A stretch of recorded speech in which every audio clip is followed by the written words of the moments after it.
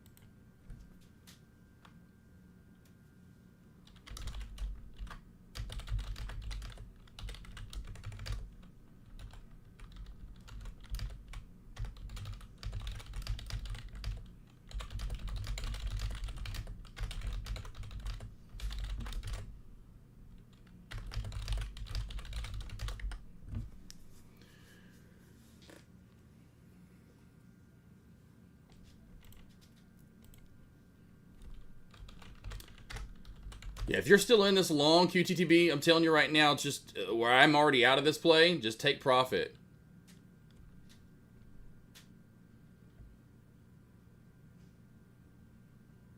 I would say no more than, you know,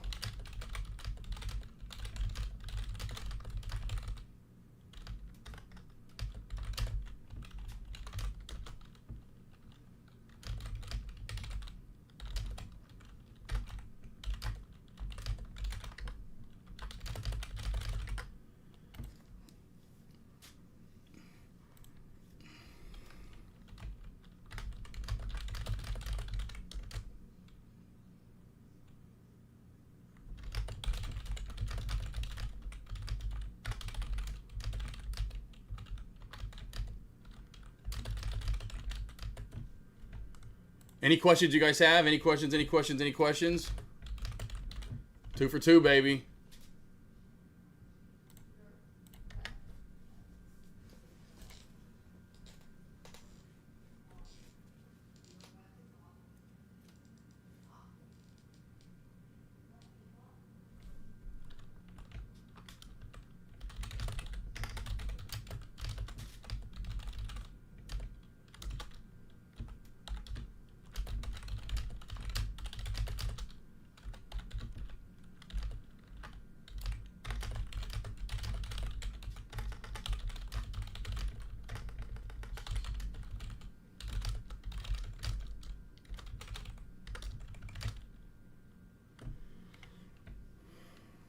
All right.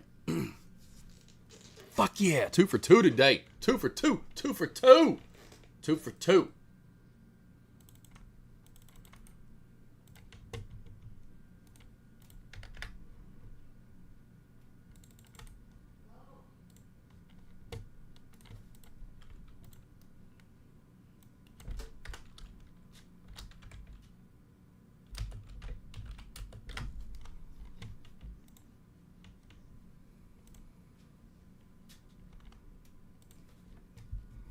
Yeah, see chick, baby, baby.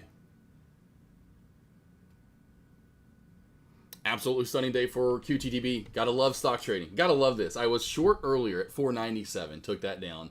Then I just got the dip buy that I alerted on the live stream as it popped up to 6s, just kind of waiting for a good move, a good setup to form. Then I just went long at 507. So took the short earlier at 497 down. Then we just got the dip buy at 507 and popped that back up to 550. And she's still staying strong right here, baby. And this is why I love dip buys. And these are the trades I want to take. Like, if I'm going to take a short up top, I want to be in that trade for 15, 20, 30 minutes, and we walked it all the way down to the 420 area earlier. Then my dip buy right here. I get to get on the WhatsApp and leave you guys a message here because I was in a dip buy that happened 10 minutes ago, and I was immediately feeling, like I talked about on the live stream earlier, you know, the dip buys that I love. Quick soak back down, get filled, and you're immediately up and in the green. Immediately. And we have been. I'm actually out of the trade. This is what I love in the beauty of stock trading. Short earlier on the same play that I now just went long on. Short and long on the same play at the $5 area. That just shows you how key $5 is in small caps.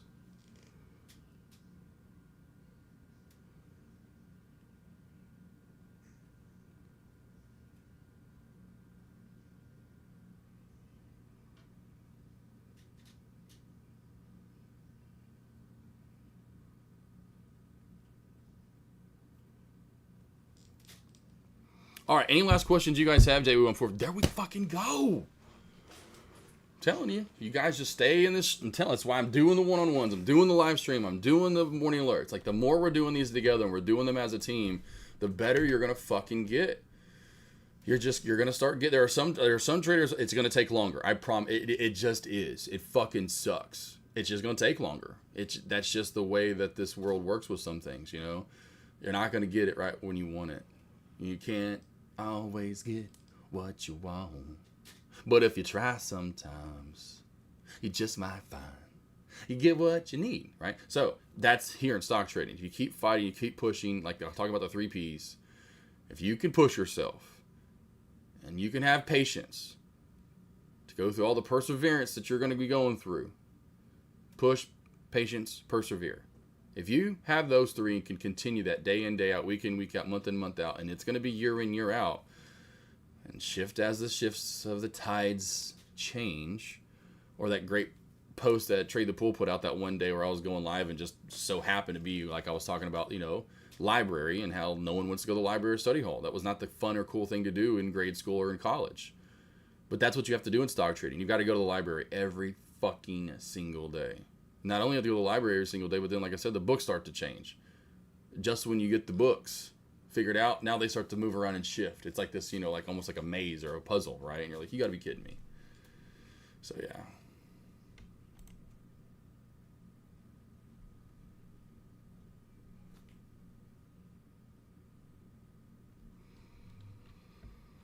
Any questions you guys have? Any stocks you want to go over?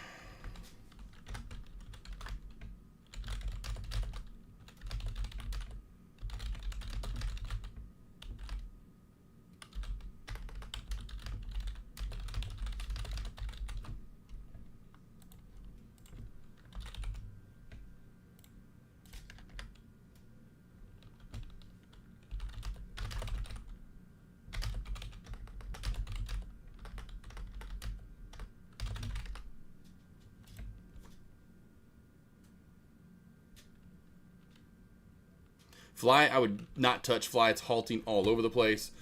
Large cap, I'm trying to give it a minute to see if we move in the right direction or not. If we're starting to kind of move all together, there goes a crazy misprint on the SPY. Crazy misprint on the SPY. AMD, by the way, did get its bounce. I'm going to get rid of SMX. It's not doing anything today. AMD, there's the bounce play I was talking about getting earlier at 216. It's actually come down and hit it, which I wanted this back down to 216, so we're getting that now off that pre-market high. So it didn't quite come down to it, but that's the bounce I was talking about trying to get earlier.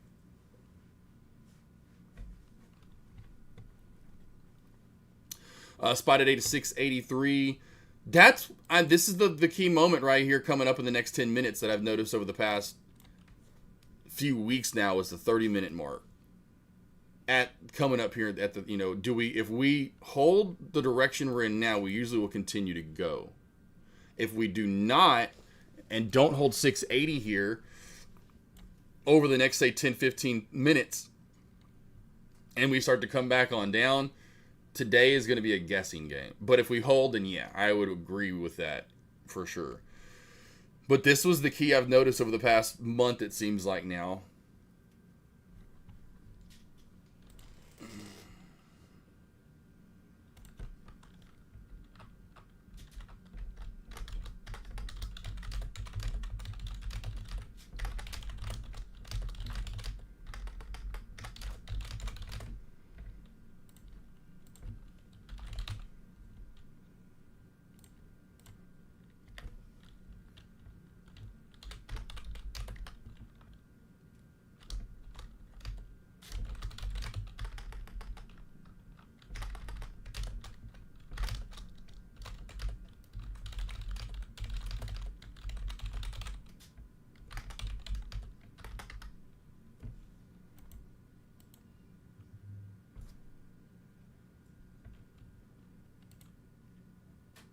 Another dip buy right there at the low area too. So essentially it's holding, you know, right around 510. This upper shadow is what it's really starting to hold. Right there, right there, that nice little upper shadow.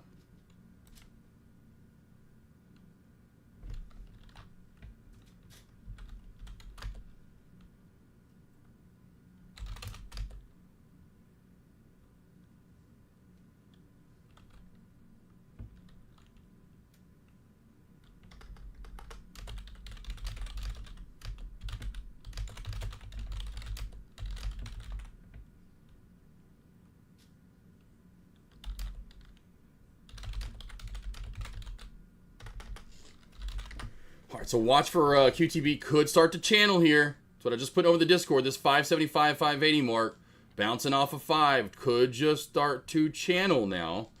And see which one of these other plays start to possibly take the mob. We do have AMA up 200 and 226%.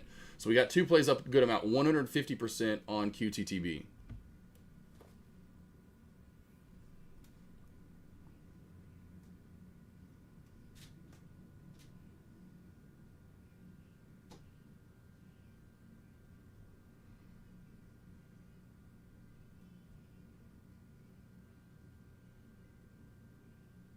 SPY, here we come. This is huge for the SPY. This is key right now. I'm telling you, right here, this is, we're already starting to come back on down. So this is what I'm talking about right here, right now. Fly with the huge gap up. Good golly. This is what I'm talking about, this VWAP area.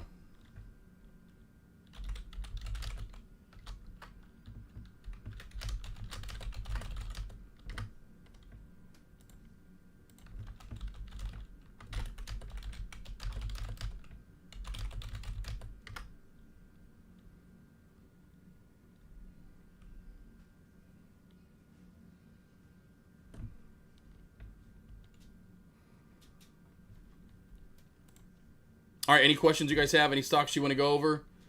Any questions, any stocks, anything you guys want to go over?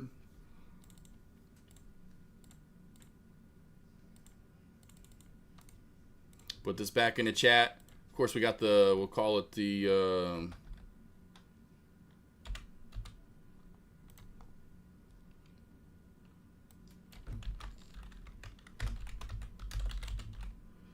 Cyber Monday sale and freebies right there.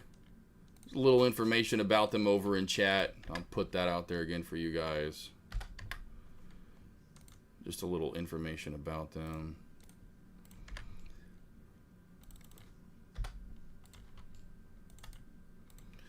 And the link to the website, primetradinginvestments.com. So do the Black Friday real quickly. Recap Black Friday Cyber Monday sale that's going on here. Sign up for the live stream. That's $70 for a month. You're going to get the morning alerts for free for that month and one-on-one with me. 6 months of the live stream is going to give you 3 months of the morning alerts and 3 one-on-ones with me. The yearly package of the live stream gets you 6 months of the morning alerts and 6 one-on-ones with me. The live stream and morning alerts combo pack, which is by far the best deal because you're saving 2 months instead of paying monthly, which I know some people pay monthly. A little easier on them at the time. I get it. But this will save you 2 months here, 2 months here. It's a total of $200 you'll be saving in the end. And then I'm throwing in the $875 pack for free. You buy the 4-pack. I'm throwing in 1 month of the live stream and 1 month of the morning alerts. The 6-pack, 2 of each. The 12-pack, 3 months of the live stream and morning alerts. And the 23-pack lands you 6 months of the live stream and 6 months of the morning alerts. And again, why? Having this, and doing these with me at the same time is by far the best thing you'll ever do in your stock trading journey. If you need someone to help you out because you've been doing this for a few months, maybe a few years now, and you haven't gotten it, you're going to continue the cycle. The only way you break it is to break your own cycle and quit essentially repeating what you're doing, which is come into a live stream where you're going to have daily trades, daily levels broken down. You ask me, it's not all about what I'm trading, it's also what you're trading, so I can help you in that. What was your stop loss? What was your target? Did you have a game plan? The morning alerts, I'm giving you levels in what to trade, what I'm trading, what you can take your trades down to you can get in trades with me. I'm telling you what to trade in pre-market, small cap wise, large cap wise, what to move at the bell, levels for the day that you can use and then test your own levels. Okay, I didn't listen to NVDA's or Tesla's or Q's or PLTR's levels today. Let's see what AK says. I'm going to go put my lines in first. See how close our lines match up. And then, of course, the one-on-ones. There's nothing better than the one-on-ones, in my opinion. Actually coming over to someone through a Zoom, venting, bitching, moaning, complaining what you want to do, going over, trades, your levels, matching up levels, watching me chart, having a coach there, a motivator that's going to show you the bad, negative things you're doing to tell you to stop doing them and do the positive things and reinforcing the positive over and over and over. Over and over and over. So if you need help, this is by far, you'll never see anyone do BOGO sales when it comes to stock trading. They're just, come do this, come do this, come. They're not going to try to teach you, though. They essentially just want your money. They're not giving away stuff for free. I am giving away things for free. And trying to get you to do everything at once. As in not trying to get you to, but with this free add-on, you're getting that. You're getting everything at once. So like most traders in the past, well, I don't want the live stream. This is cheaper. I may just do this to start off with. But I really need that live. Man, that's way too much. I want both. And I didn't do a 6-month package I just want to keep that for a yearly for now. I'll probably eventually down the line do a half month. I just added in the half year. I've just added in the half year on the live stream. And I get that. That's why I have different scaling packages at different prices. So that way maybe somebody doesn't have 300. They got 250. They don't have 600, but they've got 500. They don't have 1,000, they've got 875. You know, whatever, I don't know. But that way, for what I'm doing, you're going to get everything. Even if you just want to come try me for a month, you're going to then get the morning alert. And if maybe you already have the morning alerts, I get that. This is all just adds on to the back end of things. Or like some people are doing, the best thing is just getting this. Then you can go cancel the morning alerts or cancel the live stream, whichever one you have, or some people have both, and you just save $200 and save paying monthly. So you're really getting, you know, you're paying 10 months worth essentially. Then you're getting the 875 pack, the 23 one-on-ones with me for free. There's no other person, like I said, trader, streamer doing all these things. They're streaming, and that's it. Most of them. Some here and there do some one-on, but not like the one-on-ones I'm doing. Do you want to see my calendar when I was loaded up and doing like 20 in a week, 15 in a week? That's right, working with 15 to 20 different people. Besides streaming live and doing morning alerts and taking care of 14 dogs and the wife and feeding the pack and walking to working out. Yeah, I mean, it's a 7 to 7 day for me over here. Get up, rock and roll in stocks from 7 till about 4, working with you guys from people all over the globe. Then from 4 to 7, I'm taking care of the pack and finally doing me and cooking, whatever it might be. You need any help? Like I said, the triple threat right here of having all three. Morning alerts, live stream, and one-on-ones with me. Again, this is by far where it's going to be at. And boy, fly salted up. All right.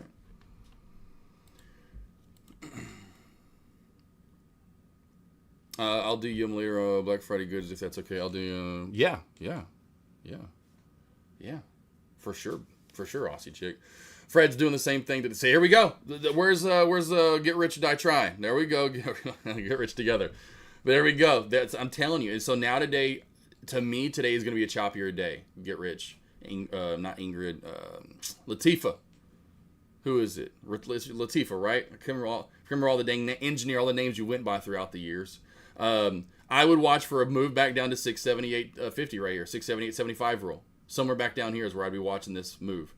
And then the thing would be, do we liquidation sweep back down to pre-market Sunday low at 678.75 or 677.75? And if we do that, then it's going to be, I feel, a red day. If we bounce here right here at 679.70 or 678.75, I would watch for a range day where we bounce back and forth. Found the top, found the bottom. If we crack and go down to this bottom down here, I think, in my opinion, we turn right and watch for more sell-off. Yes. Because right now we're selling off across the board. Now AMD's not so much. AMD's trying to level up. But Circle, wow. Ingrid, Circle's just shitting on itself right now. I mean, some of these plays are absolutely getting a good pullback. Tesla with a good-sized pullback right now. So we are seeing not that it's completely hand-in-hand action. Apple's ugly and gross today. AMD's at least out to the right. Baba's kind of doing its own thing. But I will go back to the tech sector, tech plays. Google didn't move nearly as much as I figured it would today. But right now, Circle, holy banana joes, seeing a pretty good pullback. PLTR, pretty good-sized pullback. Tesla, good sized pullback right here as well. Circle's real big pullback. One of the bigger ones out of the group right there. NVDA is actually bull flagging. NVDA is bull flagging. NVDA is one I would say watch for another leg up. So NVDA would be one I would watch for you guys to have another leg up here. I do like this actually for a day chart, for day trading. This looks pretty sexy right here. Come on, pull it up. All right, so NVDA here, watch for this to squeeze over this 179.10 mark, 179.15 mark. Does look like it wants to squeeze and go to next leg up here. Really not a lot to hold this down. This could easily find its way back up to that 180 mark, 100%. Channel mode right now for QTTB, just chopping back and forth. 510 support, 580, 590 main resistance, but it's starting to come in right around 575 now, a little bit more so. Channel mode for AMA as well.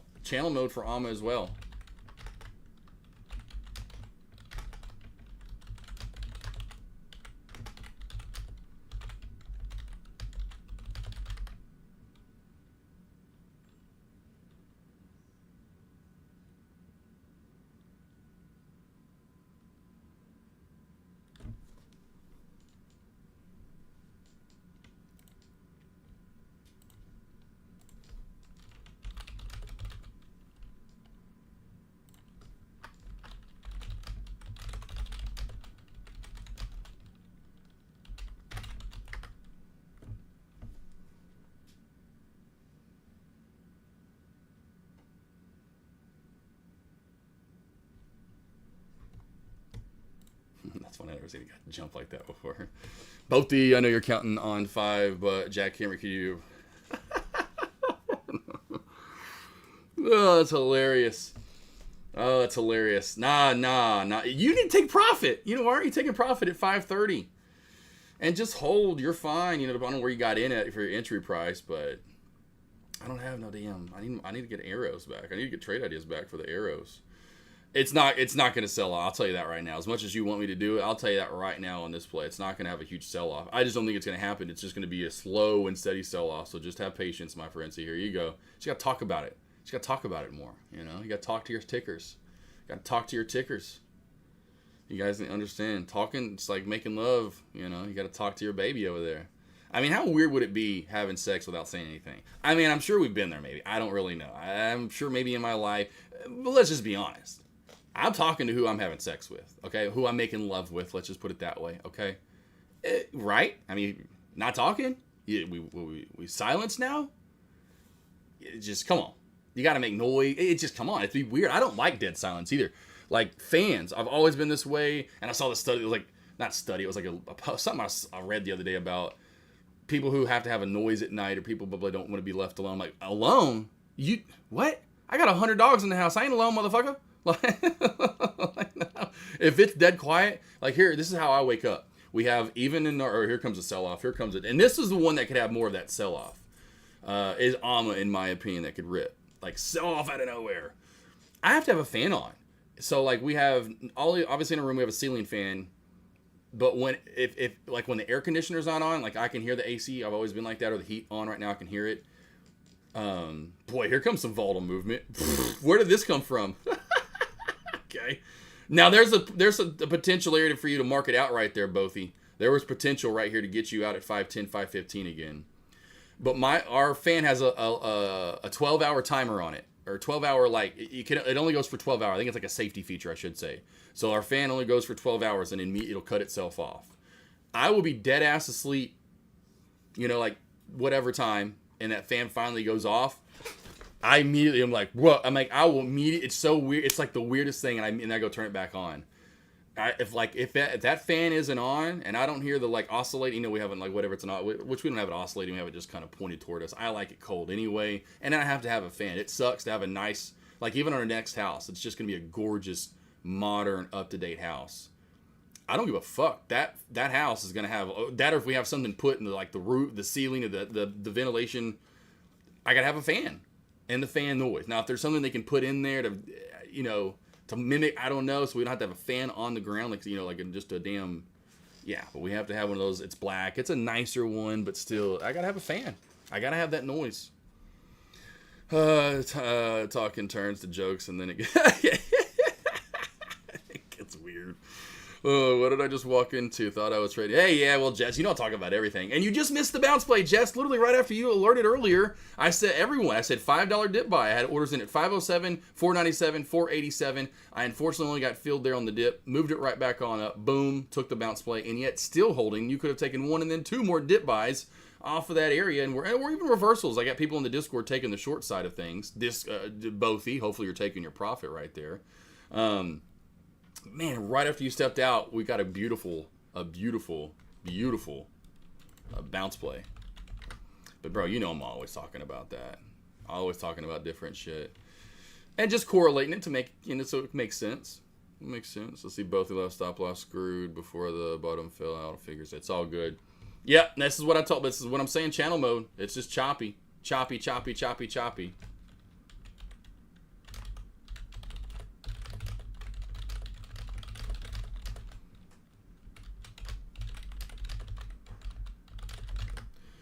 It's all good, Boathy. I tried to tell you, though. You know, I was trying to tell you, like, this is what you're going to get on that play. I was like, I could try to do as much as I want, but I know already what it's going to get for you. And you're kind of back in that. This is kind of now the toilet seat, you know, seesaw action, ping pong. You know, just boing, boing, boing, boing, boing, boing. Fly's halted up. Fly's still going.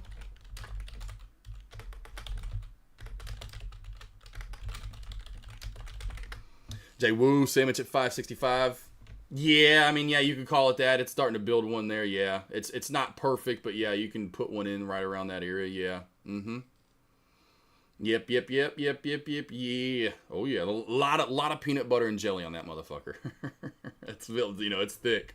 There's all your peanut butter. Here's all your jelly. Or if you're just a double peanut butter guy, maybe you're a peanut butter and honey guy. I don't know. Peanut butter, I'm telling you right now. Peanut butter, banana, then put a little bit of...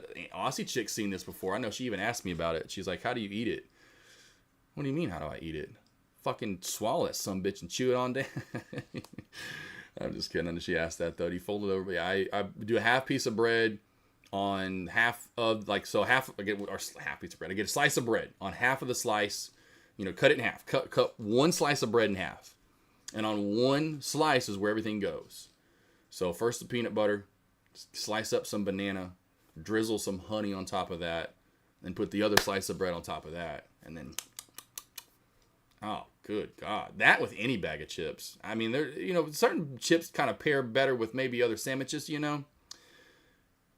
I don't know one that goes wrong with peanut butter or peanut butter and jelly, peanut butter, banana. Like, there's really, I don't know. I mean, I want to go Lay's, some Ruffles, I could go some Fritos and some kind of corn chip, even Doritos, Cheetos, You give them to me. Pringles, give it. I'm down. Cheeto Puffs, oh, fuck, fire. Spicy ones, anything spicy. Yeah, I was in a 560 top of channel looking for sub 520, stop at 570 and that. Yeah, a little too tight to stop. I would have put my stop over 575, somewhere over this area. Maybe like at 5, I don't know, somewhere in the 580s. And then also, too, this is why I don't have, and I know traders need, this is why I don't have physical stops in. You put a physical stop in, that shit happens. It happens to so many fucking traders that put physical stops in that have too tight of stops. And we'll work on that, right? We can work on that. But you're not the only trader. There are so many traders that do that. It's a large amount. It's being one of those. You show up to the yacht, whatever. Show up to nothing. You never in a yacht. Well, I ask you to get on maybe mine or CR traders or whatever, or the other guys that have even bigger yachts than ours. But you get the point. I don't even know if we're on a yacht level yet. But regardless, we're on nice boats. We started on shit boats, for sure. We go to the end of we're at the harbor. We see all the badass boats out there in the water already, all in the nice docks. We keep going down to the docks, and then the docks start looking shitty. Almost as if they've been hit by a hurricane, they never repaired it. And I'm like, what the fuck? Y'all didn't ever decide to fix these docks? Fucking watch out. Nails everywhere. You finally get to the boats. Boy boats, fucking just rowboats. There's rowboats. Half the rowboats missing paddles, too. You're like, oh, please don't let me get in one with missing paddles. When you get in those boats... there's a huge sector of them that flocks out into the sea, and you're going to be in one of those boats that have a lot of key contributors of what a lot of traders do at first, where it's possibly over trading, stop losses that are getting triggered too fastly because you're putting them in too tight, holding on to losers longer than you ever hold on to your winners. It's just the same things that a lot of other traders go through. You're going through that like a lot of other people do. It depends on what boat you're in to fit the characteristics of what all those, the traders that you're like. But they essentially have the same characteristics. Most traders early on, we all have the same characteristics for sure. And here's what I said, slow and steady, wins the race on this guy. He just has slow and steady. And when having those physical stops in, that'll happen a lot of the time when they're too tight. And then boom, it comes down to where you're in the profit taking. And you're like, yeah, fucking shit, I knew it, motherfucker. And then the FOMO really starts to reek in your heart, your gut. That it starts to hit you.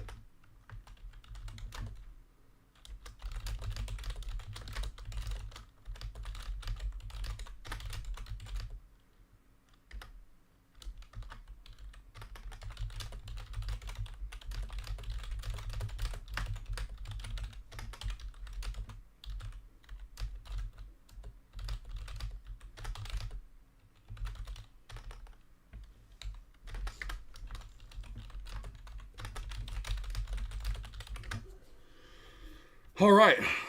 Yeah, I feel like it's not physical. It's rockets back to 6 before I can blink. Yeah, exactly. And that's just that mental game that you play with yourself. Well, if I don't do this, and blah, blah, blah, and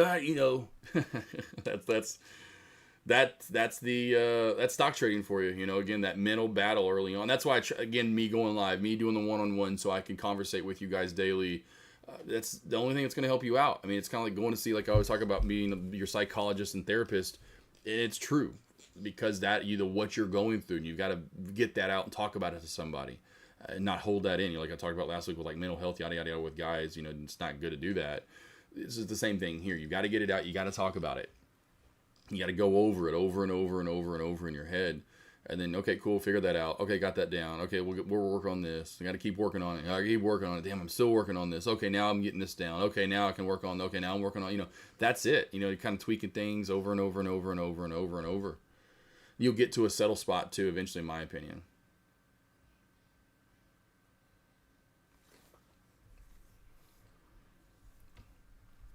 As in where you can I can just trade. I've got the now I'm having to adapt and adjust a little bit finally for the first time in years. I haven't had to adapt and adjust in the stock market in a long time. I would say the last time I'd adapt was 2022, and it wasn't really much of adapting, where I just was like, okay, well, longs aren't really working. That's where I really shifted to just shorting small caps. Where if you knew me 3 years before that, you're like, damn, you're short now. This is all you do. What happened? And then if you just met me or knew me in 2022, you're like, yeah, all this dude is short small caps. That's all he does 90% of the time. You would have never have known me, which a lot of traders that were, of course, that turnover rate at TradeCaster had, especially back in the day. It's not like it ever. Used to, the viewers would say 3,000-4,000. Now it says 300-400. I in my own lobby used to have 400-500 people, because never forget when I first ordered my 392 in 2022, the green that we had, this window sticker right here. I ordered it in January, didn't get it till September that year, so it was always a running joke. When you get your due, man, you order that thing forever. When are you getting the damn thing? Any fucking who. Finally got it, forever later. But that was, right after the parts thing and COVID 21, so 22 things were a lot behind, which but it's crazy because I ordered 2 Jeeps on the same day. One Jeep came in a month later, and the other Jeep, But regardless, I remember, I have 392 in my chat, 392 viewers. I'm up to 392 today. Let me get another, post that to the stories. So in 2022. That's how I had 392. I had 400 essentially people in my lobby every single day. Times have changed a little bit there. But you get my point. I haven't shifted since 2022. And that's where, even Deck had shifted, because he liked the volatile breakouts and the crazy reversals up top, and they weren't happening anymore. It's the slow and steady eddies, the trend line cracks, the shelf cracks, the Thanos crossover came into play. Patience, so to speak. That came into play, and so I just didn't go long anymore. And so I can still short, this is still. It was everything. Then it was got blind mode, where 22 into 23, it's this is easy. I can do, where I'm just shorting trend line and shelf cracks every fucking single day. Every once in a while, taking along. I have one video where I'm going live at lunch on TradeCaster, and a cancer PR comes out. Whoa! Literally almost verbatim. That's the sound I made, because it had a badass cancer release. I caught it on the first halt up. And I got in. I don't know how many people in my lobby got in, but a lot did. And we took it for we got in, knew it was going to gap up, and I said, as soon as this goes live, we're just going to jump in. This thing's going to go immediately into another halt up. It did that. Opened up in the 140s, got filled immediately at 143, went up to 160s, halted up. I have the video, it's on my YouTube page. Anyway, went up to the 2. So we took it from 140 to 2s, got out of it around 190s. But I went long. It was breakout play, cancer PR during lunch hours. But it was stuff like that. It was very few and far between. But if you would have known me in 22 into 23, you would just say, all this guy does is short trend line to shelf cracks. It's just shelf crack, trend line crack, shelf crack, trend line crack. And then to where the verbiage, and I love seeing it, people in chat, where shelf cracks started to become a theme. And people were talking about shelf cracks. Even where I started, we got the Discord going this summer, and everyone's like, what the different meaning for shelf over there now? That meant so much to me, to have a lot of people start terming shelf cracks. And that's just what I trade and call it. And then everyone else is calling it. What do you call it a shelf for? Break it down. Oh yeah, it makes sense. Shelf library, cool. Looks like a bunch of, yeah, I like it. Makes sense. And then they start calling it shelf. That was cool. That was really cool. But now I'm having to adapt. And so you can see I'm going smaller share size. I was going 5, 6, 7,000 shares a fucking trade. Guys, 7,000 shares. I was not hesitating. Just trend, here we go. Boom. I'm in 7,000 shares. I was mega banking. Now I'm going 500 to 1,500 shares, just because it's back to the basics, back to figuring out this new trend. Bounce plays going bigger because I know they're working, so I'll go bigger there. I trust them. Shorting the top, not going as big, going a little bit smaller, getting used to it, but still smaller shares. But that's the thing, it's that mental side. And then a 2 as well, which we'll work on, just too tight. So again, if you're going to have the physical stop loss in, let's have it in, but let's just move it up a little bit. And let's find that 2-to-1 ratio. Again, if your target is, let's just say entry was, it says, it's 560. You want to get sub 520. So just, we'll just say 510s because you think, okay, it could still bounce here. So like you said, something below 520. So 510. So you want a 50-cent target. Well, if you went 50 cents out of your target, your stop loss needs to be about 25 cents. So 585 would have been, in my opinion, a better or more proper stop loss, and still also shows as resistance on the chart. So those are the two things I always should worry. What's my target, and then do the math and what's my stop loss. And when I find my stop loss, make sure there's something on the chart that makes sense that's going to keep me in the play, not just some random number. Find it on the chart to keep you in the play.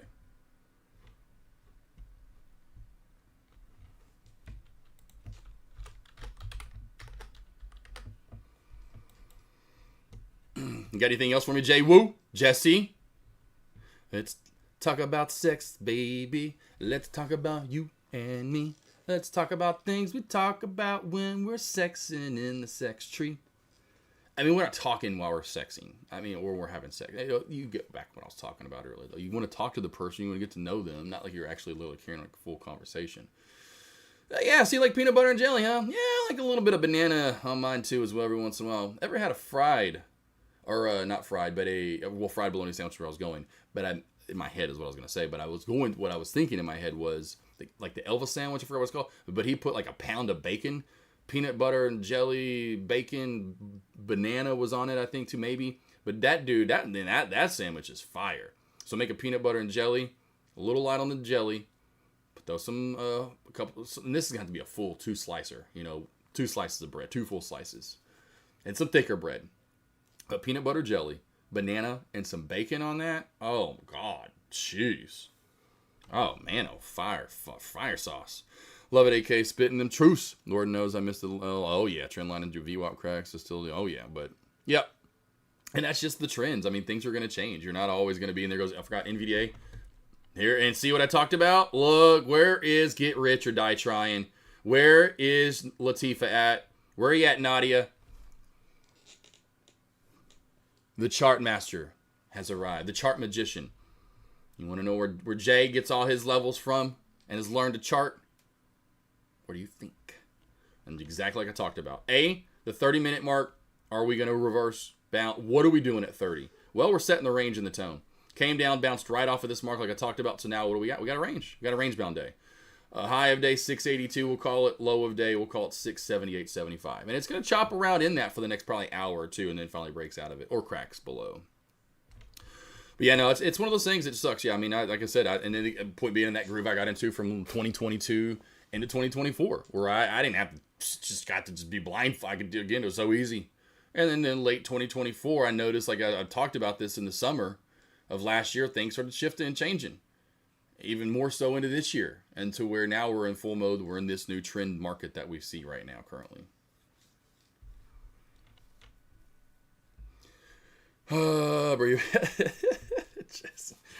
Well, hey, that's another thing you get with a live stream. Not only someone to educate you, someone that's going to be your friend, but also someone that's going to make you laugh and have a good time, and truthfully talk to you. These facts over here. We all listen. What I'm saying ain't nothing what no one else has not thought or has felt before. Okay. We all know that. FTEL is starting to try to squeeze back on up. SPY, I'm telling you, here we go. We're just range bound today, baby. Range bound. FTEL is popping. I do have to get off the live stream and forth. Who is Latifah Nadia? That's Engineer. You're like, who is he talking to? Not Engineer. You're like, who's that? It's the Get Rich Together. So Get Rich Together earlier asked about SPY. And I broke that down perfectly. What I said was going to happen, or there were the two things that could. But I remember all your names, so she's gone, and that's what I said earlier. She's gone by so many different names, from Engineer over at Tradecaster. There was a Latifah, a Nadia she's gone by, and now it's Get Rich Together.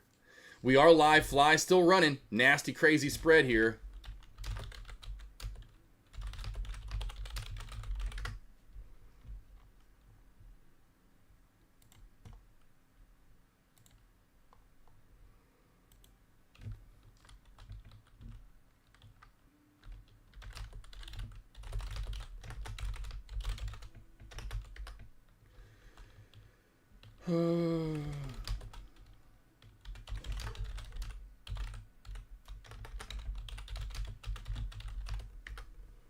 Alright.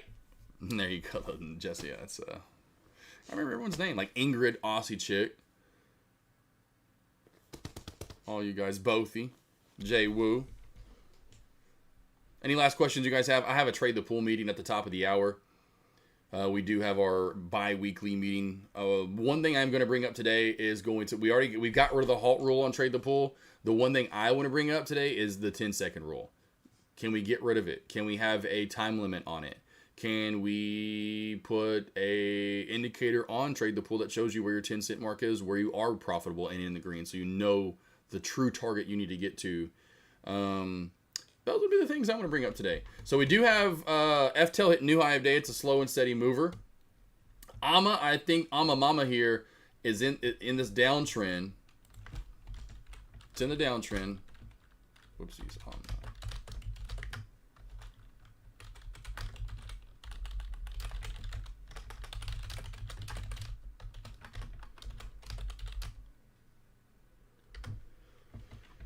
Alright, so we have Alma's downtrend. I'm going to put FTEL right here, though. I'll put FTEL right here. It's slowly but surely matriculating. Alma, I'm going to put over here on this side, but Alma's just in the downtrend right now. Crack of the 1350 area. Watch for more pullback into that downtrend, which would take it then down to around 1225, 1220 area. PLTR popping back on up here. SPY, huge move here. Again, are we range bound today? This is going to be the key indicator. If we fail here, this is going to be a beautiful reversal back on down to the VWAP. And that's where you would look for a short, especially back under the 680, 120 mark. If it cracks back below that, you're heading down to 680, 80, and under 680, 80, you hit the VWAP. Any last questions? Going to leave soon. I am so angry at the market now. Flies flying, all this chop. I feel like my head is spinning. I don't know what to focus on. Yeah, you're good. Well, Jesse, that's why I'm here. Are you on the live stream daily? Or is it just because it's free today? That's why I do the morning alerts. I'm telling you right now, this is where I always try to direct traders in certain areas. Like, this to me, I feel like I'm the traffic officer or whatever. You know, I'm like, hey, now.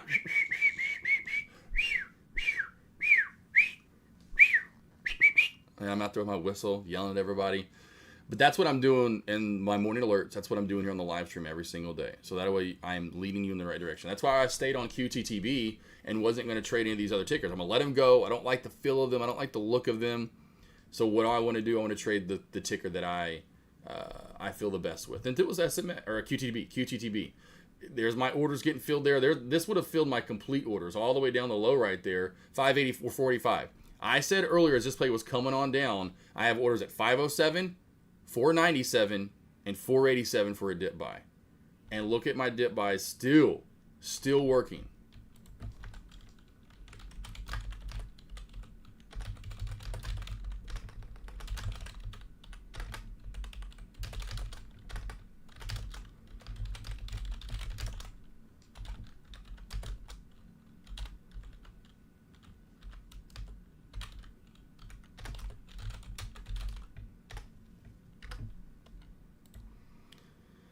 What was that movie Chris Tucker? Oh man, Rush Hour. I think they're making a fourth one finally. Rush Hour. Do you understand the words that are coming out of my mouth?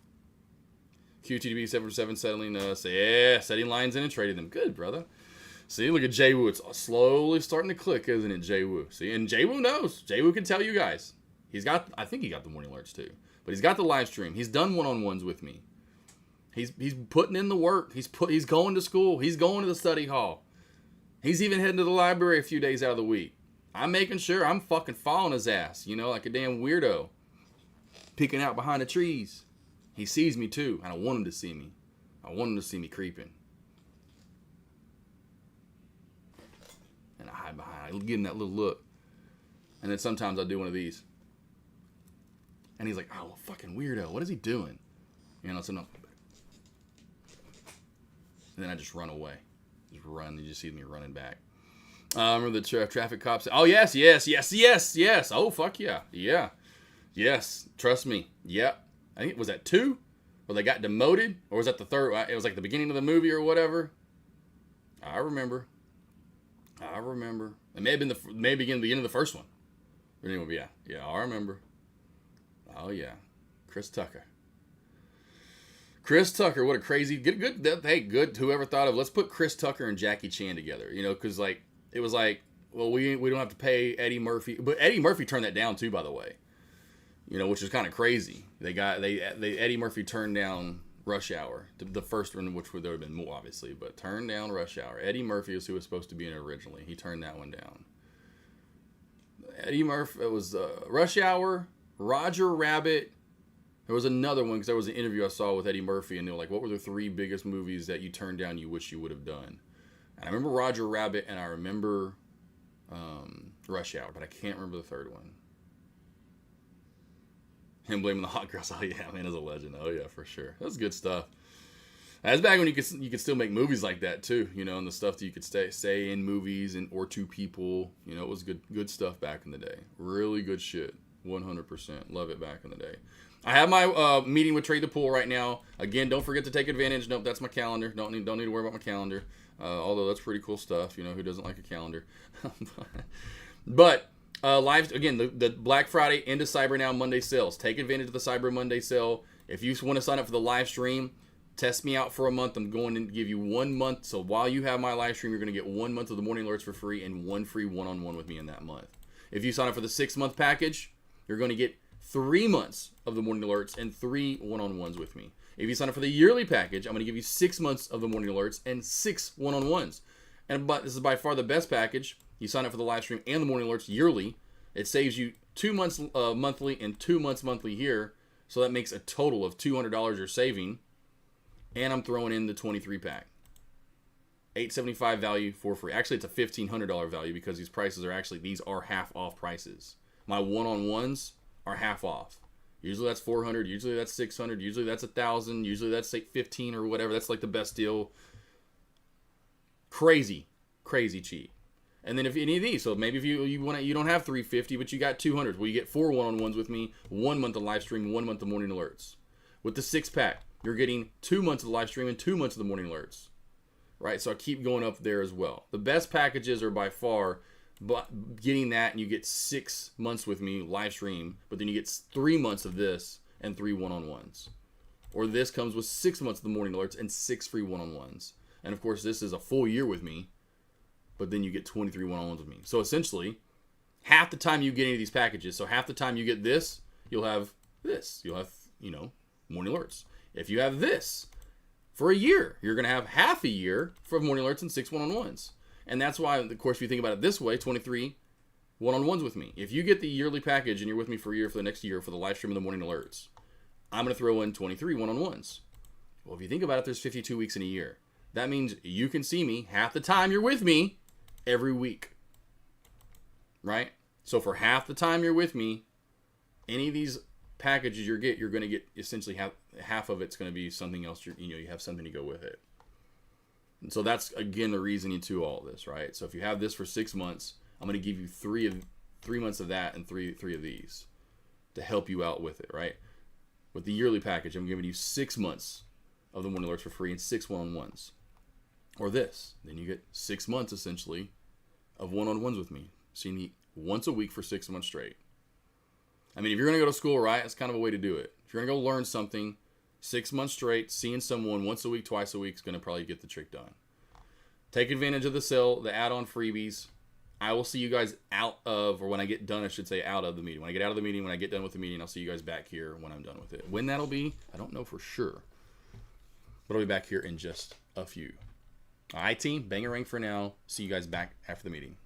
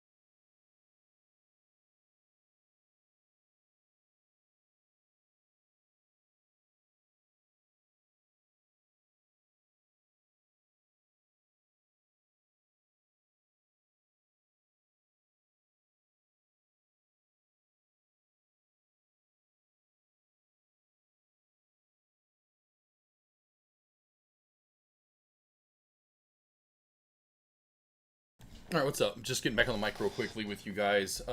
Slowly downtrending right here. We have AMA. SPY literally called this out. We called it, boom, range bound today, right? We might, with this third touch, break out of it like I talked about earlier with you guys, saying it would give it it would be a while till it broke out.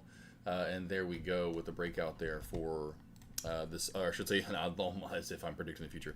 See that coming possibly with the SPY with this third touch breakout right here and more continuation.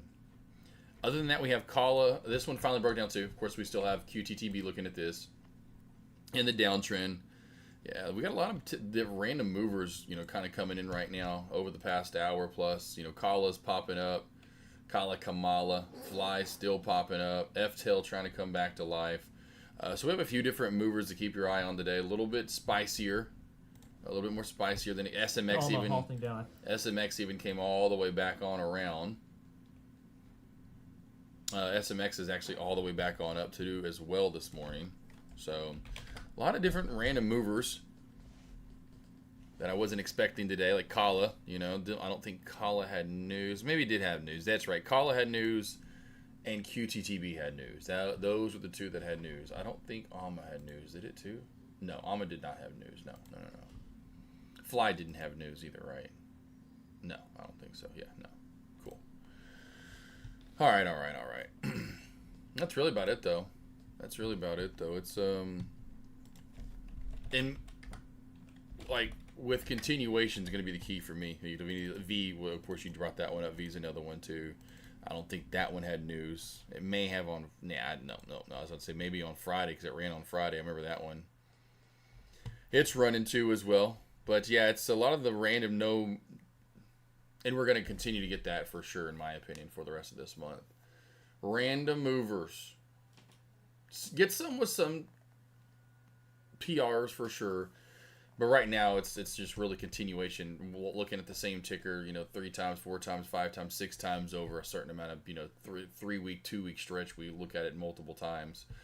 Fly is flying off the wall. That's the one I did say earlier, just because of the spread and the halty fashion of what it's doing, would be your one ticker, in my opinion, to watch for some bigger, crazier moves. Right now, AMA's just in this downtrend, just working in this channel right here. Here's the channel on the way down. I'll keep QTTB on watch too as well, at least on the main board. For the move up SPY, there we go. I just was talking about this just 2 seconds ago on the possible squeeze there on that third touch breakout. So watch for that on the SPY on the way up. So the tickers to watch here for small caps, we got Kala. We've got V, we've got Fly, we've got AMA, and we've got QTTB on watch. SPY. Or third touch break. Oh. And here we go. SPY new high of day breaking out. I just called this too. I literally jokingly like I was saying, oh, it's calling the future here. It's actually doing it real weird.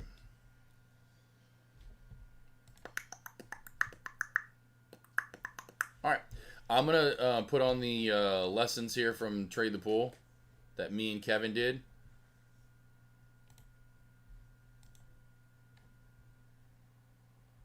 Any questions you guys have in chat, put them in there right now.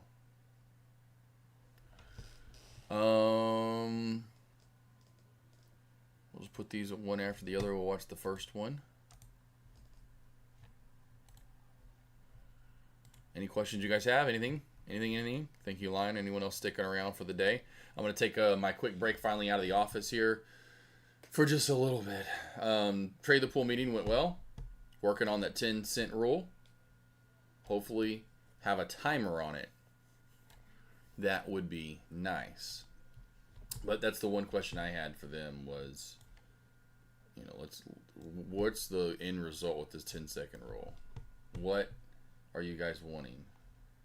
And boom, we'll go with this right there. Go a little smaller. That there's good. All right, I'll be back here in just a bit. Here is one of the lessons. This is the first one, I think, episode 1 of 8 that we have total here with Trade the Pool. Be back in just a few.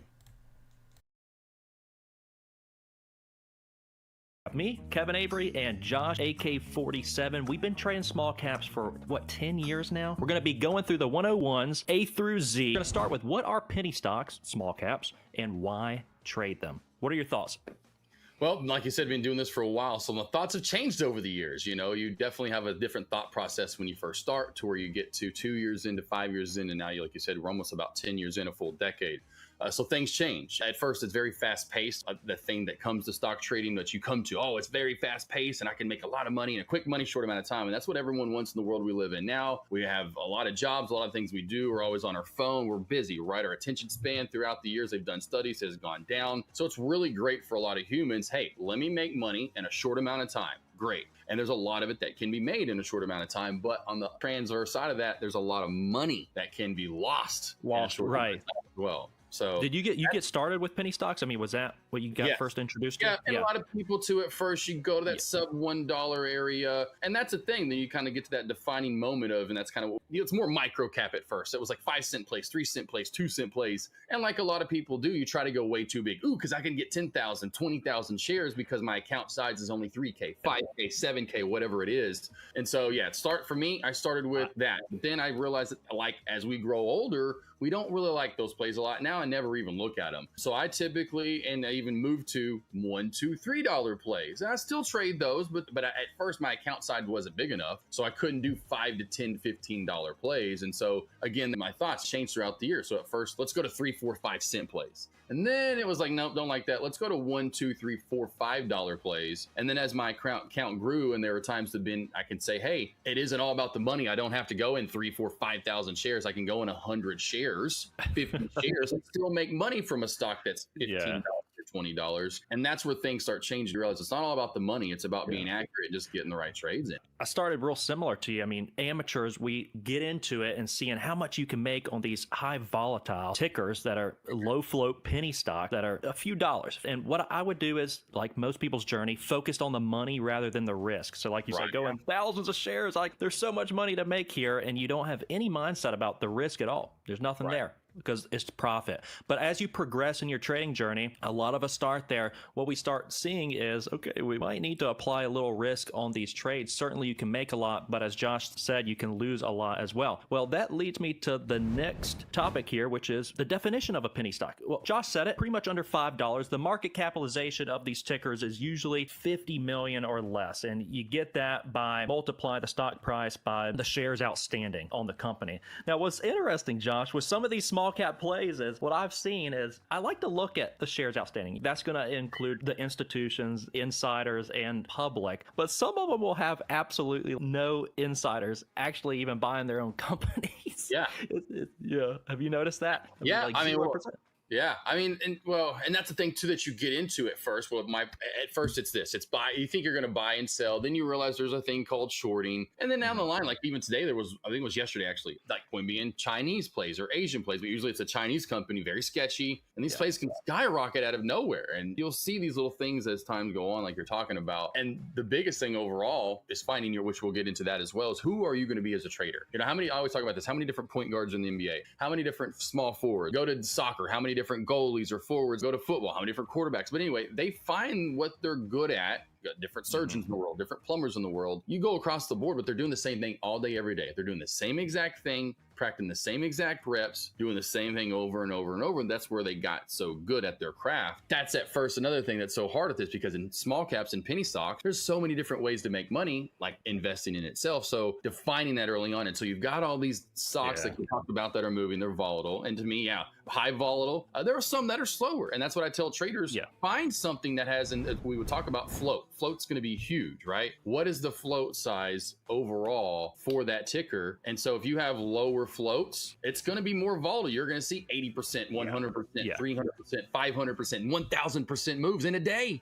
And if it's a bigger float, again, we'll go number wise for me. If it's 1 mil, 2 mil, 3 mil, 4 mil, 5 mil, that's a lower float. Under 1 mil, super low float. I call schmedium, a schmedium area from about 5 to 15, and then medium for me goes from 15 to about 30 to 40, and then 50 gets large to about 100. Then 100 plus is just a big slow guy. And so with those slower guys, you won't see as big percentage moves. Bouncing off of that, guys, I would love to show you a stock that both Josh and I experienced 10 years ago, actually in the shipping sector. Now, there's a ticker specifically, DRYS, that we're going to go over, and this was my introduction into pretty much small caps. This ticker made a move from like $1 up to $100. And the interesting thing was, this was not a low float ticker, but it became a low float ticker because of how many reverse splits they did. There was a period of time where this company did like 3 or 4 reverse splits in the summer, and they were trying to do that to regain NASDAQ compliance. You're going to notice that with tickers that are under $1. If they trend that way for 6 months, they get delisted.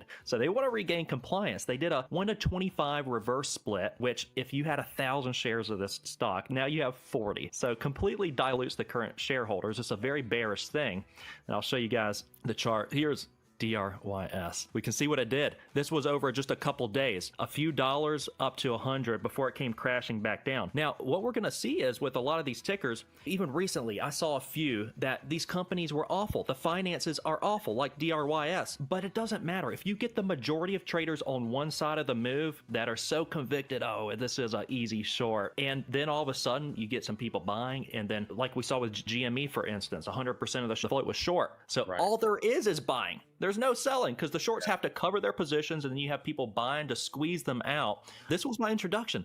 Some of these plays that can be very, very dangerous, so you have to always be respectful of risk. Yeah, 100%. That's crazy to see that. And you're going to see that continuing. I mean, we're going to see plays probably now every year's different, but certain years, like again, going back to 2020 into 2021 with GameStop, and of course all that Reddit, and I'm not going to get into essentially all that, but that was more pushed for a certain agenda, right? But you're going to just point being, you'll see times where a stock comes out with a PR or there is no PR. And it was actually even one, go back to 2022, you can go pull it up right now on your charts. If you have a computer, it's called HKD. Pull up the ticker HKD, new IPO play, July 2022 into the 1st of August of 2021. This play went from $30, $40 all the way up to $2,500 before crashing back down. Yeah.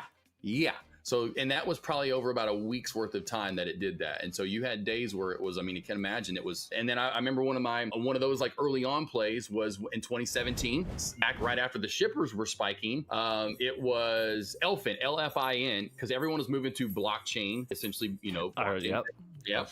Everyone was releasing this in December of 2017, and I watched the play go from 5 to 147 in a 2-day period, and of course come crashing back down. But yeah, and I've heard story after story of traders, and the thing is, guys, they're good traders. I mean, they may be profitable over the course of years, but then they get comfortable. Comfortability is a scary thing in trading. You get comfortable, you padded the wallet over the last few years, you got some more money, you think you can apply more risk, and that's the beginning of the end. That's why I don't think it's a bad idea to, as you're making money, pay yourself. Like, keep your back against the wall somewhat in trading so that you're not continually applying more risk, because that mindset can get you in real trouble. Right. And that's what I'd say early on, rule of thumb for newer traders into even your first year. Go find something that's got, in my opinion, a medium, as we talked about, float size, if not larger, and find something that's just a slower mover that isn't but 20 to 30, 40% up. Stick with that. Define levels, your support and resistance zones. Learn how to read a chart, because in the end, like we were just talking about, it may be no PR, could be PR, the short squeeze, it doesn't matter. Read the chart. The chart's going to help you out, and then use these little determining factors like we're talking about that can help you trade and find certain stocks. And then like I said, then you just use your setups that you use every day. So it's essentially, to me, you come and find your craft like we talked about, and you're doing the same set of parameters every day. Okay, I'm looking at this, I'm looking at that, and this is the setup I'm looking for.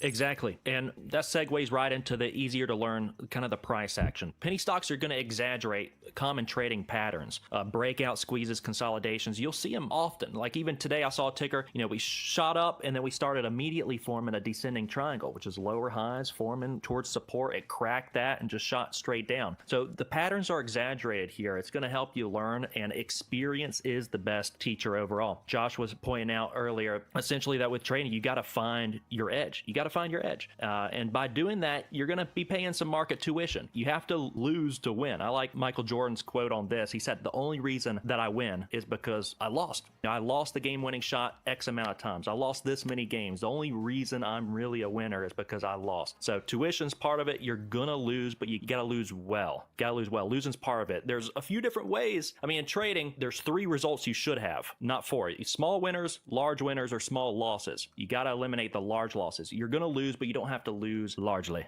Right. Yep.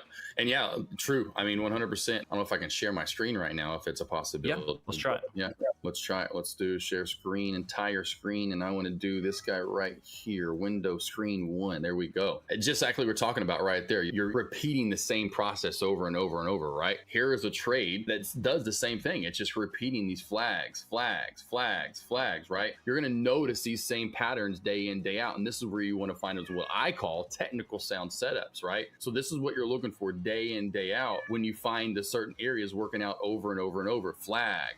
This is a different ticker. Flag, go up right? to the top chart too. I mean, when that thing, I'm more of a short seller. When it cracked the trend, then you have a clear risk there. You know, it pops up back up to the trend to give you an entry, and you're right there next to your stop, which is what I love. The risk is real tight defined on that play. The trend lines in is exactly why I talk about this, because it can define your risk, even on downtrend breaks, right? So if you take it, now you know your defined risk. But this is one of those things that the longer you do this is one thing I've been talking about for years. Keep old downtrend lines in, keeping your lines in, because you just go back to this play where it was right here, the bounce right here, right? You're going to see this over and over and over and over right there, in my opinion. And so that's what you want to look for. Find the repetitive patterns. You're going to see the breakouts. You're going to see squeeze patterns. You're going to see essentially triangles forming over and over and over. U-shapes, letters forming over. M-shape, W-shape, U-shape. Here's like little micro W's along the way right here as you pop up on that uptrend channel. Like you were talking about, majority of traders, majority of buyers, however you want to word that, right? Where's the mob at? Where have they taken the play? And then when you find enough, if you can define it, how many other traders have identified this same uptrend channel? So when it cracks, now you know where to start taking for a short to the bottom side of it. Yeah, absolutely.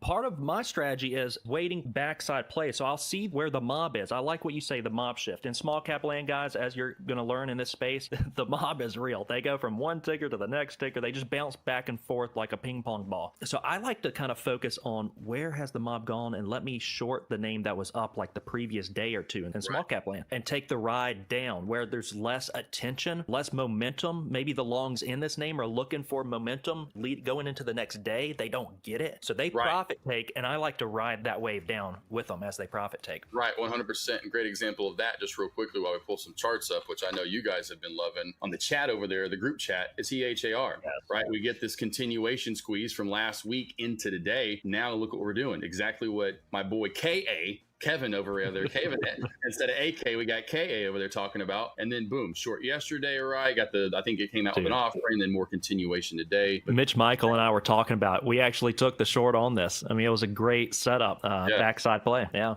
100%. And guess what? They came out with an offering. We're going to dive into that right now, guys, as far as frequent catalysts. So small caps, they come out with a lot of catalysts, including offerings. But we've seen this year specifically, I know you were going over blockchain, and then this year has been like Ethereum and Bitcoin related treasury strategies. You see like that strategy in every press release. All these small cap companies, regardless of what they are, a pharmaceutical company or not, they're all turning into something else.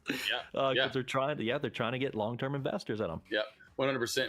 Even great example. And it was funny that I think Trump gave the clarification for it to happen back even to 2020 and COVID and freaking Kodak, KODK. And you can Google this yourself right now. Anyone can. I remember that ticker. And they got, I forgot how much money to do COVID-19 work. Like what? They don't have it. This one I'll never forget. Because I was, funny. Like, hold on. We're all like scratching our heads. Kodak is in Canada.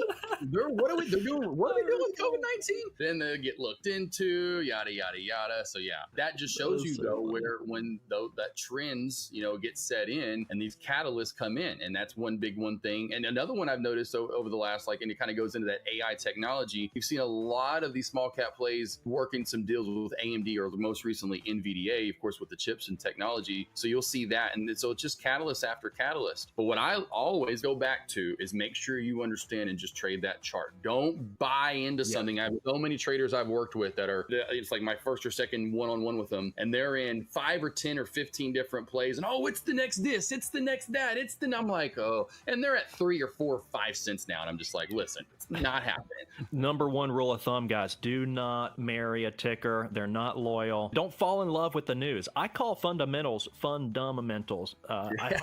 There's 3 types of analysis: fundamental, technical, and trader analysis. But these days, I hardly look at the news anymore. I'm more focused on price action.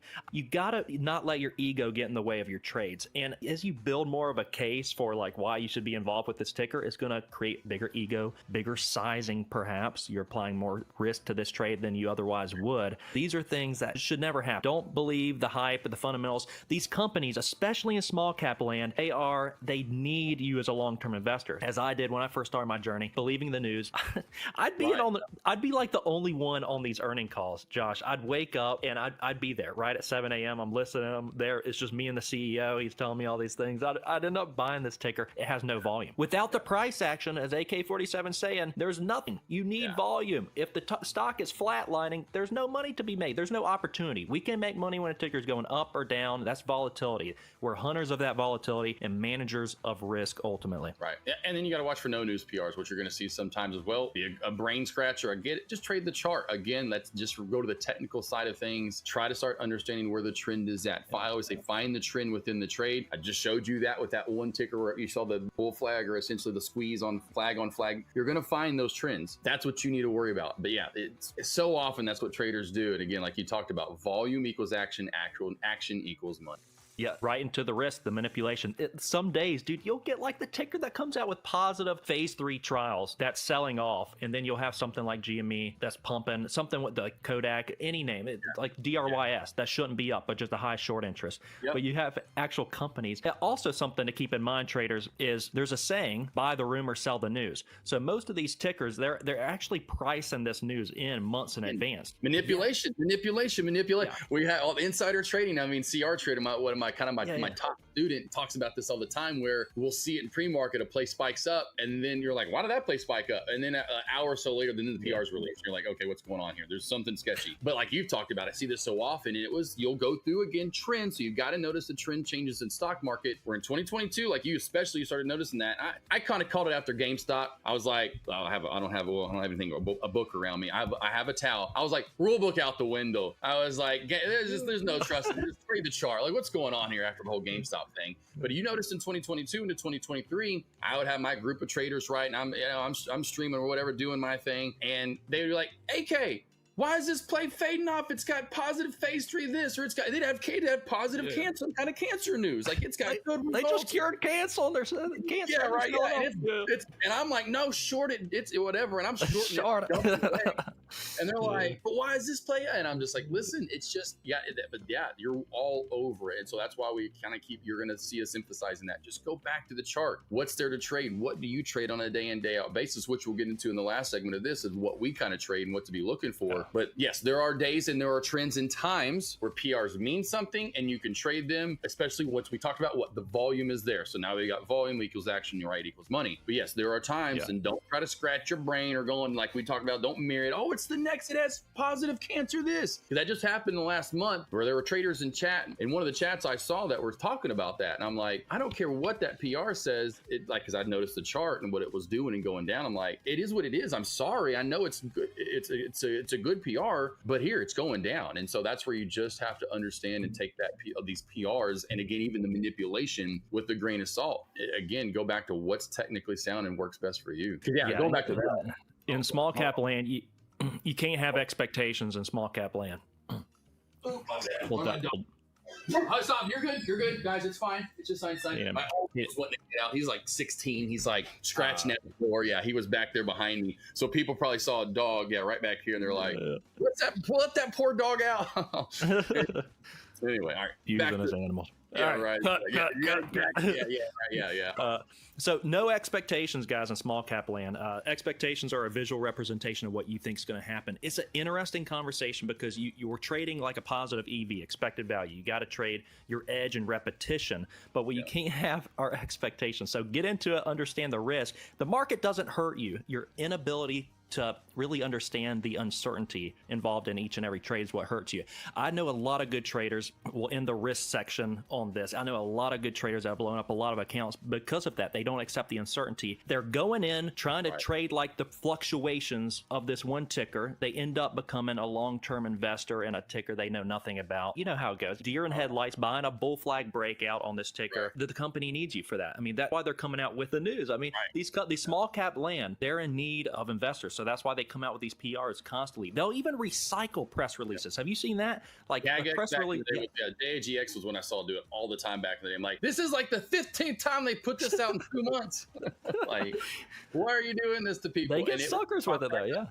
Every time, and then in the end, we'll go back to where this segment started, offering. So they get up to where a certain price, and then THAR, like THAR, we just showed you, puts out an offering, and then boom, you're in a place still long because it's the next whatever you think it is, and it's back to where it came from. That's why it's terrifying. It's terrifying. Yeah. Know the shelf registration on these because they had a couple million at any point in time in favorable market conditions for the company that they could just dump these. Well, on that note, guys, this was episode 1. I'm excited to dive deeper into small caps, penny stocks. But the last word goes to you, Mr. AK-47. Well, I appreciate that, KA-74. Yeah. But no, like we talked about, I think if we would made a list, if we had then a PowerPoint, we went through, I think, 5 or 6 different things to go through there. It'd be the same thing. That's what you want to keep your trading. Find 3 or 4 different things that you're doing the same thing every day. You wake up, you break down a chart, you find the certain pattern you want to trade, you put your lines in, you trade them. You rinse and repeat that day in, day out. Next thing you know, as we all know, as we get older, time starts to fly by and you're 3 years in, you're 5 years in, and you're actually still doing this and you haven't wrecked an account or multiple accounts and you're enjoying your journey in the stock trading. So again, just keep it simple, find what you're good at, and just repeat that day in, day out. Embrace the risk, accept the results, guys. We will see you in episode 2.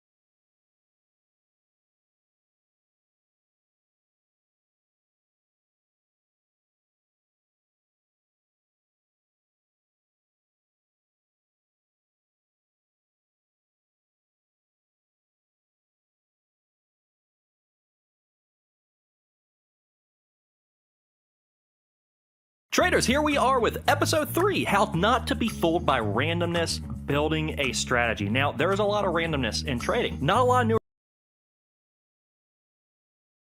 All right, traders, we're here with episode 2, AK-47 and Kevin Avery, otherwise known as KA-47, right?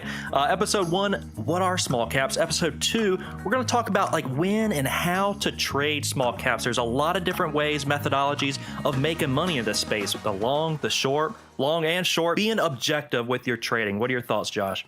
Yep, same thing. You got to think about, kind of like we talked about the first one, your thought process changes throughout the years of doing this. And then where are you trading? That's the key. You're trading in pre-market, you know, before the opening bell. You're trading after the opening bell where all the chaos and the volume is at. Or you're going to wait a little bit and kind of wait till maybe an hour or two after the opening bell when the chaos calms down, or even into power hour. Are you trading the PRs in pre-market and after hours? You know, and that's, we talked about that, I think, hinted on in the first one. You got to figure out who you're going to be as a trader. And that's where I found my little niche, so to speak, and where I found my bread and butter, which is pre-market into the opening bell, and then just calling it a day. But that's definitely one thing, when to trade them, because a lot of traders want to trade all day long. It's like a video game when you pull up Grand Theft Auto and you just got your new video game and you want to sit there and play it for 12 hours straight. That's not how the stock market works, and that's not how, if you're going to do beat it in one day. I want to get funded in one day. You know, that's when catastrophe happens. You got to scale back a little bit and thinking via time frames on your account. Like, let's not go for getting this thing funded today. Let's think on a more intricate level. And there are so many different times to trade. I mean, there are a lot of funded traders with TTP who have found success in pre-market and only trade in pre-market. I had a trader who said they told their broker, lock me out once the market opens, and they actually got funded with TTP, just trading pre-market. They do so well there. That's where they found their edge. So I think the evals are very important, guys, to learn where are you finding most of your success. And this can all be tracked, whether that is in pre-market, open, or into that power hour. I actually wanted to show CWD, which did a crazy power hour move the other day, and go over that for you guys. Let me pull that up just one second. All right, here's CWD.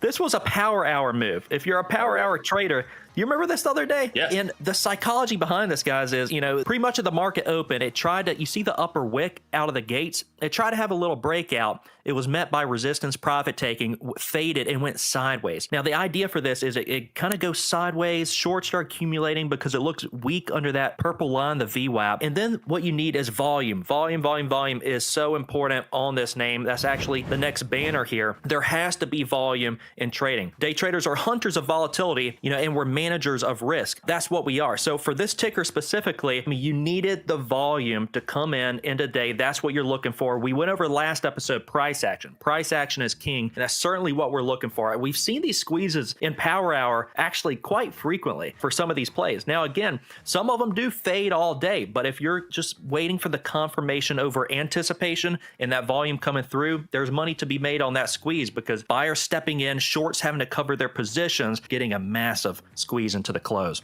Speaking of, yesterday, Money Mitch, of course, we were live with him and his play with IPDN. That was another play that actually did it right after the closing bell and after hours, you know, did the same sort of thing. And so I literally brought that up today, and I saw that, said, I was like, oh man, Money Mitch is probably money today, and loving that squeeze. But that's exactly what you're looking for. And it can happen. And that's why they call it power hour. And of course, there's after hours where that squeeze can continue to go as well. You got to keep your eye on that. Again, so time frames, when are you trading? And secondly, now to this next point, volume. Because you don't have volume, like we talked about, volume equals action, action equals money. So you have to find the volume and stick with that. When it fades, so does a ticker. And you can leave it alone unless you're shorting, but a lot of the time it still leads to erratic action. And so you have to find plays with volume. So you found consistency in pre-market and market open. Tell me a little about that. Have you tried trading, you know, into the close or after hours?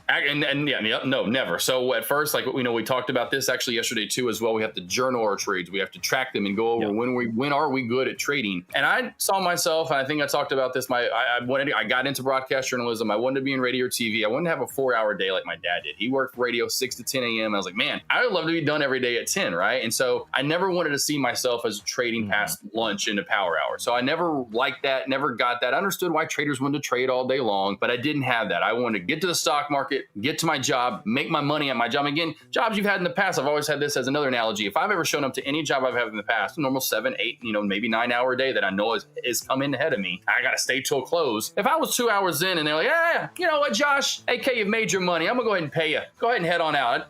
Whoa, 2 hours in, you're going to give me the, okay, you sure? Yeah, here's your 8 hours of pay. I would take my money and leave. I wouldn't care about being there the other 5 or 7 hours, right? So you got to think about that in the stock market. And so I never wanted to be there later in the day. And so I started to see a lot of success after the 30 minutes after the opening bell when I was new. And all you new traders, pay attention to that. You're not going to probably be very successful right at the opening bell. There's a lot of chaotic movement, a lot of volatile movement. Sit back, as we say, be a stock sniper and wait for trades to come to you. And as years have gone on, I got closer and closer to trading at the bell. And then it was 3 years in that I finally, or 3 to 4 years in when I started trading in pre-market. And it comes back to shorting, because what do you see a lot in pre-market? A lot of what we've talked about recently, mob shifting. And so when one play pops up, it consolidates, moves out to the right. Another new play may come out with news and a PR. It takes the majority of buyers away from the first play that moved up. So what does that first play do? After that consolidation builds up, we talk about it tapping on that door, eventually putting enough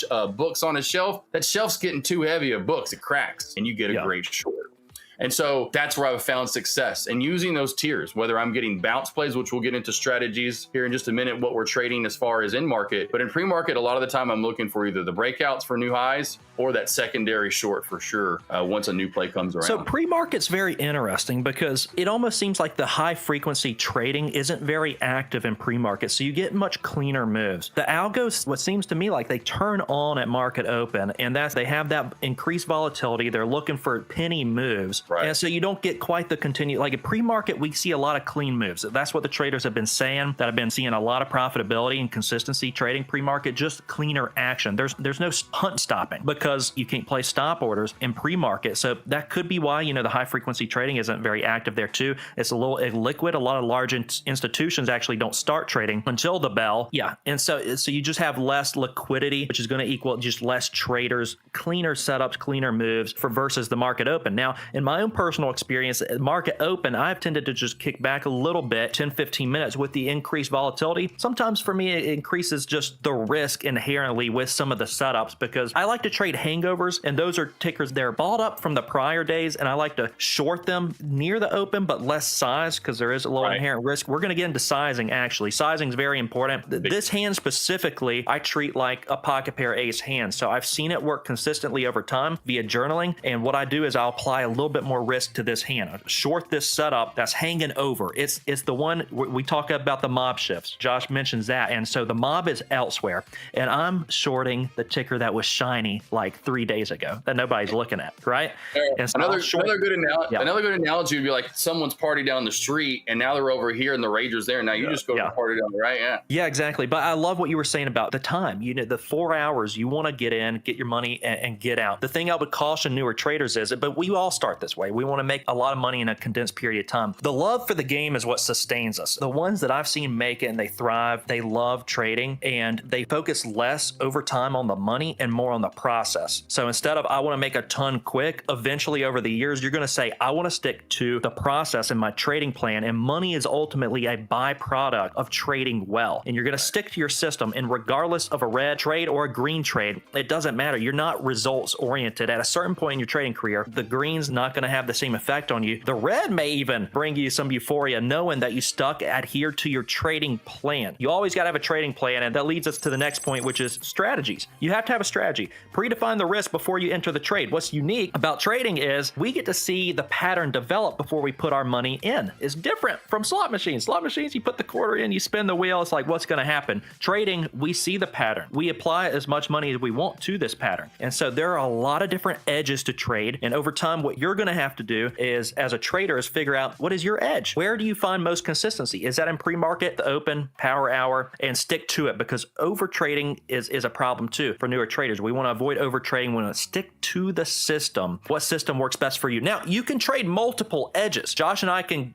talk about that. The same poker analogy. I may play a pocket pair ace hand and apply more chips on the table, but I may also play pocket deuces, but just apply less risk to that trade. It could be, for example, like a breakout setup, but the ticker's already up multiple hundreds of percent. We actually saw that this morning with a ticker, and it turns into a fake out breakout. So what may work most of the time is going to work less just because the ticker's already overbought and up several hundred%. So you got to be careful with those. 100%. And then just get into this if you want to. I'll do my one ticker that I show off today, and I think you're going to maybe even look at it too as well. But it's AIHS. This is definitely a play that A is providing you volume and going to give you consistent volume, but then different multiple setups that you can trade on this. So AIHS, beautiful mover today. And this was actually one of those ones that you could take out of the gate, in my opinion. And I actually called this live in my lobby, and someone took it and wrote it all the way up today. And I was so proud of him. I wasn't looking to trade this. It was right before the opening bell. He says, AK, Josh, where do you see a trade on AIHS? And I said, hey, in my opinion, there's a bounce plate about the 320, 325 area. And there was a gorgeous bounce, right? And then it just shot up from there. But that's what we end up trying to find, right? We're trying to find support areas for bounce, which you get one out of the gate. And then you start finding that staircase move up as you get there, right? And then you find this overall gap fill if you go to past chart history and you start doing a little due diligence that we talked about the first time around, right? And then you wait for the trend crack and the reversal toward the end of that run, and you finally get a nice, safer short, right? And so you just sit back and just wait. And there's that nice, beautiful gap fill territory right there. That big upper shadow right up to that ceiling. Absolutely gorgeous. So what I love about this, Josh, is you took the ride up and I took the ride down. I mean, my edge is looking for shorting these plays into euphoria at resistance. I'm going to show you guys that chart real quick. Here's AIHS, my chart on this. Guys, I was real thrilled with this. I mean, that ceiling worked perfect up there. Shorting it a couple times right there. The power of scaling against the 850 ceiling and taking profits on the way down. And then the beautiful thing about AIHS was it formed a head and shoulders pattern. Left shoulder, right shoulder in the 750s, and another elevator down move on these tickers. I'm a big fan of the elevator down. I love shorting for that reason. I'm looking for the euphoria. So I'm not trying to predict volume, guys. We just went over volume. I'm not trying to predict volume. I'm finding the volume. Where is it at? Where's the price action? And then taking a predictable setup and moving along. I'm not trying to gamble. I'm trying to take the predictable piece and move along to the next ticker. And again, one of the things I've been seeing with a lot of traders where they've been messing up, they've been blowing up accounts recently is overstaying your welcome. If the trade doesn't work, if it's blowing through that ceiling, let's say I short it and it blows through, don't just sit there and overstay your welcome and just keep trying and trying and trying. No strategy is a certainty. It's not a guarantee of working out. We can trade our edge and have the probabilities on our side. I said positive EV, expected value. Back to what you're just kind of touching on, that find the trend within the trade, right? So we'll go and touch on that real quickly. So if you're trying to trade bounce plays and you're not seeing them, well, don't trade the bounce play. If you go for a bounce play, it doesn't work, why would you keep trying it over and over, correct? And so here we go again, we're bouncing at this 320-25 area over and over and over before we get to the opening bell right here, over and over and over. You can see where my crosshairs are at, and then boom, quick feel for everyone that I was alerting this, it was up in this area. I said I'd watch for a quick pullback to 320, 325, and you're probably going to get a good dip and rip, and that's what you get. You got a good dip and rip. You can look that strategy up. It's a great strategy here for small cap plays with low float plays, and then you just ride that wave up. And then what happens? You're looking for dip buys along the way. Where I last got filled, and again, what going back to what Kevin over there was talking about, I'm going smaller on the way up. So as we're moving up, we're over 100% now. I took this, but I was only in 1,000 shares. I took this dip back down to a nice support consolidation area. I was in 1,000 shares, took that up. And then we go to new high of day. I said, guys, the safe bounce, in my opinion, just like it was right below 6, it's going to be right below 7. This time I only go in 500 shares just to get a little more piece of the pie, right? Why? Because it's risky at that area, but I know it's a great, it's a pair of jacks. It's some queens. It's not my ace. No, but I know I'm working with something good right here, and I can work with that. So you know what's funny? We didn't talk about this at all. I'm going to show my chart. I did the exact same thing. I was heavier when it hit that ceiling, and then I sized down to half of my share size on the head and shoulders to reduce the risk. You know, you want to preserve your capital, and if the setup's not as clean as the other one, reduce the risk a little bit. You know, go in with less chips on the table, but yeah, still making money. I love that. We did the same thing. It's the power of scaling. It's the next topic we're about to dive into right now. So explain, like for scaling, how do you do that? Do you take single entry, single exits? Do you scale along the way? Do you scale out into the profits? How do you go about that? I would say most of my setups, because I wait for my setups, and I feel in my opinion, it's a 90-10, as I call them, 80-20. And I have very good, strong, like again, we go back to the pocket aces. Like, okay, I know that's what I want to trade. The majority of the time I'm trading that. So I'm usually, if it's a bounce play, like what I did earlier, I'll put two or three areas and orders in. If I want to go in 1,000 shares, split that up to 2 orders. If I want to go in 2,000 shares, split that up to maybe 2 or 3 or 4 orders, right? And find an area so I get filled. It isn't a bad idea to put it all in one area, but sometimes you just may not get filled. So I like to surround that. Same thing for you, and like shorting up top, which we could have right there, and I'm up that $8 area and filling that hole. you put some at 797, put an order at 807, put an order in 817, kind of surround that area to make sure you get filled properly. But and then same thing for scaling out. When I move into my territory, I found my areas that I feel like, say, for example, if you're going for a short, I look down in that chart and I find areas that we could possibly bounce at. And I know, me being a pretty good bounce trader, where those could be at. And so that's where I want to take my profit on the way down. And usually, generally, most of the time where I scale out, you see a little bounce there, right? Which is fine for me. And that's what I like to do. And the same thing on the way up. Hey, if I'm going for a long, where do I want to scale out? Well, into resistance where it could fail and knock me out. And so do I ever average into a trade here and there, but it's usually large cap runners like Google. I did that last week when I was live on the stream with you guys. And it's just an all day chug a lug mover, whether it's driven from a PR or it's just chart. Not too much in small caps, so I ever add in. It's usually a defined area that I get in, and then I'm scaling out and taking profit along the way. How about you? Yeah. I like to scale up. So starting with a feeler position, a starter, it's just a position to just keep your interest on it. Like this morning, there were so many different plays popping off. There was so much going on, so I may throw like 100 share feeler on this just so it has my interest and attention, and then kind of size into the ones that are working or confirming for you. Right. And the ones that aren't, you take them off. It helps me, by the way, throw this in there for free. It helps me when I have multiple positions on and I can just see what is working and what's not working. Right. When I tunnel in on one trade and I have like one trade, one P&L right there, the ego kind of starts taking over. I may take that trade a little personally and the bias kicks in, and I want to keep it as objective as possible when I'm trading. Absolutely objective as possible. The beauty of this ticker we trade today is we could have been both as objective as possible. We could have literally taken the ride up, the long and the short of it. That is the beauty of trading, guys. You can make money on both sides of it with your edge. Tickers that are flatlining, there's no money to be made. If something's selling off, there's money to be made. I mean, you can short it. Tickers go up, you can long them. You don't need a perfect all or nothing trade with scaling. That is one thing I do like about scaling. Let's say traders, you want to apply $100 risk to a trade. That's pretty much 100, 200 share position, but you can break it up. So you don't have to have the exact perfect entry. And that's what I love about it. You can start it with 50s, throw another 50, throw another 50. You need to piece it up so it doesn't have to be exactly right at this entry or I'm right out. It's right or right out. There's no flexibility at all. It provides a sense of flexibility that I like as far as scaling goes. Now, on the profit side of things, like today worked great. I had an IPDN short and the thing tanked like several points, and I just left 100 shares on it just, to play around with and got, add the wallet. Even 100 shares are multiple points, $200-$300. I like to leave a piece. I call it leftovers to just set a trail order, like give it 100 ticks of room and then just let her work. Let her rip tater chips, what I call it. Leaving a trail works very well for me. What are your thoughts on leftovers? Do you normally leave a little piece to work, or you take? You try to, if you get, now it's not going to happen all the time, but when you get trades like today where you get those multiple point movers, it's moving, you get in a good entry, you got to start having that confidence, that like you were saying, yes, and we'll have a runner there. And what happens, like you're talking about early on too, with kind of just to back up on that, was you don't have to be precise, like you were saying, like everything has to be a perfect entry, a perfect exit, and I got to get out here and I got this $400. No. So that's why I like having certain, like when you are scaling in or scaling out, it's not this perfect science. It's close enough, but then you're happy with that and you can just repeat that day in, day out. It's just too many people that I see try to be perfectionists of. And just like a quick example, target of $5, they're in at $4.50. The play goes up to $4.96, $4.97. Oh, I want $5, but they don't take the profit and it comes right back on down. They never take any profit. It goes red. Then they do the whole hold and hope strategy. Don't do that. Take your profit. Got to take the profit. Your face right there, you're reeked of it. Yeah, the holding and hoping. I've seen too many traders blow up utilizing that strategy. It's not very effective, guys. Let's segue into the mistakes to avoid, and that's certainly one of them, holding and hoping down here. If you ever find yourself in the prayer stance, just liquidate your positions.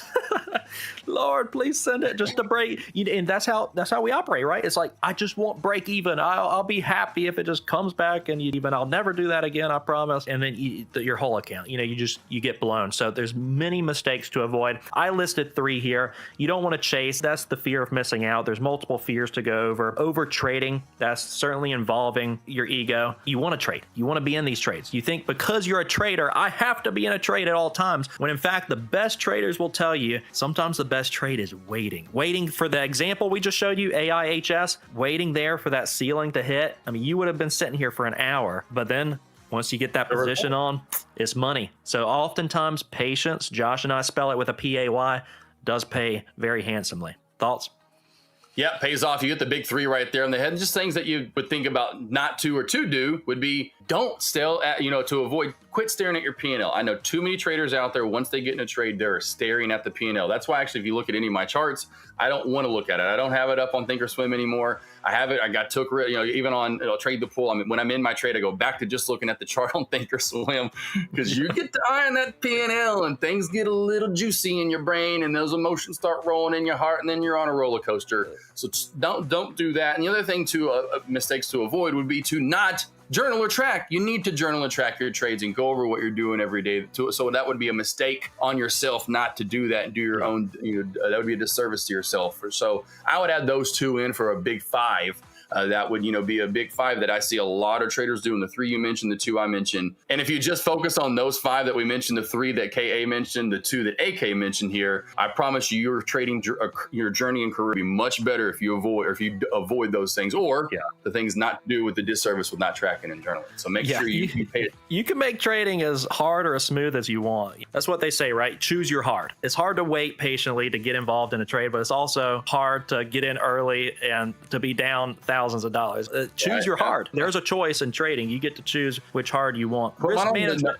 On the novice level, please. Yeah, exactly. All right, lastly, guys, risk management is key. Got to have risk management. You got to be able to take small losses. If you can't take small losses, you're going to inevitably at a certain point take large losses, and that's certainly what you want to avoid. Everybody's going to have red trades, but they don't have to be so deep in the red. We need small losses, small wins, and big wins. Avoid the large losses at all costs. Be rigid with the rules, traders. Flexible with the profit expectations. I love to always just have an OCO set. One cancels the other. So you got the stop in, you got your profit in, and whichever takes you out, and don't adjust it mid-trade. Don't adjust it. I'm always setting a stop when I get into a trade. The mental stops, they can be dicey in small caps, especially if you get tickers that are just zoom straight up, chat room jumps in, it's jumping up a point or two. You go deer in headlights if you're short on the ticker or long, whichever way it goes, and it doesn't end well. So I like to always have a stop set, especially the lower the flow, because of the higher the demand, you get very large rips on those tickers. So always set a stop, guys. Be rigid with those rules. Allow some of the profits to work out for you, and you'll be good to go. Josh, final thoughts? Yeah, same thing. I mean, you got to have the stop loss set in. Just too many people don't set either a trailing stop, OCO. I'm good with mental most of the time. That's just where I've trained my brain to get to. Of course, I've been doing this for a while, so it's one of those things where I can fly my own jet now. Early on, you're not even in the cockpit. You're watching them fly, right? So set the stop loss and put it in 100%.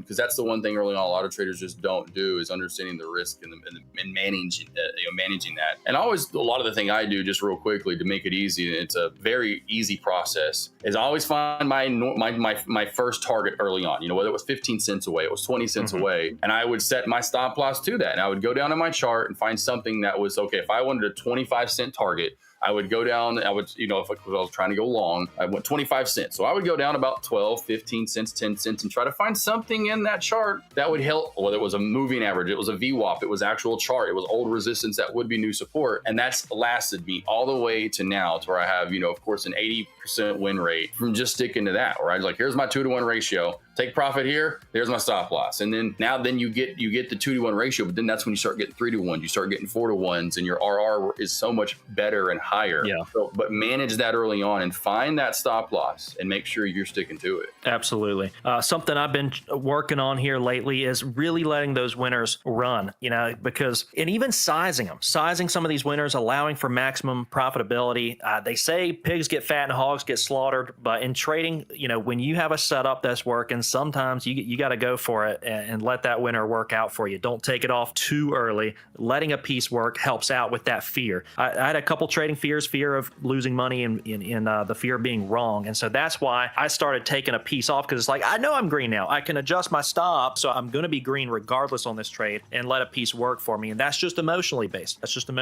Based on those fears, but it has worked for me to allow some of these winners to work out. Yep. And just to add on to that one last bit, don't get frustrated, traders, when you get out of the trade and it keeps running with that, whatever direction you're going in. Let it go. Don't double dip as I talked about it. You double dip the chip. Don't double dip the chip, okay? Wait for another setup. You got your dip in, let it freaking go. Absolutely. I mean, frustration is a sign of what? It means the ticker's not doing what you want it to do anyway. So maybe it's invalidated for you. The market's just printing information. We take the setups. Right. It's not supposed to be painful information. Oftentimes we'll get into the trade.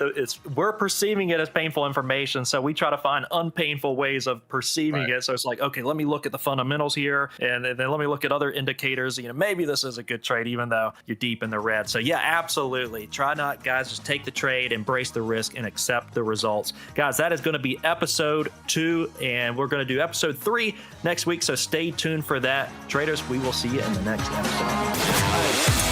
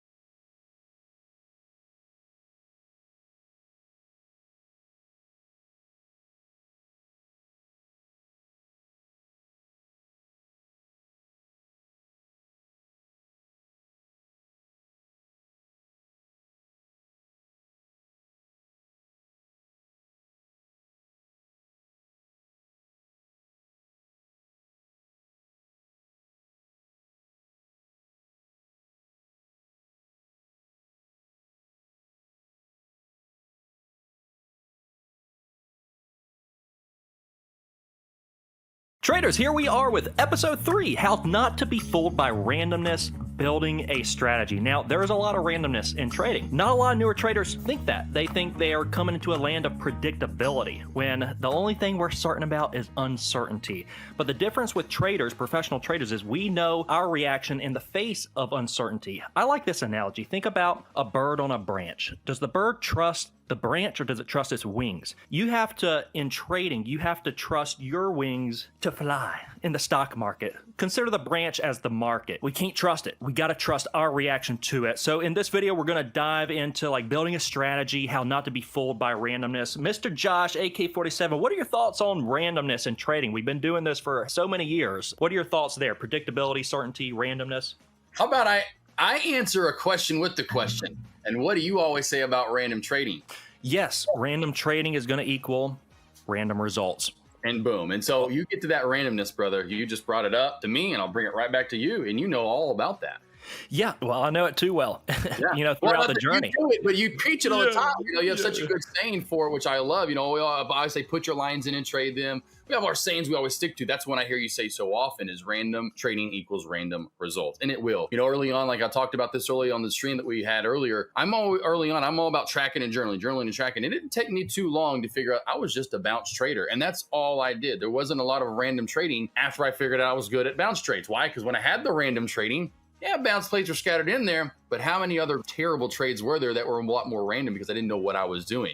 And the uncertainty, like you talked about, that's the one thing we don't know. And so when we finally find something that has some sort of clear image to it, and there's a little certainty to it, which again, if you track and journal and track and go over your trades, you find one or two things that you could be good at, and you rinse and repeat that day in, day out. It's not randomness, and you don't want to find random trading because it does equal random result. There are certain trades that have positive EV, expected value, just like if at the blackjack table, you get 2 face cards. That 20 hand is going to win more times than not, and in trading, that's the case as well. The problem is when we see that, like, this is a high EV hand, but we kind of over leverage, oversize, we go all in, we marry that ticker, and then that one doesn't work out. And we actually saw it this week. Josh, I want to bring up this chart because we were hearing about some traders that were really good traders that just lost their entire career on this one ticker, QMM. Now, this ticker, Mr. Josh actually did very well on this one, but this ticker went from $8 up to $300. Pull that up for you guys to see. Absolutely mind-blowing. And I want to dive into this a little bit because certainly there's money to be made on both sides of it. You just have, this was a ride or ride out trade. You don't want to overstay your welcome on this. $8 to $300. Several people over at TTP did very well on this, including Josh. But let's talk about this because this is what traders need to be cautious of in Pennyland. Yes, there's money to be made, but those outlier trades, if you're on the wrong side of them and you're not managing risk well, it can ruin a good trader's entire career on one misstep. So talk about that a little bit. Yeah, certainly 100%. When now you get your ordinary average day $1 to $2 ticker, you know, you're running from 1 to 2, you're running from 3 to 5. Probably not going to blow an account. When you see a stock go from essentially 0 to 300, you will definitely, unfortunately, see some accounts blown. And that goes to what you just mentioned before, where people marry a ticker. Maybe they do have a good entry, or maybe they just see the play that seems like this is the good entry price. Well, regardless of, you're going to be wrong. And we know that, as you can't marry that entry price, you can't marry that ticker. And so what happened with a lot of traders, you saw a spike that runs all the way to 300. No offense, but a little arrogance gets in the way and some ignorance and can certainly ruin some days, weeks, months, and maybe even lives for some traders because they blow up and lose a lot of money. So on the way on the top side there, I love taking the breakout. Going back from seeing these supernovas in the past, not worrying about trying to get that top. I know a lot of traders immediately go, ooh, this is going to be a great short. Ooh, this is going to be a great short. How about flipping and thinking the other way and go, this could be a really good long too as well. Not a lot of traders want to think that way. I got to work on that. Yeah. I got to work. Yeah. When the ticker's up from $8 to 100 and then 200 and then 300, you know, certainly it looks like a good short. And I love about your system too, which we need to back test, right? And you certainly have done that. That's the next slide here. Test, track, and verify every setup. And what I love about what you do is you trade very dynamically. We went over this earlier, how the more advanced guys you get, the more years you have under your belt, experience will be your best teacher. You can trade different hands. I'm going to take the pocket ace hand. I'm going to take pocket tens. You're going to take different setups over time. Now, initially, you're thinking you are, but you're just over trading. It takes time. It takes time to learn these setups. So Josh, he traded that breakout rate on QMMM and made a good amount on that. And what I liked earlier when I asked you, well, how do you manage risk on something like that? Because you were buying, you knew that shorts were over convicted, they were ignorant, they were stuck in it, and you took advantage of that and bought it up at 40 and actually wrote it up, like 15, 20 points and made a great amount on it. So you had told me that your stop was essentially your entry, and that's excellent. Yeah. Talk about that a little bit. Yeah, so when you get those breakout plays, you want to go FOMO sizing, which I did fat finger an extra zero on that one. I didn't mean to go as big as I went. So you want to go FOMO sizing. You have to find out what that size is. Usually for me, it's 10 shares, 50 shares, maybe 100, not 500. But what I typically see, and in that setup, find these tickers, and you'll see this week, go back and look at Octo, go back and look at CWD, go back and look at QMMM. Every one of those plays are in the bottom right-hand corner of, and I kind of think of it as a, of course, as you see it as a chart. When I say bottom right-hand corner, I'm thinking pull, but it has nothing to do with that. You're just seeing this chart in the bottom right-hand corner, and when it starts spiking, you look out to the left and there's nothing there. And these plays have never been in 20, they've never been to 30. And so the rule, and the general rule of thumb is once you see the 35 marker, there are a lot of short stuff from 10 to 15 to 20. Imagine at 30, that pressure and that buying. It doesn't take much buying volume now, because again, you can think about this. We talked about this in the live stream earlier. Say if the float, some of these have smaller, but they're bigger. That float is now what? A lot less. Why? Because you have people stuck in the trade and people long. So what thing you see the float as X on the computer, what FinViz lists, Yahoo Finance lists, but now that float is a lot less, which then reeks for the potential for the squeeze. So anytime you see a ticker get to about 35, and you saw it 3 times in a row, Octo, CWD, and then QMs, over 35, it's a magnet to 50, and that's where I take my breakout. Get in at the best entry price I can in between 35 and 40,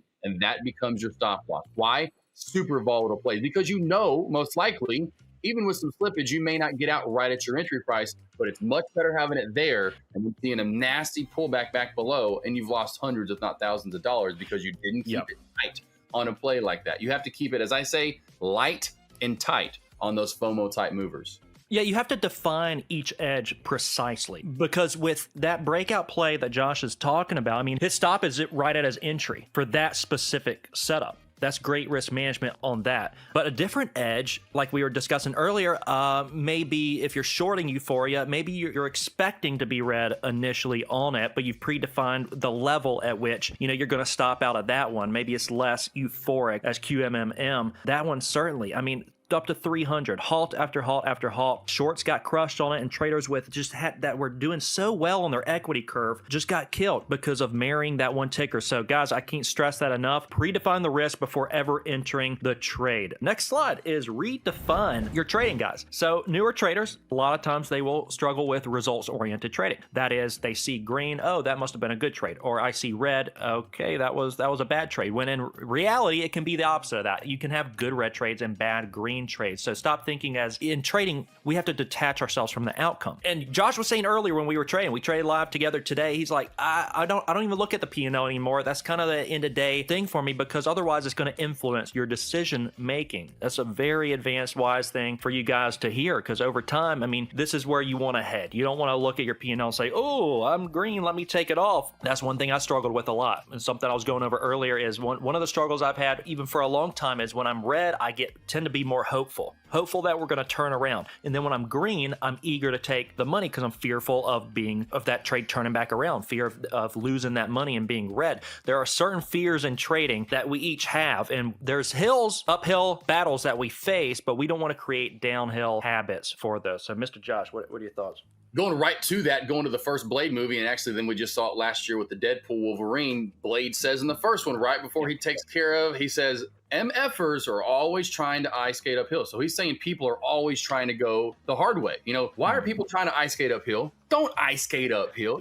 Take the easier route. Like again, yesterday with me going, hey, supernova play. I'm just going to get my skates on and ride this right on down the hill, right? Instead of trying to ice skate up the hill. And so understand that and where that comes from, and where I got so comfortable and confident in trading plays like QMMM and Octo in the middle of the day for those squeeze plays, and not worried at all that I was going to lose, and was confident in the trade. Back to that last one, and we're still in this one. Journal, track journal and track. Why was your win a good win? Why was that win a lucky win? And what, it could have been a lot worse. Why was it the loss a good loss, or why was it a bad loss? What was your stop loss? Why did you not create a target to begin with, right? So you go back through and understand, why am I forming a plan, and what plan am I forming, and see how correct that is day in, day out. Back to 2020, and I start trading what I call the halt strategy, and I'm seeing these plays like QMs and others run. That's where I learned to trade these plays, because I'd go back, I journal them, see what they did and how they reacted, where I get it, where my edge is. We've talked about this in previous lessons, where my edge was, and I find my edge. It's from 35 to 50. I don't care if it goes to 3,000. I don't care about 20 to 30. My edge is 35 to 50. If I get anything over 50, it's icing on the cake. And back to that P&L, I took it off in 2017 because like every trader does, you're just glued to it. You're glued to it, you know, and it just hurt my trading style. So I took it off, and since then it's like a Christmas present. At the end of the day, we've talked about it. Sometimes we get a bag of coal, but there are days when you get the cool, it's hidden behind the Christmas tree, like Christmas, story, and you get your BB gun, or you get a brand new car. There are good days and there's better days, but I like it to be a Christmas present and do not want to trade it. So I look at just the chart. If you do struggle with the fear of being wrong, fear of losing money, those are two that are amplified with me. One thing that's helped me out, traders, is to take a portion off, and then I feel like I can ignore the rest. And this is a psychological error. This is, if you had a bot performing for you, it wouldn't have this error. But I like to take a piece off, set an adjusted stop, and I know for a fact I'm green on this trade no matter what. It helps me psychologically just to ignore it at that point. So it's like, that's the Christmas for me. I'm either going to be green or greener on the trade. Certainly something that helps me out. I leave leftovers, like leave a 20% position on it to see what happens with. Definitely. I talk about this. So many traders struggle with that. Why can't I hold longer, Josh? AK, I want to be in these plays longer. Well, do exactly what you just said. When you get that feeling of, or that it hits your target, or you have that feeling and need to take profit, cut out, you're in 100 shares, cut out 90, cut out 80, leave 10%, leave 20%. You're out most of it. Now you can just let that runner run. Yeah, because on the QMMM, I mean, if you just leave even 20, 30 shares there, that thing runs 200 more points. Pad the wall another $4,000 on that trade. Yeah. Right. Yeah. Yeah, exactly. Yeah. But going into our next slide here, trade the price action objectively. You can't force your will on the market, guys. When you're trying to be right, it's going to have awful implications on your bottom line performance. You got to trade the price action. For example, Josh, today, WLDS got me. They've been up several 100%. They came out with an offering today, and that's where the mob was, and it continued higher. And I was trying to short that one, but it caught me. They came out with an offering. They diluted their shareholders, but the shareholders didn't care. They put an offering out, 1 million shares at $4, and the thing's still trading, $9-10. So again, I took the loss. It is what it is. Don't force your will in the market. The price action is the truth. 100%. Yeah, you can't be, as I always talk about, I love my guy Thanos from the Marvel series, of course, Avengers. You can't be Thanos. No, not that Thanos was, my point being, like, if you had the Infinity Gauntlet with all the Infinity Stones, you can't be that in the market. I'm going to do this. And that's just not it. But people think that. They get that. They think they have that willpower, so to speak, of forcing that will on what should happen. And that's not it. You let the chart tell you what, like you said, the stock market prints information. It's your understanding of how to, essentially break that down and trade it. You can't say that you can control it and this is what's going to happen. This is going to be it. I'm going to be right every single time. The only thing I know is I don't know. You gotta have that just reaction. You gotta know your reaction and trade the price action, guys. Ultimately, objectively. But that leads us into some of our own trading styles, guys. I'm going to go over just briefly kind of my main edge. This is my pocket pair ace setup, is hangover trading. So what I'm looking for now, after doing this for nearly 10 years, is day one, I was looking at leading gappers, and I still will formulate a watch list of probably 15 to 20 tickers from the last week or two. But my bread and butter is finding plays that were the leading gapper 2, 3, 4, 5, 6 days ago, where the mob is not at this point and the ticker's still up multiple hundreds of %. And all you have is long biased traders that are in these names, stuck in them. We all know that feeling. You're stuck in them, deer in headlights. You're holding and hoping and praying the thing turns back around, and it ultimately doesn't. The ticker capitulates and the mob, all the momentum is elsewhere. I like to fade those names on the short side, so I'm looking at those at the open for a potential spike to short into. We're predefining the levels, maybe the previous close, maybe the previous high a day, but defining those levels, taking the short and riding them on down. Now, Josh and I are going going to share our experience and our setups and some of the edges that we trade, but it's up to you. Your trading psychology is ultimately your combined experience over time. Pair that with the mentors that you learn from. But ultimately, it's that gut. Our guts speak to Josh and I these days. We've been doing this so long. We see plays and our gut starts screaming like, this is a good setup. And that's ultimately that experience over time. Right. Just going back to that WLDS play, you know, it was an $8 corridor was the area that he was looking for the short. Kevin was, and that was it. I was on, you know, the live stream. I talked about it, and I said either take the short with him. Here's your 3 trades: short with him, or breakout of 8, and then after that, look for the bounce at 8. You could go 2 for 3 right there, which is heck of a trading in stock markets. Kevin went short. It didn't work out. That's fine. You're going to be wrong sometimes, but then could have taken the breakout, could have taken the bounce play, and you're still holding $8 at this point, and that's almost 3 hours later. And so you have multiple bounces at 8. And so that is the key. Find your key in trading, the edge, right? What you're going to do, because I've said this for so long, like kind of back on Kevin. I can say what I want to say and what I like. Kevin can say what he likes. You're going to build off and kind of feed off of, okay, I like this. I'm going to take a little bit of that. I'm going to take a little bit of salt, a little bit of paprika. But then you're going to add your own cayenne pepper. You're going to add your own cumin, right? You're going to add your own spices as well to formulate, like I've said. How many different point guards have there been in the NBA, Kevin? A lot, right? They all do things a little differently. How many quarterbacks are in the NFL currently? And they all wish they were probably like Josh Allen or whatever, you know, you name it, but they're not. But they're still, again, hey, I'm a starting quarterback in the NFL. I'm pretty good at what I do, obviously, correct? Same with every, you go to any other sport. They all do things a little differently. And I've always just gone to that because most people watch sports or know of sports. And they go, yeah, that does make sense. They all do things a little different. They're not exactly the same, as in we all compare to my GOAT, at least, Michael Jordan, right? Oh, he's the GOAT. They're always comparing. Is anyone ever going to get there? Most likely, no. You'll get close. You'll get your LeBrons. You'll get your Kobes. But you get my point. They all aspire to be that. But in the end, they find their own little route. I aspire to be Kobe. I aspire to be LeBron James. I aspire to be, Steph Curry. And they take their salt and their pepper from them. But then they add their own spices, their paprika, their cumin, whatever it is down the line, their onion powder, whatever. And they start adding garlic. And they're like, okay, this is who I am as a trader. I'm a little opposite of Kevin. I know he likes that second day fade. Really awesome trades too, by the way. I should be looking for more of those, but there's only so much we can trade right in the stock market. I wish there was like 3 or 4 of me. I need bots. Essentially, maybe we're gonna have bots created for these trades. But I like those first day movers, first day gappers. I'm looking to go long, as you can tell. If we're moving up and we're gapping up, I'm 100% in the stock market. We're looking for either bounce plays, old resistance, old topping resistance becomes what? New support. So I'm looking for that, or I'm looking for a nice, good, beautiful flag being built. Resistance, hammerheading, as I call it, hitting 8, hitting 8, hitting 8, hitting 8. Back to WLDS and taking that breakout. Yeah, I mean, there's certainly money to be made there on the first day gappers. I've seen you work those bounce plays beautifully, and that's the beauty of this, guys. I mean, at Trade the Pool, there's so many different styles, and there's so many different ways of making money. I too wish that I want to trade more dynamically and get involved in some of your setups as well. But that's the beauty of it, guys. There's so many different edges, and I never want to tell someone like what to trade because of that. But there are certain rules in trading that you have to abide by. Like, these are the 10 commandments, and those I will preach. This is risk management. Don't marry tickers, but I'm not going to tell you like, I got this crystal ball, this is exactly what's going to happen. The only crystal ball I have is know what you're going to do in the face of uncertainty. That's the last slide here. The market rewards those who accept uncertainty. And punishes those who demand certainty. It's going to be a very expensive thing for you guys to try to prove to the market that you are right. And ego steps in the way of traders all the time. Yep. Go back to, I got into 11 when the market conditions are there, and I'll get back to shorting more so. First day runners, where they run, but they give back right away. And we'll get back to that. We're right now, they're not giving back right away. Some are, but I love trend line cracked. Forms a good trend. You crack that, go through the VWAP, gets bearish and move down. Fell in love with that in 21 into 2022.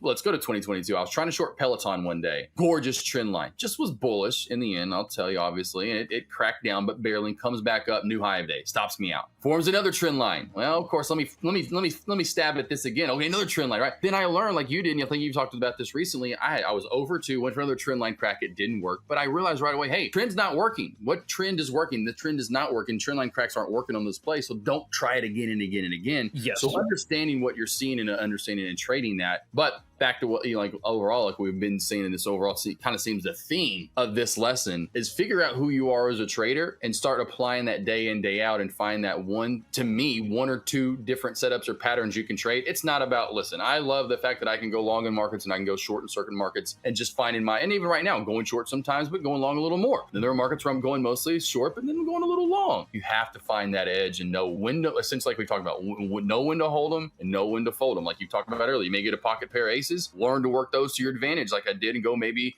the QMs and bank on it. Then you're going to have sometimes where you have pocket tens, or maybe even an ace and a five, but you can work an ace and a five and still beat and win and make a little money if you learn to manipulate it in your direction, your edge, but you have to find your edge. And that's the one thing traders don't want to do. They kind of want to do the JG Wentworth commercial. It's my money, I need it now. And they want to just go straight to trading.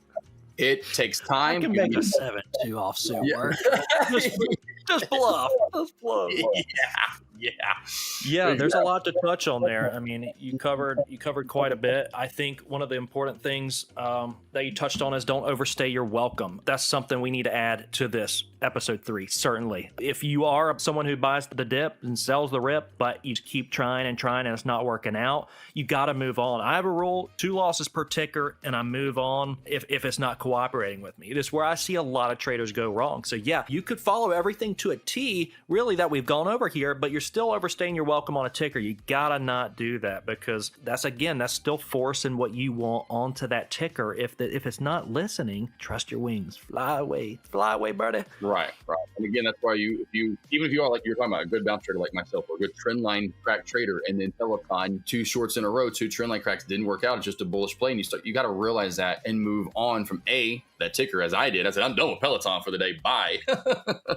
And B, go find another setup, because that trade is not working out for you with that ticker, and that's just going to happen. And on the flip side, when you're green, keep pushing the accelerator. I've oftentimes not done that, and to my demise, the P&L demise, because let's say you are shorting that trend line crack, and it's just working and working and working. You do it, bounces, short it again, cracks. I mean, it's just, you're in the zone at that point. Why stop trading? So I've done that before, where it's like, I'm red, now I'm trying to dig my way out of a hole. I dig my way deeper in it rather than putting the shovel down. And then when I'm green, I'm emotionally comfortable. I'm like, I'm green on the day, let me just walk away green, versus saying, no. This is the time to push the gas. Let's get a little greedy. I know the saying is, pigs get fat, hogs get slaughtered. Right. Not trying to get slaughtered here, but you're trying to trade what is, reacting to what is instead of what you want to be. And that's pretty much the episode, which is the market is going to reward those who accept uncertainty and punish those who demand certainty. Mr. AK-47, final thoughts? 100%. You said it there on the dot. And just even going back to kind of add on to that, pushing the pedal. Octo on Monday, I went 100 shares. CWD on Tuesday, I went 300. I did go 500 on QMs. I didn't want to. I fat finger that extra 0 in there because I was already green on the day. I meant to just do 50, but it just showed. I did go 500. When I fat finger, it doesn't work. You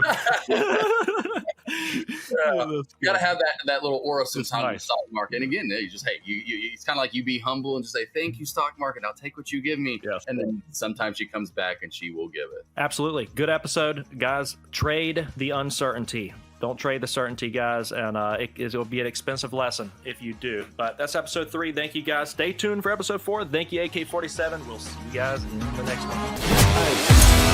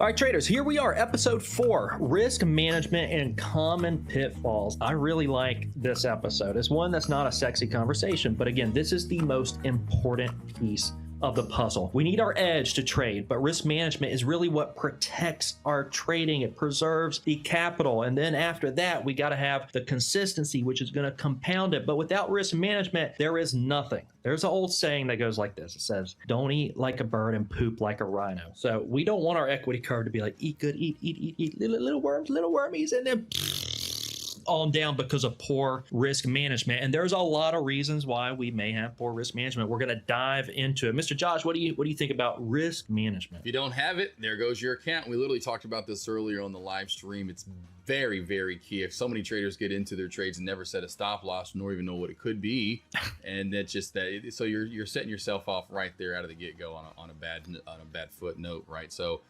yeah, risk management is going to be the key. One of the keys to keeping your longevity in the stock market and you becoming a stock trader for sure. Absolutely. I mean, without risk management, there's nothing. And you don't hear many gurus talking about it because that's not what's marketable. It's not marketable to get people in your chat room. Like, it's all come about profits. profits. You're not going to get many signups if you're like, we teach the best risk management over here. It's not exciting. It's not what people want to hear. Yeah. But I'll tell you, it's what Josh said gives you the longevity. The best, what's the saying, Mr. Josh? It's like the best offense is defense. Yeah. I can attest to that. With this funded account I just did, it was the defense. It was only the defense. After an extended period of time trading, and we say experience is your best teacher, Josh and I know the setups. We know the setups. Nothing is surprising us at this point as far as the setups go. Well, we've seen it all, but what we have to protect is we got to have the good defense. Make sure you have the best defense out there, and there's a few ways of doing that. I personally, Josh, set hard stops. I know there's a lot of different opinions on that, but I personally set hard stops to protect myself from myself because sometimes I do like a trade a lot. I love the setup. It's a beautiful trade. I get over convicted and then oversized. And then when you're oversized, that's the emotional dial. You start having bias. Then when you have bias, you blow up. Then that's the end. That's the end of it. Yep. 100%. And then back to that, I just thought, of course, I've been talking about this a lot recently. And of course, now it's funny how this lands into how much I've been talking about it recently, but lands into this risk management lesson was, my boy, let's not throw names out. But one of my traders I worked out with one of my traders I did one-on-ones with, had him on a groove, 22 wins in a row. I mean, for any trader, that's remarkable. To imagine if you just started or if you've been trading for 20 years, that's great, 22 wins in a row. So I have a one-on-one with him. I always talk about, and of course I have my Michael Jordan right above me. I love Michael Jordan. So 23 is up next. Have a one-on-one. Anyway, the next day I get a message, hey, did it? I did it. I'm like, I'm thinking that's what the text is because you can't really read emotion in text, right? And unfortunately, I did it. I said, yeah, you did it, Michael Jordan, number 23 wins in a row. No, he went for another trade in what could have been a 23rd win in a row, or could have just been a small loss. No, that 23rd, what could have been win in a row was a loss that took out all 22 wins. There you go. You have 22 wins in a row, but one loss can take out 22 wins. Very poor, very bad risk management. Absolutely. I've seen it, Josh. People with 90% consistency rate, they do so well. They're great traders, but then this one trade comes along. And one misstep can completely make you lose it all. Again, risk management is everything. Trading is not about winning every trade. It's about survival and consistency. Honestly, Josh, the greatest enemy of traders having a good strategy is their dream of this perfect strategy out there. They don't understand that losing is part of it. Now, large losses don't have to be part of it, but losing is part of it. I like the Michael Jordan reference he brought up. One of his great quotes is, the only reason he really wins is because he loses. He did not get those championship wins without losses along the way. There's no way to avoid them. But what you can't avoid are large losses. Yeah, it happens. This happened to me. I'd go 23 wins and then let one trade. You start feeling like Superman. Like, I can't lose. Again, I mean, that's what creeps up on you when you just can't lose on trades. You just have a cushion now and you start sizing in. There's some traders, Josh, this is a very interesting approach. Like let's say they have a 25,000 account. They'll make a few thousand, withdraw back down to the 25, make a if you withdraw. And the reason they do that, or even on like a small account, the reason they do that is because they never want to feel like they have all this extra cushion that they can risk. I actually did that with my first account I had. That little $2,000-$3,000 account I had. Every time I talked about that, I had to live off of it. It was one of the main reasons why, you know, is just you just slowly but surely grow your gains, and you get up a little bit and take some gains back. Grow up a little bit, take some gains back. So you stay in that same mentality of, well, I'm still at this account size, right? I'm not going to grow it, and then, oh yeah, no. And so you don't get that inevitable feeling of I am Thanos or anything. You go, yeah, I'm a humbled, grounded trader, and I want to stay that way. But a lot don't. A lot of traders do not want that, unfortunately. They want that, like we talk about, you know, the quick cash grab. It's my money, I need it now. Type of JG Wentworth, you know, commercial of they want it all right now, and it's not coming to you all right now. You got to have some discipline, the survival and consistency. And back to my boy Matt, I talked about this, and it's kind of big now that I've been talking about it recently, because of course, yeah, you think about it, but I love it as a saying that he talks about quite a bit, and now that I'll start saying quite a bit is this. Usually you have 5 trades. You have big losses, small losses, break evens, small wins, big win. You can get rid of the big losses over here, and you just stick with the, well, usually it's gonna be small losses, break evens, and small wins. But if you can stick with that, and you're just have the large wins here and there, those little home runs that come in, you eliminate the large losses, you're gonna be talking about that longevity. You'll be doing this for a lot longer, and most likely forever. But traders, oh, they just cannot escape that large loss. Comes back to risk management. Marrying the ticker. And the positive is proven that you are seeing an edge and you are trading it well. We need to eliminate, like you said, the large losses though. But outside of that, you're a good trader. You're seeing things well. We just need to work on the edge. There's a lot to it. It's not just like the wins. It's additionally, how are you handling the losses as well? So we're going to go over core risk management principles. There's a few different things that we can work on as far as these principles go. There's a lot here. For instance, position sizing as far as risk management goes, and redefining the risk. Like I said, I take hard stops. I do hard stops because ultimately I like to be in a few different trades anyways. So I may work 4 or 5 out of the gates, set the hard stop so I don't have to focus in too much attention on them. When I'm in a few different setups that I like in the mornings, that helps me from being over biased on them anyways, like tunneling into this one trade has to work. That's an important part for me as far as my risk management goes. I like to spread out the risk a little bit on a few different hands that I see have an edge, and some may not work and some may work very well. And so I'm able to see, okay, this is not working, take it off or leave it or adjust the stop, or the ones that are working, maybe I can leverage size into them, reduce the risk. You're able to size them even dynamically. That's risk management. Sizing's a huge part of that. What are your thoughts on position sizing, Josh? Big time. I mean, you got to worry about what size you're going to deal with first off when you start trading. A lot of traders want to go again back to that it's my money, I need it now, and went 1,000, 2,000, thousands of shares, as big as they can go. Let's go max account. That's going to blow the account. Let's just worry about being consistent at first and finding something that you can rinse and repeat with. Another thing we talk about, without that emotional distress that you would go through, the emotional roller coaster, mental Olympics, I've heard even called before. You don't want that. You know, you don't want to go at the end of the day and you're just like, oh, wow, I got back to break even, or oh, I made this much, or barely got back to $50 loss, and your armpits are just swamp sweaty, or just it's been a long day. No, I want to be in a trade and understand when I'm in a trade, I can just relax in it like anything I've ever done in life. I go get water, I go to the bathroom, I go to sleep. Any normal thing you do, I want that to be like trading. I don't really have much thought process. I break it down, I analyze it, I have the information, and I trade the information. So sizing's key. Don't worry about the huge sizing at first. Go 100 shares, go 10 shares, go 20 shares. Find something that you don't have that emotional roller coaster. Stay in the trade. And for me, I'm a little different. I like, for at least my stop loss, I know I'm definitely different when it comes to that. Most traders 100% early on need to have a physical hard stop in. You have to have a stop in. You will not stick to it otherwise. I took a large loss early on by holding and hoping and said, nope, that you are not ever going to do that again. You're going to stick to your stop loss. I'm a mental stop loss trader. I find an area, I stick to it. And I defined that over the years really well with the main thing with my target. So once I have my entry price, I already have predetermined target area and stop loss area, knowing that my entry, especially if it's a predetermined entry, like you're trying to short reversals at high of day, you're trying to take bounce plays. Well, you know where your entry is most likely going to come or be at when you get filled. So you need to already form, where's my target? And generally speaking, what I do is once I have my entry price, I know it's a well-determined area, whatever it is, $8. We'll just say I'm in at $8 for a bounce play. Well, my target we'll just say is $8.50. Well, I divide that by 2. Pretty simple. It's 25 cents. I go down 25 cents in the chart, find something, whether it was a 200, it's a moving average, it's the VWAP, it's old resistance that could be new support. It was old support from before. It's something on past chart history. There's something there around that 25 cent corridor that should keep me in this long bounce trade. And that's where I keep my stop loss. And a few important things that you mentioned there. I like that you're predefining these levels, your entry and your exit. I mean, how important is that? Before you ever enter trades, do you know exactly where I'm getting in, where I'm getting out, like targets, all of that? Again, going back to how we all go through the Mental Olympics early on, I, of course, was one of them. And it was just a parade of emotions I did not want to go through every day. So I found out if I could just find where my target was and stop loss was ahead of time, I'm like I said, I was like, hey, when I go get water, anything I did, I know exactly. I now have essentially a set borders. I have a guideline, I have rules to stick to. And once I started sticking to those rules more and more and more, and I did, at first I wouldn't always stick to my target. I always wouldn't stick to the stop loss, but the more I would understand to go back and journal and track the trade, and if I honored my stop loss like I should have, wow, I would have lost a lot less. Wow, if I would have honored that target and not wanted more, I would have made money. And so once I started to realize, just stick to your rules you give before you ever really enter the trade, it makes my trades, and it will make your trades a lot simpler and easier.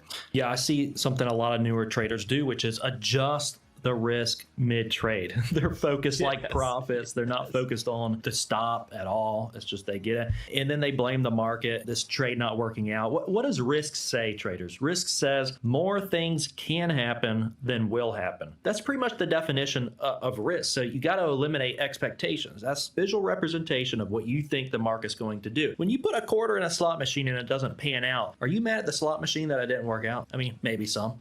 The markets, you got to treat it the same way. You're going to involve yourself in the risk. The stock market's different, obviously, in that we get to see the pattern presented before we put our risk, the money on the table. It's different with slots. But the thing is with trading, that same principle applies. There's risk involved with every single trade. Some people, Josh, they think, I'm a risk taker because I trade. But they really don't understand the definition of risk, that more things can happen than will happen. You got to understand that. When you can just eliminate the expectations and your reaction regardless of what the market does. If it doesn't act in your favor, the market's just printing information. It's printing information. If it doesn't act in your favor, you get upset. It's because you had expectations. When you can eliminate those expectations, it's going to have just a great implication on your account. Yes, Josh and I have seen the setups. We've seen the patterns. We know to apply the risk. Otherwise, you're never putting yourself, in the position to reap the favorable outcome of that trade. But we know ultimately that our reaction is the most important to what the market is going to do. So when Josh is involving himself, like let's say in a trade that's getting momentum and he's taking the long there, he's told me before his stop is essentially his entry price. Like if he's looking for this continuation on the breakout of a play, his stop is his entry price because he's looking for continuation. If it fails that, he's not going to say, well, geez, I can get a better average on this now. Let me size into it here. Big difference between adding to a trade and scaling. By the way, scaling, that's a part of your predefined plan. I do that sometimes. If a trade's trickling up to a euphoric move up towards resistance, sometimes I start them a little early in a scale. That's part of the plan. Now, obviously, if it's not part of the plan and you're just add, it'll work eventually. This will be the high. This will be the high. This will be the high. That's where you can get in trouble. And I've certainly been the recipient of that trouble in times past when I'm trying to force what I want on the market versus just knowing my reaction. If this trade's not working out, again, risk says more things can happen than will happen. Just take it off or stick to the stop that I've already predefined anyways. But I hope you guys are understanding. A lot of this is predefined. We're not getting in and hoping. We know our entry, our exit on both sides of the coin. One thing, again, too, that helps me out as far as the risk-reward ratio, that's part of the core risk management principles. What's your risk-reward? It's good to be mindful of that before you get into a trade. Okay, if I get in here, what's the risk and reward? If it's 1-to-1, essentially, I'm risking a point to make a point. It's 1-to-1. You have like a higher than 50% win rate. Yeah, you can make that work. But one thing for me that helps, this is all in that risk management category, is leaving leftovers. And actually, somebody in chat said that was working for them today. They said, thank you for discussing leftover positions. That's leaving 20, 30, 40% 50% of your position to work for you so you can up that risk reward ratio. Right, 100%. Back to your analogy earlier about in which hardly anyone, which unless they've had a few drinks when they're at the casino, I don't see anyone. Yeah, you go to the slots or whatever gaming machines now and put money in, and they don't get mad. They're not banging and hitting the machine, right? You just kind of you kind of expect it. My other analogy on the other side of that, besides losing money, would be winning money. And if I'm on the street walking, now I have even people in chat that are on my Discord that are going, man, thank you for that analogy. I'm using the Josh analogy of if someone hands me $100 when I'm walking down the street, I'm looking at my, like I've told you, like if I'm walking down the street, someone hands me $100 and I'm me and Avery walking down the street, me and Kevin here walking down the street, and someone hands us both $100. We're not going to look at the guy and go, hey, give me 200 more, buddy. No, we're going to go, there's my $100. Whoa, like almost in the stock market, right? You get your profit taken area, you take the money. You don't get greedy and want more. Same thing. Someone's walking down the road and hands you $100, $20, whatever it is. You're not going to say, hey, that's all you got for me? I mean, if someone hands me a dollar bill, I'm still going to be like, sweet, someone just handed me money. I don't know why, but I've got money today. I'm not going to ask for more. And you have to understand that same analogy. So same for the risk management, understanding your stop is key. Same with where you're going to take profit for sure. Absolutely. So the next part of the core risk management principles is max daily loss rule. And for this, you can actually contact your broker, and you should, and most traders that I know have, to protect ourselves from ourselves. Now, trade the pool is a beautiful thing because we have a max drawdown on the day, which for me on the max 25K, I have a $250 max drawdown, which honestly has been a great thing for me. If there are just a few days out of the month that I'm on tilt mode and not trading well, and I want to keep trading because I'm a trader and I want to keep pressing buttons, that's there to protect me from myself, because there are times I have a human nature like everybody, so I have a tendency to make mistakes too. There are times where it's like you have to just step away, and I'm so thankful for that. It really protects us from ourselves. A few different tickers, for instance, that QMMM that went from $10 to $300 protected me there. So I traded that on the max and got wrecked on it, but only wrecked for the profit on the day plus the 250. So it was there to protect. I haven't heard anybody, gee, I wish that wasn't there, because some people buy out of that drawdown and then they're still on tilt mode and lose more, but it's there to protect you. And it certainly has. Like Josh, it's been at the forefront of my mind here a lot lately. That is, times past, like I would get aggressive on recovery days and I would take my foot off the gas on green days. Isn't that so backwards? Yeah. It's like when I'm red, I'm more hopeful. And so I trade that way. I'm red, I'm hopeful. And then when I'm green, I'm scared about giving green back. And so then I take my foot off, the accelerator. So we got to understand what the psychology behind this. Our mind has to be stronger than the emotions. You got to understand yourself, these things. I'm like, yes, that is backwards. I need to get aggressive on the green days, not just try to dig myself aggressively out of a hole. And then I just dig my way deeper and deeper. Kind of like Mitch always talks about putting that gas pedal down when you have that. When it takes a while to get to that feeling of, I know what I'm doing now. Let's put the gas pedal down on my green days. Because most traders at first, it's the opposite. They want to put the gas pedal down on red days and break on green days. Killing it. But that really goes back to max daily loss. Goes back to the first part of that last segment, which is sizing. If you don't go too big, you won't get too wrecked. So make sure your sizing is very, you have that in check for sure. Yeah, there are many different common pitfalls that we see that traders fall into, especially when they first start out. There's a few here: over trading, sizing up too fast, ignoring stops, whether mental or hard, and really just ultimately no plan. So over trading is a huge one. When traders have the freedom to finally trade as much as they want to out of that PDT role, it's almost like you've been trapped for so long. It's like, maybe imagine like an animal that's just been in a cage for so long, and then you're finally free and you're just chasing everything you see out there. Yeah. It's like, oh, bunny, squirrel, butterfly. You just, everything you see you want, and you're just over trading, and then you revenge trade and you're sizing things. You size when you're red instead of just having consistent sizing, which is going to equal consistent results. It's bad. It can be very bad, that freedom without discipline. Freedom. Now that sounds amazing. So yes, no, all those are just exactly 100% are usually some of the bigger killers early on was the over trading 100%. A lot of that comes just to simple stuff like, it's breaking out now. Like, again, like we were talking about momentum plays where my stop is my entry, where early on, it's okay, it's breaking out now. Okay, no. Okay, add to it. Okay, no, it's not breaking out. Okay, let's get out of it. Okay. Oh, now it's breaking out. Now it's and next thing you know, you traded it 10 times because you keep wanting that breakout. Like you're saying, you're trying to predetermine this play that you don't even know what's going to happen, but you think you do. And you take 10, 15 trades in about a 5-10 minute period, and you've lost half of, not more of them, and you're down $300-400, and you're like, whoa, what did I just do? Oh my gosh, so the over trade trading, however it comes in, is huge at first. Sizing up too fast, I don't know how many, like just going back to that is obviously I just led off the last segment saying sizing is huge because I have so many traders that want to go immediately after a short amount of period, which to them is a long period because they haven't been doing this for a while, but they'll say one, maybe up to max 3 months is usually what I see. They'll be 1 to 3 months in and they'll be, I'm gonna go to this big size. I'm gonna go from 1 to 500. I'm gonna go to 500 to 2,000 shares, and I'll see that doing the one-on-ones. I know you've seen this throughout the years too, where but I was good for a month straight doing 100 shares. Why is 500? Like you went from 100 to 500. You should have went from like 100 to 150 or 100 to maybe 200 at most, because you got to think what's 100 times 2. That's a huge move. That's a big. If you think about going from 50 shares to 100 shares, if you talk about a stock that goes from 50 to 100, that's a pretty big move in your head, isn't it? If you see a stock go from 100 to 200, don't you go, that's a big move, you know?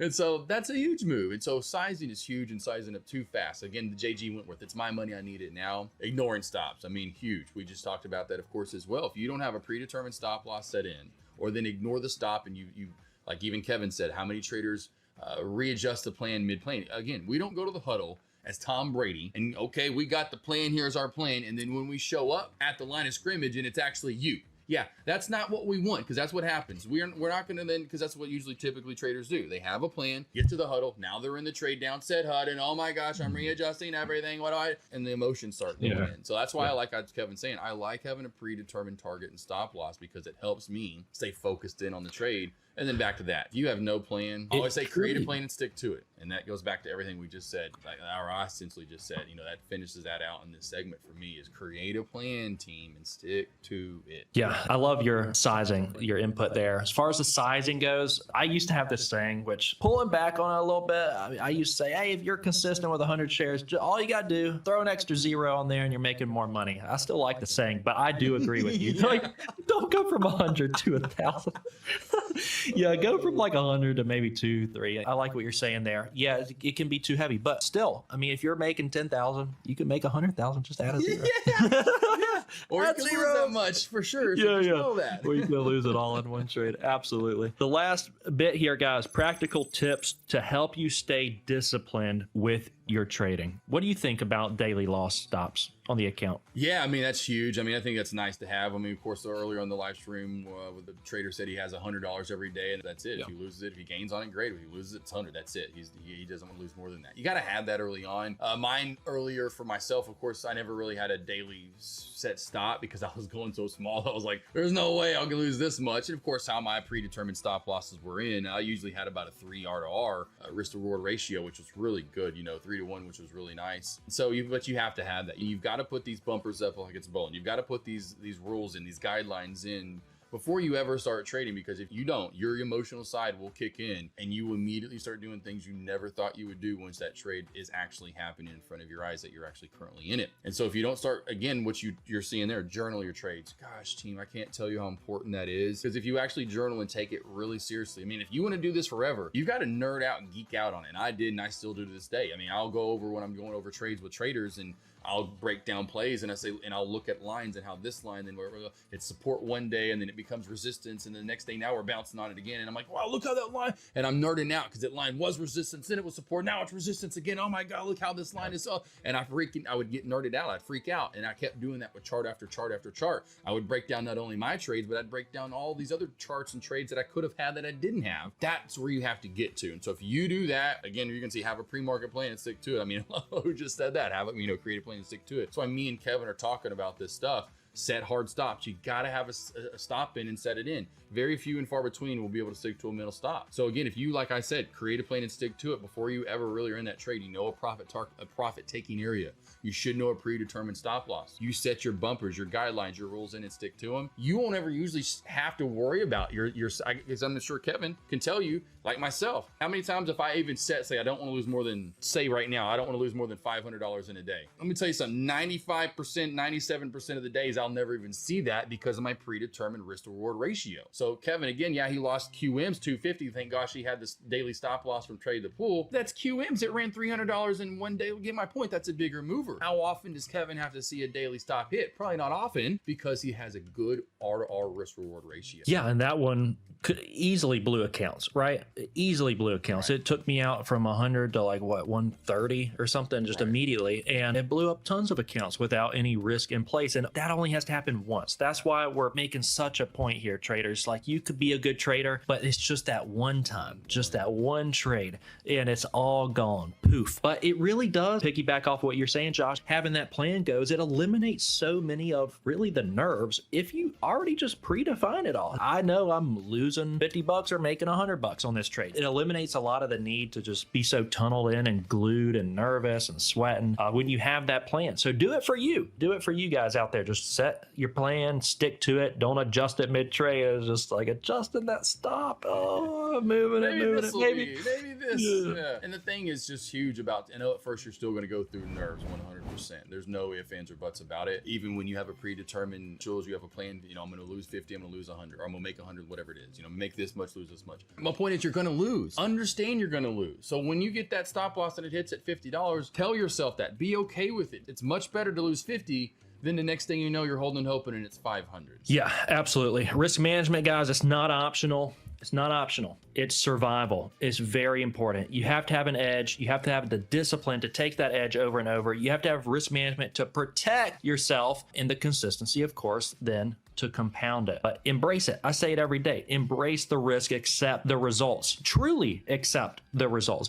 Don't just say that, oh, I'm a risk taker, I'm a day trader. No, you got to truly understand more things can happen in this market than will happen. You can have positive EV, but that still doesn't mean like I've got this magic crystal ball. I know exactly what's going to happen on these individual trades. When you think more over a series of trades instead of individual, you think in terms of repetition played out through your edge over time, there is a positive EV there, but we got to eliminate thinking on this one trade, I need it to work and I need it now. And if it doesn't, account is gone. So focus, guys, focus in on your edge, on your system, on good risk management, back test, journal. Josh is big on journaling for a reason. It certainly helps out traders, but it's key. It's key to survival. The best offense is ultimately going to be defense. Last word over to you, Mr. Josh. I think I got the J.G. Wentworth commercial stuck in your head. It's my trade. I need it now. You just said.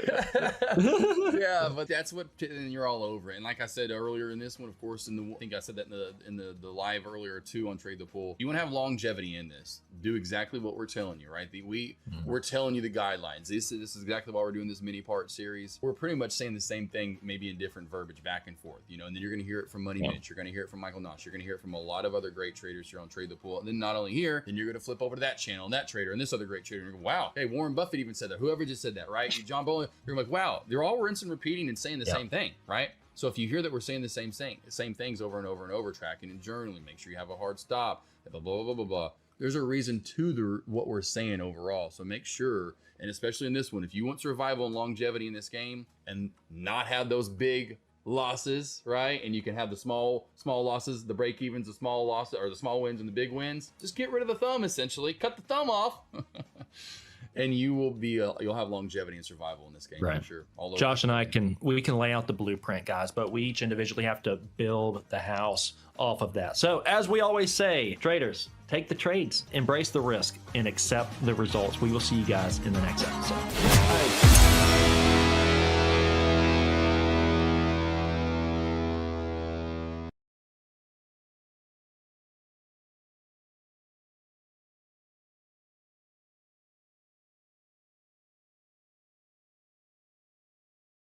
Episode 5, traders. Is this the market for you and trading psychology? These go hand in hand. We've seen so many irrational markets over the years, Josh and I, and market can stay irrational longer than we can stay solvent. The only thing I know is I don't know. What separates the pros from the amateurs, right, is the pros realize that the unexpected can happen, and they think with clarity in that adversity, where the amateur, they really need the crystal ball. That's what I see. I see so many people, even the last week, blowing up because they need that crystal ball. They want the market to be predictable. They think on singular circuit. I got my Fibonacci lines in, the MACD hit, you know, the moving averages are perfect. This has to work out. And it doesn't. And so thinking likely aren't working here in August, September, into October. And so you have to learn to adapt and adjust. And again, if you can't adapt and adjust, if you're a newer trader, you have to learn to just wait for those setups to return for you, because right now is a different trading style than we had a few months ago. And so You have to and I've talked about this with the traders I do one-on-ones with, where they can't stand and trade all this crazy volume and validity up and down movement. So I tell them, wait, there will be a slower mover. Find and look for those, or every day traders can go over to like AMDLs, your TSLLs, and trade the ETFs of those large cap tickers. Those do only move about $1 to $3 every day, which is slow and steady. So you got to find exactly what market's for you and what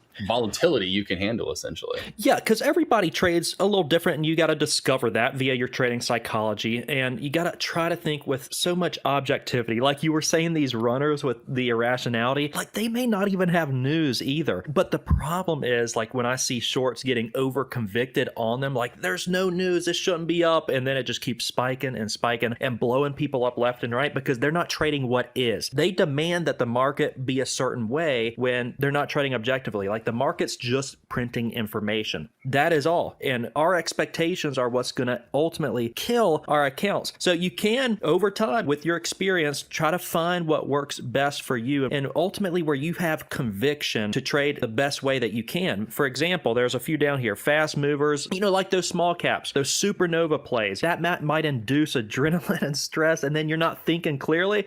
We've heard about the deer in headlights, right? The paralysis by analysis that so many traders go through. Maybe you want to trade the slower things where you can think with more clarity. Some of those large cap plays that just higher floats and they move a little bit more predictably, and you have that patience and more consistency on those setups versus some of the high flyers. That's right. Those high flyers, like we just talked about, the volatile movers. SPRB that just ran here this week was a big time mover. And if you can't trade that, have the patience, wait for, as I call, technical sound setups. Those slow and steady eddies, those are the ones that build good trend lines, good bull flags, good downtrends, essentially lines, I would say, lines that you can put in and trade versus those slow or those very low float, crazy volatile movers, not usually technically sound. And you can't put lines in and trade them, so you have to find your balance there in your mix of which of the two you can trade for sure. Right. And that's going to take experience. Experience is the best teacher. Of course, you need mentors out there. I think it's important to discover that via, mentors and just experience. That gives you that combined gut that we've talked about many times, where it's almost intuition. It's almost intuition where like your setup, your edge, and you play that hand when it presents itself. But I think it's very important, Josh, that with these, like, we're not playing every hand. I see a lot of traders out there that they're trading everything. And I like to use the analogy at the poker table. I use it all the time. Like, are you going to play every hand, Josh? Are you going to, like the 7-2 offsuit, are you going to play that hand or are you going to fold it? Yeah. It's those hands. If you traded everything in the stock market, everything that moved, and this is where newer traders, they'll learn over time, it's like it's not going to pan out well. But the thing is that if you heard the market tuition, we really only learn in the drawdowns. I've seen that. I've seen traders, like I just had a trader blow up, Josh, that was like, I'm not going to blow up in it, but you could tell he has not had that he has not had that pain. When the pain sets in, it sears into your memory and you don't make those mistakes again. That's why, like I always say, don't marry tickers, because I've done it. I've blown up doing that. I've focused on singular setups, single hands at the table. I've gone all in and it doesn't work. The edge plays out through repetition. And so we got to think like the house does on these trades. Yeah. And like you said, reality check. I like that it says that down there. My cat keeps wanting to rejoin this. I think the cats learned this with the reality check, understanding, yes, learn your lessons, but you need that. But you have to understand where and when to continue with the reality checks, where some traders, it seems like they want to continue getting a reality check. Like I had one, let's just talk about validity, discipline, right? Emotional swings of time commitment, all that comes into play. But to me, just going back to that first reality check where I chased a third halt up, took a big loss, the very volatile play. And I said, whoa. I didn't continue to do that. I saw the big loss. I understood that I could not trade those type of movers like we've been talking about, and needed my slow and steady eddy plays, my technical sound setups. And that's where I came up with that verbiage, technical soundness, because I'm looking for that, and every day I still am. Of course, I can trade more volatile tickers now, as we've talked about, but that takes, like you just said, time, experience, putting in the tape, watching tickers move day in, day out. Where can they move to? Getting familiar with how they move. Like I've talked about the 35 to 50 rule. That comes with time, with repetition, so, and then back to, like you said, which I love, you don't have to trade every setup. And yeah, I do see traders, they just want to trade. There's this setup, there's that setup. And I've talked about that before. throughout the years of my trading journey saying, listen, I will alert setups, but I'm not trading everything that I alert to you guys, or say, hey, here's this or hey, here's that. I'm waiting for what feels good and comfortable for me. And what I've done plenty of times where, like I've said also in the past so much, everything we do day in, day out, like when I'm putting the cat down, any small task, getting my phone to type a number in or call someone, or, even right now, just talking, it just comes naturally. I don't really have to do much thought process there. There's not an emotional tie to it for the most part. And that's where you have to get your trading. Yeah. And that takes discipline. What you just said, like where you are going to alert. I love that. You'll alert setups, but they might be C, they might be B. And then you're going to take the A, but you're finding the setups, and then you may size them differently too, like dynamic. If you have a C setup, like let's say you have a pocket fives, like you're not going to go in all the chips that you may on your bread and butter setup. This is all experience, guys, and it takes so much discipline to be able to do that, because when we have the freedom to trade as much as we want, now we can talk about this more because the PDT may be going down to a couple $1,000. When we finally have that freedom, it's good in a sense, but it's dangerous in a sense, right? There's a lot of dangers that come with having that freedom, because if you don't have that edge, if you don't know what your setup is and what it's not, you're going to be finding out via drawdown, because we can't, Josh, like we cannot equate more trades. A lot of traders do this. We can't equate more trades with more progress. And a lot of traders do that. It's like the more I'm involved in the market, the more people think they're going to progress on their trading journey. You know this too very well. It's like the best traders out there, they kind of sit and stalk and wait and lurk. And then when they get that ticker that's maybe, for example, euphorically, 1,000% in its backside, then they stab heavy, maybe against high a day at that point, and make a killing on that trade. So we need to ask ourselves just some reflective questions, guys. Trading journey, like for example, can you take 3 red days in a row without revenge trading? 3 red trades, really. That's probably my number one issue right now in trading that I've been working on a lot, is when I'm red, let's say 5 in a row, naturally, psychologically, you have got to do the opposite of what your mind's telling you. This is what's going to define you. If you can be the best loser, like Josh and I have talked about before, the best loser wins in trading. When you're red on the day, do you say, oh, let me size up and try to make that back? And you start sizing up on C plus setups, like Josh is referring to. Like I would, Josh, you're referring to those setups that you may alert but not trade. So my problem in the past has been I would see those C plus setups, and now I'm sizing like they're A plus, trying to dig myself out of a hole.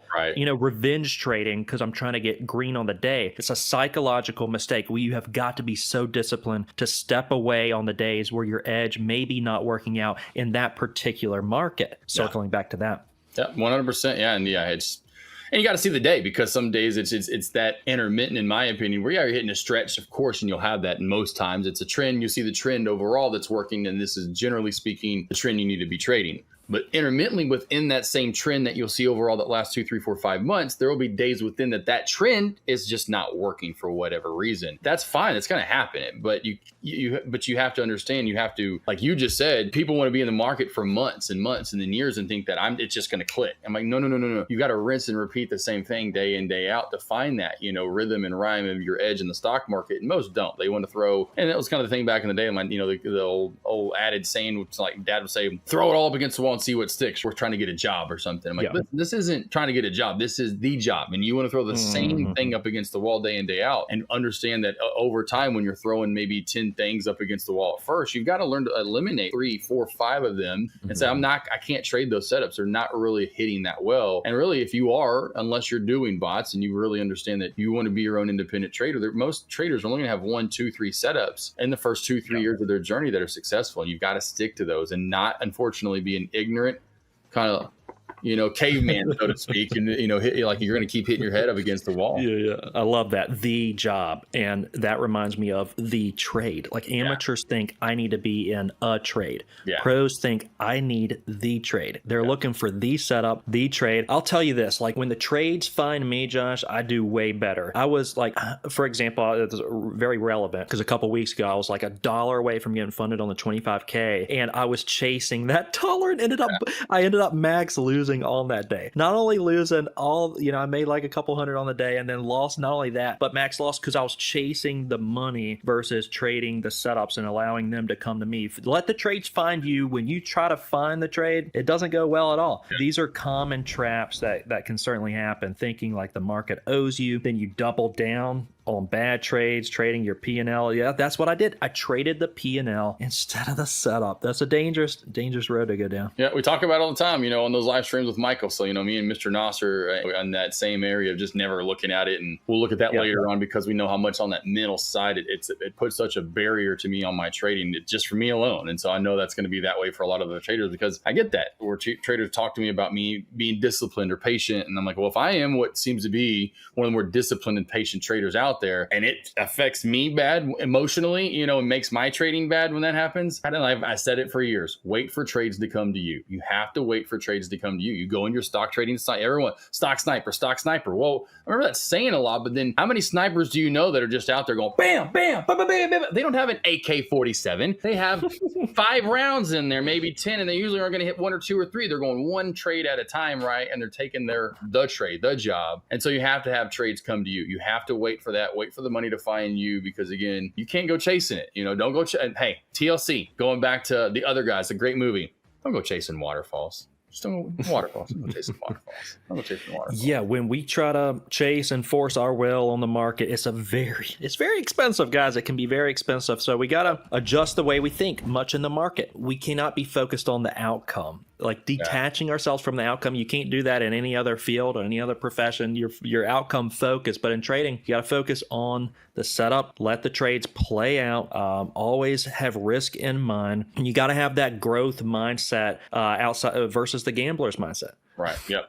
100%. Ultimately. Yeah. You got to and unfortunately, just because the world we live in and how we are, whether it's DraftKings or you're doing fantasy football, or you've been to Vegas and people do, or it's online betting, whatever it is, gambling. We've got most humans before they get to this in stock trading have got that into their brain, and so they feel this way. Here comes my wife. Oh yeah, there's my food. There's my lunch right there. There's my amazing assistant, Avery. Everybody, that's hilarious. But most have that. They have that mentality before they get into stock trading of they've gambled before, they've done the casino, or they've online bet, and so there's some sort of mental barrier that there's some sort of bad essentially habit they formed, right? And so that already starts to tick and tick and tick, and now the dogs are smelling it. But you can't have that. You've got to take it trade per trade, one trade at a time. You have to have goals set in front of you, like you talked about, which I love as a great example, and I do as well. You're bowling. Put the things in the gutters, put the bumpers in, have some guidelines, trade the guidelines. And for a lot of traders, I don't know why it's so hard, but just try for a week or two, trade the chart, trade your setup, and just don't look at the P&L, or like I do, just get rid of it. And that will help you out. Yeah, the gambling mindset is one certainly that a lot of newer traders, they're just going to have initially. I often think of the scarcity loop. It's what social media uses, what slot machine uses, what pretty much everything uses. That quick repeatability, opportunity, quick repeatability, and the random results. So think of it like social media. You scroll and it's like, okay, I'm going to get something new. It's quickly repeatable and there's opportunity for something. They use that formula everywhere. And that formula exists in trading. So you have to detach yourself from that. Say, am I taking my edge, or am I just looking for that swipe and see what happens? It's that dopamine rush. So you have to differentiate that dopamine from trading your edge and be in the house in the casino. Ultimately, what is that? I mean, that's letting your winners run, capping your losers, good risk management, focusing on the process, not the profits. Process oriented versus results oriented. Process is so much different than results, because results says, was I green on this trade? Then it must have been a good trade.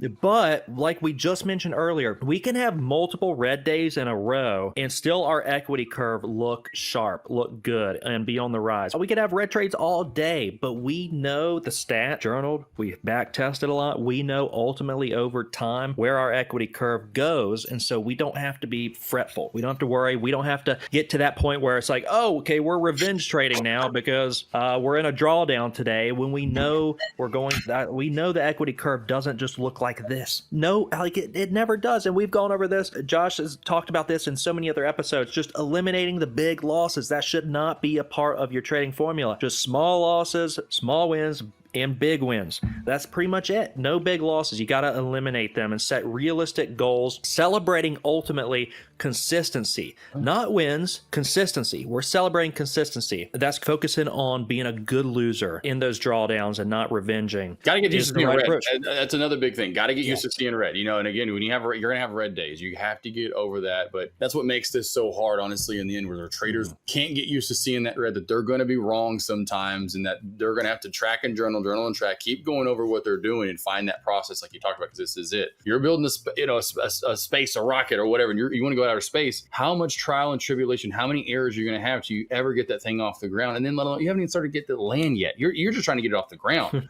You got to understand that that's going to take what? A lot of journaling, a lot of back testing, trying to figure out what works and what doesn't work. Then what? Rinse and repeating what does work, right? That's how those, just for a small example, how those rockets start from a thought to we're getting it to take off to it's crashing, it's not landing, and now we're putting people in that rocket. That's a long time, a long journey for those really smart people, right? Those guys went to a lot of school to do that. So you got to understand, you got to do the same thing. You've got to go to school every single day, put your homework in, and you, over time, when you rinse and repeat the same thing, that's slowly working. Now it's working a little bit better. Now it's working even more. That's it. Like, and then Kevin talked about, and we've always talked about that. Get rid of the big losses. But that then comes where traders can't be ignorant. You've got to realize when you do the back testing where those big losses, like again, I talked about this earlier. Third halt up, chased it, volatile plays. You didn't see me trade those for a long time again.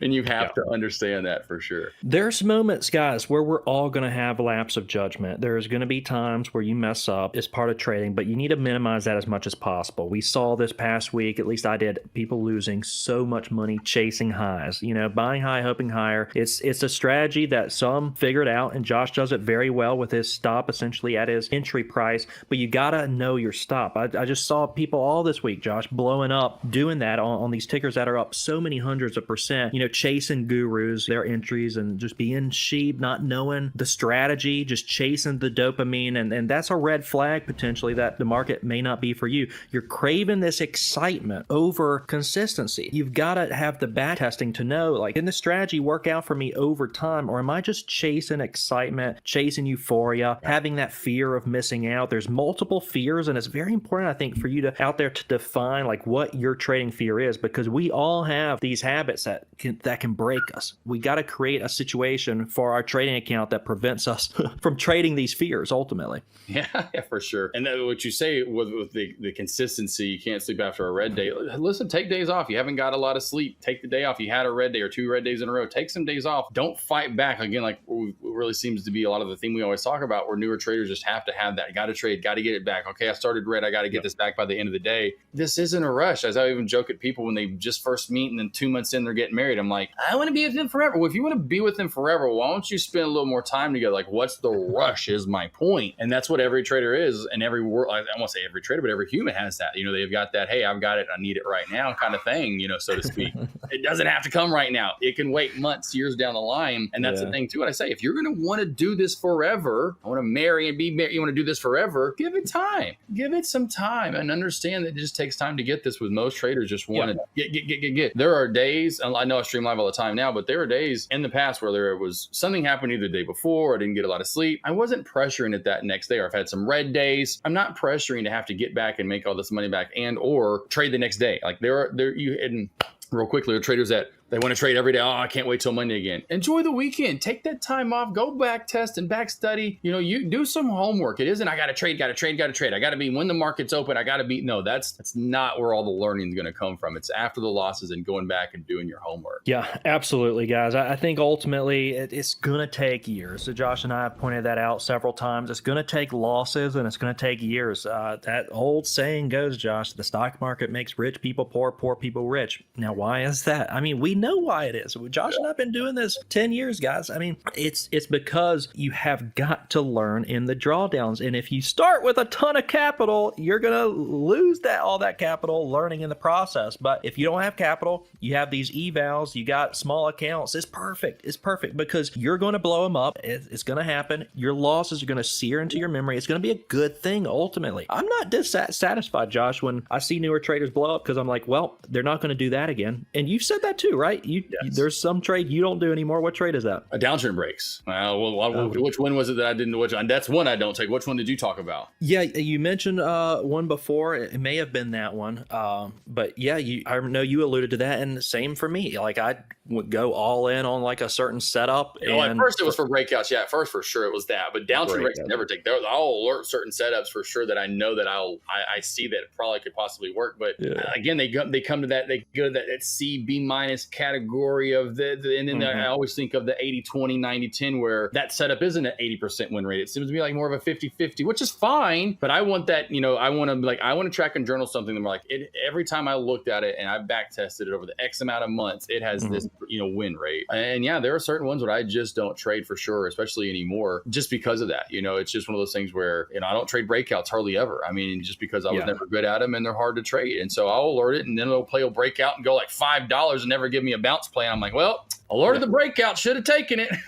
But you just let it go and move on to the next trade and ticker. Yeah. So Josh and I have experienced so much pain that we don't do that anymore. Like I traded with certainty on certain setups that I was so convicted with. And these days it probably annoys the people in my room, but I'm never lasered in on one. Like I may have 10 different tickers I'm looking at and I throw a little bit of chips on all of them. Right. I try to avoid I have setups that I will love, but I'm never trading like I love them. I'm never going all in on this one setup. It's not happening. First of all, the all in, never good. Never good to go all in. And secondly, we just want to be process oriented. As this last slide says, guys, we want to not focus necessarily on the results, but be on the process. And your equity curve ultimately is going to look very good if you focus. Money's a byproduct. Money's a byproduct of trading well. Focus trading well. Do what Josh is saying. Just avoid looking at the P&L. Trade well. The chart will play itself out, and so will your equity curve. Always, man. Always, always, always. That's the principle, essentially rinse and repeating what I've already said, but that's it. And a lot of the stuff that you'll hear, it's repeating what I've said before over and over and over. And that's where then my trading is. It's rinse and repeating that over and over and over. And so it gets ingrained to the brain. Like I said, I get in the car and I drive. There's no thought process. I can be in my car driving. I could probably be one of those females doing my eye, man. I'm on the phone and I'm doing my nails and like, this dude, how much he gonna do at the same? Because you can, but that's how you should be able to be when you're trading. It's where you can find trades like Kevin's talking about and be able to not be solely attached to them, because you don't. You want to find your trades, find your setup, and move on to the next one. Because if you do this, like I talk about for a long time, you're going to have hundreds and hundreds and hundreds of trades. So you have to understand that, Yeah, know the data over the series of trades, not singular trades, the series. But muscle memory, like you said, muscle memory, that's what it comes down to. But that's episode 5, guys. Last word to you, Josh. Great episode. Love this one. Yeah. And listen, when it comes back to understanding, I would just paste it on that process versus results oriented. Understand that. I said that before. It's going to take months, if not years, for you to get it down. Very few traders I know get this within a year. So know that it's going to take you 2, 3, possibly to even get close to being profitable. But it's about the process. Stick to the process, the results will come, and that's the goal. Absolutely. All right, traders, we will see you in the next episode.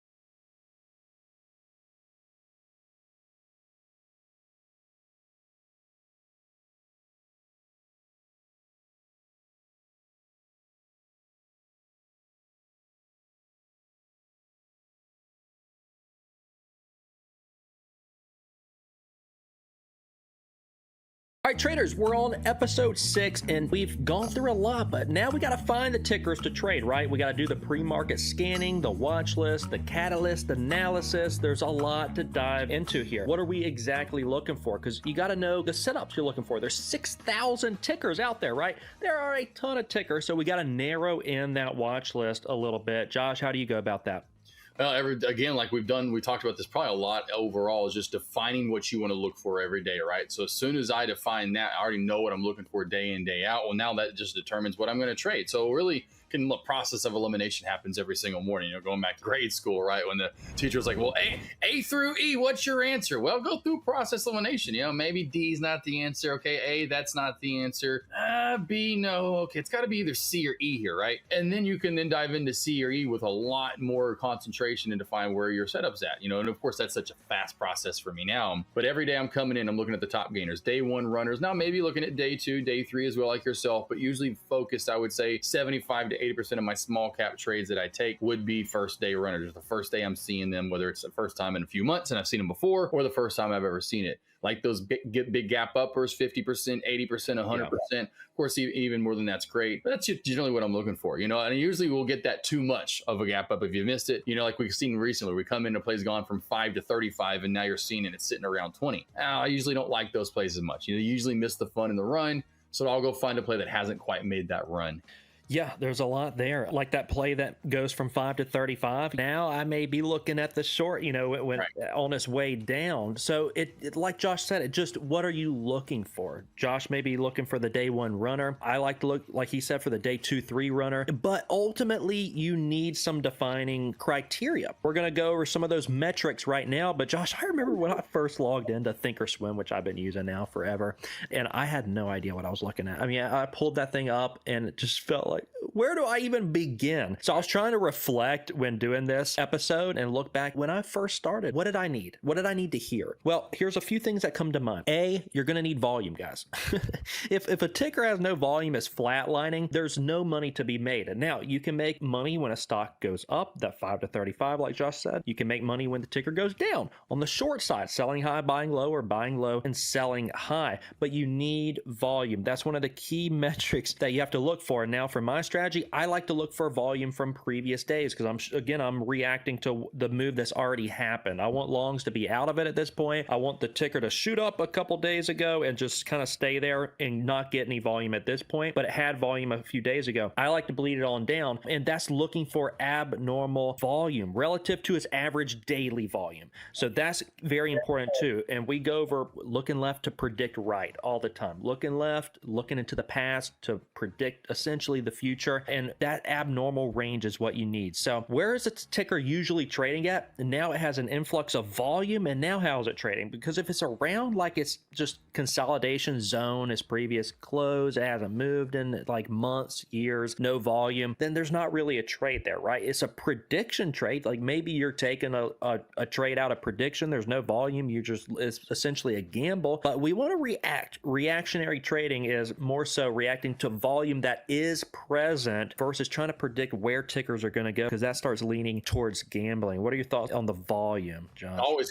got to have volume. Volume is, I've said for pretty much forever, volume equals action, action equals trades. And so you have volume, you can have action. If you have action, you can get some trades in. Again, that then goes back, like, of course, I'm so defined on finding your setup and trading that edge that you trade daily to a pretty high standard. And it's huge, though. You got to have volume. Now, there are some slower volume plays and a little bit lower volume that can possibly still get some good trades, but typically most trades and setups you're going to be looking for, you're going to need some sort of volume to move that ticker and in the direction you want. A lot of the time when you do have that slower volume with a low float play, because you do bring up float here, you have a low float, low volume play, it doesn't take much buying or selling either way to push that 10 point, because then you have to check the spread. What's the spread on it as well? Because on a low volume, low float play, there's going to be some spread on that bid and ask, whether it's 5 cents, 10 cents, 20 cents, and usually can be able to tell that by price action. It's at 10.20, all of a sudden it's at 10.42, it's back at 10.33, and now it's back at 10.41. Well, no, there's a spread. There's no way it's jumping in between all that without having some sort of a spread. Got to pay attention to that as well. And find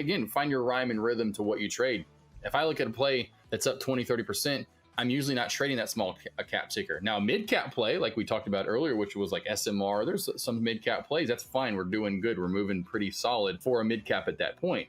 I can tell you as soon as I come in, that's one thing I'm always looking for is what's the gap up percentage? Because generally speaking, then I know my profitability zone. Trades will be there. That typically happens at 50% plus. So in the small cap space, as far as like the float goes, that percentage that you just touched on, and of course the catalyst, like what exactly are you looking for? Like for instance, if it has a decent catalyst, but it's only up 10-15%, are you interested at that point? Are you disinterested if it's like a very large float and it has, so how did the stars have to align for you? Right, yeah. No, one of those things, the first thing I'm always looking at would be the gap up percentage. You know, that's the first thing I'll look at. And then after I look at the gap up percentage, while my brain is kind of charting it, because I've of course put it in my Thinkorswim. Of course, I had them forever. Great charting services. There's many great charting services out there, whether it's Webull has a good one, or even Trade the Pool has a really good one, Trading View. But you got to find something where you can see charts well. So while I'm doing that on my charting service here, I'm also then clicking on the news, and I'm seeing what is the news, what's that catalyst that's pushing it. Well, and again, like I said, if it's only up 10-15%, very few and far between. And we had one actually in the last week that didn't run in pre-market. It ran after the bell. It was only up like 10-15%. Actually had a news, PR, and catalyst, but for some reason,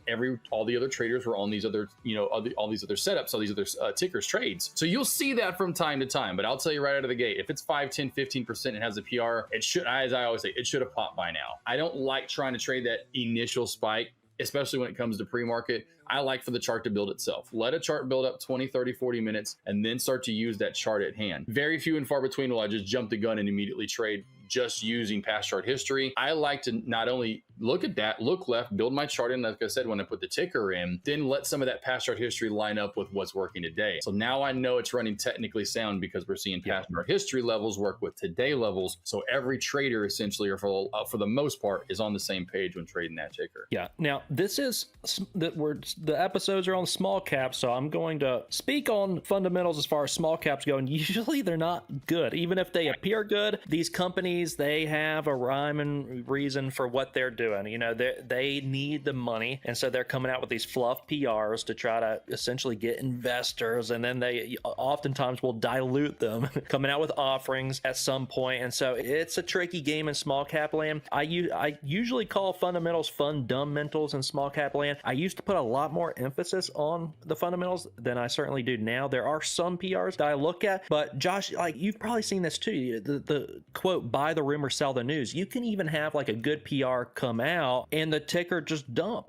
And it's because oftentimes these things are bought in anticipation of the news anyways, regardless. So you'll see the ticker slowly kind of like trending upwards as maybe insiders or institutions or whatever accumulating this ticker. So it's vexed in months ahead of time. And then the news comes out and they all dump into the retail investors when the news comes out. So ultimately, guys, we're trading the chart. We're trading the volume, the chart, price action, and that's essentially it. Knowing the risk on these things, not putting all our chips on the table with the news. The catalyst analysis can turn you into the paralysis by analysis. So you got to be careful of that. There are certain PRs, Josh, really good earning. The ticker is going to gravitate towards that intrinsic value. Of those plays, I'm more hesitant to short, like earnings plays, and maybe phase 3. Phase 3 trials, those are the best ones, right? In the phase 1, 2, 3, phase 3 says this is better than what's on the market, and that usually brings in a ton of hype. So there are a few headlines that I look at, and of course there could be partnerships with larger companies that get some hype behind them, but outside of that, I'm still shorting euphoria, selling high and buying low, selling high, buy low, and focus where the volume has been. Again, that we're looking for abnormalities. That's trading, right? We want to see above average volume because that creates above average range. And that range is where the money is made.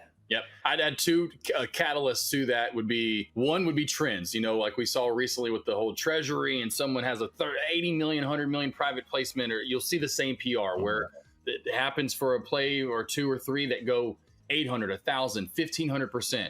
Well, next thing you know, that's going to gravitate toward a lot of other PRs that look very similar or to that effect. So you'll see a 1-2 month stretch of a similar PR that's really trendy, so to speak. So watch the trends. The other one that always seems to still be able to catch traders' attention is when X person, whoever it is investing into that company. And so you'll see and that PR comes out, and it used to be like, of course, the old school name would be like a Warren Buffett, but you'll see like in there for a while it was Elon Musk is doing this, but watch for that when you see a certain person, like I forgot what one I saw recently. I want to say it was CEO of NVIDIA or whatever it was buying into a company, and that thing went, I wouldn't say ballistic, but it had a good spike. So yeah, generally speaking, like we've talked about, just trade the chart, most of these plays, and I've seen even in the past, we'll even have that trend happen from 22 to 23 where we had really good PRs that were put out, but nothing was really spiking nor holding its gains. I had people coming over and saying, okay, this had phase 3 positive cancer, blah, blah, blah. And it was a positive phase 3, whatever the cancer was that they were helping, and it had 90+% results. And that play would barely go up, and then it was tanking back down and then red for the day. And you'd be going, and I'm like, hey, that's like you said, I'm just taking the short, trading the chart, and here's what's going on. But then notice those trends. So that's the two things you'll notice with Catalyst that sometimes will go for a month, 2, 3, or sometimes longer. So like we've talked about, don't go against the trend. The trend is your friend. Yeah, and the percentage gap that it already had. Maybe they did come out with the phase 3 trials, but they just gapped multiple hundreds of percent. So it's only inevitable that it's going to profit take. But the sector sympathy brought up a very good point. Like, and we've seen that a lot in small cap land here recently, where they're all turning into these Bitcoin treasury strategy companies. Yeah. That headline's been just surfacing everywhere. And then it plays a part, and then eventually you'll notice that but then people still are trying to put that PR out. But yeah, that's definitely a huge one. You'll notice that. Well, the first one I noticed, and I've always brought this up, was 2017. Everyone was moving over to Bitcoin blockchain technology in December of 2017, and you can look it up. It's Elfin, L-F-I-N. Go look it up. December 15th, 17th, somewhere in there, went on a crazy run. But I remember it was about the 5th, 6th, 7th, maybe even the 10th play that came out with that, and it was just one of those things where you said, watch out for this PR, and it for all December 2017. It lasted about a month, and then it kind of died off into January 2018. But it was almost every morning you couldn't wait to see who was going to put out they're moving to blockchain technology, just looking for blockchain in the PR, and you would see a bananas run. And then speaking of, we've talked about those T12s. Oh, Elfin went into a T12 later into January of 2018 for however long. And that's actually the one time that I knew a trader that was actually stuck in a T12 hole. And those are halts that last for months, traders, as they're doing investigations into the company and that abnormal movement. So they're very bearish. You don't want to be involved in those. But traders, there's a lot of different scanners out there. I mean, there's so many different scanners, but we need to narrow in that watch list. So building the watch list. And how do we do this? One thing I do, I'll take a look at, okay, the previous runners for the last 5-10 days, and just take a look and see which ones are kind of the low-hanging fruit, which ones are hanging up there still with low volume at this point. A lot of volume to low volume still up there, and normally they don't get the continual momentum. I short for the fade, or which tickers are getting the hot PRs today, the leading gappers on the day, and then identifying certain levels on the past chart history. This is how I build my watch list. I'll pull up the gappers as well, and I'll take a look left and see, okay, where's ceiling of resistance? Is this nearing like the 200-day moving average? Is it nearing that ceiling? Where's like the liquidity zone essentially? Because oftentimes these will move to those locations, and then we can either ride them on up on the long side or short them there at the top as they bleed back on down. But we certainly, before the bell opens, we want to narrow in that watch list as much as possible, because we got to KISS this. Keep it simple, stupid. We can create way too much noise for ourselves. Josh, I'm sure you've seen that a lot over the years. Like traders, as they're looking for the holy grail, they're focused on too much noise. We got to really narrow in the focus. Yep. Kind of happened too much. Of course, like I always compare it to, I'm sure you've heard this, and imagine if you're watching these and you're 6 in now, how many times I said the stock market, when you first get into it, traders remind me, JG went with commercial. It's my money. I need it now. So to me, they have that basis of, I just tell me where to buy and tell me where to sell. And then once you actually do start doing it on your own, and you realize you are on your own, even if you are following a guru or in a chat room, all that noise, that white noise that gets brought up, and it is a lot, from the level 2, the time in sales, to you can go through the ringer of how many things your mind starts going over, and you need, again, keep it simple, stupid, which a lot of traders do not. And I did it first. And like I was saying earlier on the live stream, actually earlier on the call-in show, I wasn't trading pre-market. I was like, that's going to be a little too hard for me. There's a lot of limit orders I got to do and get in right at the right time. I'm like, let me just not worry about pre-market. Let me worry about in-market and find where my good time to trade was. All I did at first was have a journaling system of not only my trades, but what time of the day I was trading, what setups I was trading. It took me literally about 2 months. And I said, man, looked at the data here that was in front of me and realized that I was not good trading at the opening bell of the first 30 minutes. And I also was not good at breakouts, which that's generally what I was trying to trade in the first 30 minutes. And I realized if I set back, like we talk about waiting for trades to come to me and be a bounce trader, that I actually had a good win rate there and I could make that even better. So I did this every morning. I'd come in about 45 minutes or so before the opening bell and make my A list. What was the A play? What was my B play? And what was my C play? Because I didn't want to focus on 80 tickers. I just needed 3. And so I had A, B, C, baby. And then what happened was sometimes A wasn't great. C was better. Why was C better? Why was that back burner play better than what I thought was the A plus setup. And the more you identify and go through those every single day of why A, B, C, and I did this in pre-market. I call it pre-tracking, pre-journaling, and I'd write down and think what I thought A would do and B would do and C would do, and I'd go back through and every day. And then more and more as I did it, that C play maybe would become an A play, or the A play would then become a C play because I was realizing and seeing things that I wasn't seeing before, because I was doing all this data collecting. That's what you have to do, but that's exactly right here. You have to narrow the list. 1 play, 2 play, 3 play. What's your A, what's your B, what's your back burner? And then when you are done trading for the day, you need to go back over A through C to realize what was an A, what was the B, and what was the C. Yeah, absolutely. And that's what I do too, Josh. The pre-market trading, I've tried it. The back testing says problematic, so I don't do it. And that increased volatility at the open certainly can skew the results as well. So I admire that. You're waiting again for those trades to come to you. And then, like you said, with the C, setups may turn into A. Yeah, and that may be due to the volume, right? Like the volume, we're circling back to that, is critical, guys, for some of these setups. We need volume that creates the range. The range prints the profit, essentially. Right. Without it. And it has to be abnormal. You can look left and see on the daily chart, okay, this ticker had X amount of volume on this day. So how much volume did it have in its past chart history? What was the range the same day that it had that level of volume? And you can see how far it moved from open to close. And it gives you an idea. I mean, it lets you look into the personality of the ticker. Josh, I hardly trade IPOs. For me, it creates a random dynamic to the trade because I like to get an idea of the personality of the ticker. I want to see what this ticker does when it has this volume because it allows me to see into the chart. I can see what's predictable nature of it. With the IPO, you don't have anything. I mean, you have that day alone. Like a ghost. I don't know you. Yep, exactly. So having several different setups, the A, the B, the C, and focusing, guys, on the process. That's our last episode, not the profit. So we want to be process oriented because like Josh said, your setup A may not work out, but that's okay. It's not supposed to work out every single time. You just have an edge. That's the nature of this. We want to have an edge. It's not a guarantee in the trading. So the technical setup confirmation is something, as we kind of even narrow in our focus further, we can quickly glance at these charts maybe after that initial volatility, and these setups start developing, Josh. So you have those setups there, and now you got the flags developing. The VWAP support, maybe it's holding 9, maybe it pops up to the 200-day, which is an area I like to short at. So it just, the trade's coming to you. You don't have to experience that FOMO, guys. You create the list and just be disciplined enough to have uncommon patience, uncommon discipline. That's what separates the best from the worst, traders. I'm telling you, if when we narrow this in our focus here and we don't equate more activity to more progress on our trading accounts, it's gonna have very good implications on your bottom line performance in your trading account.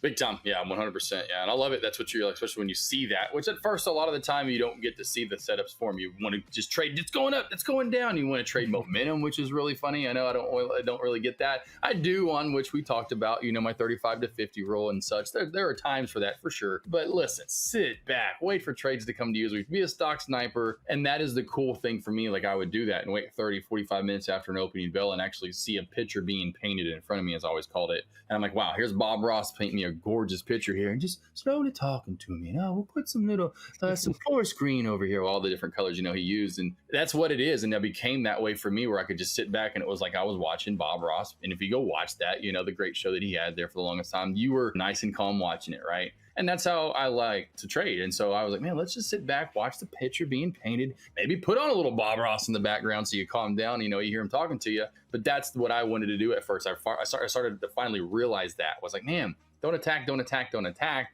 This isn't, I know you go by AK-47, but that is not the kind of weapon you need to use in the stock market at all. And so I was like, listen, let me narrow this down. Let's be a stock sniper and focus in and wait for these setups to form. And then some are going to be different. Some like to play the flags, whether it's inside of the flag in the channel or the break or crack up. Same thing for the VWAP. You going for bounces on it or the crack of it.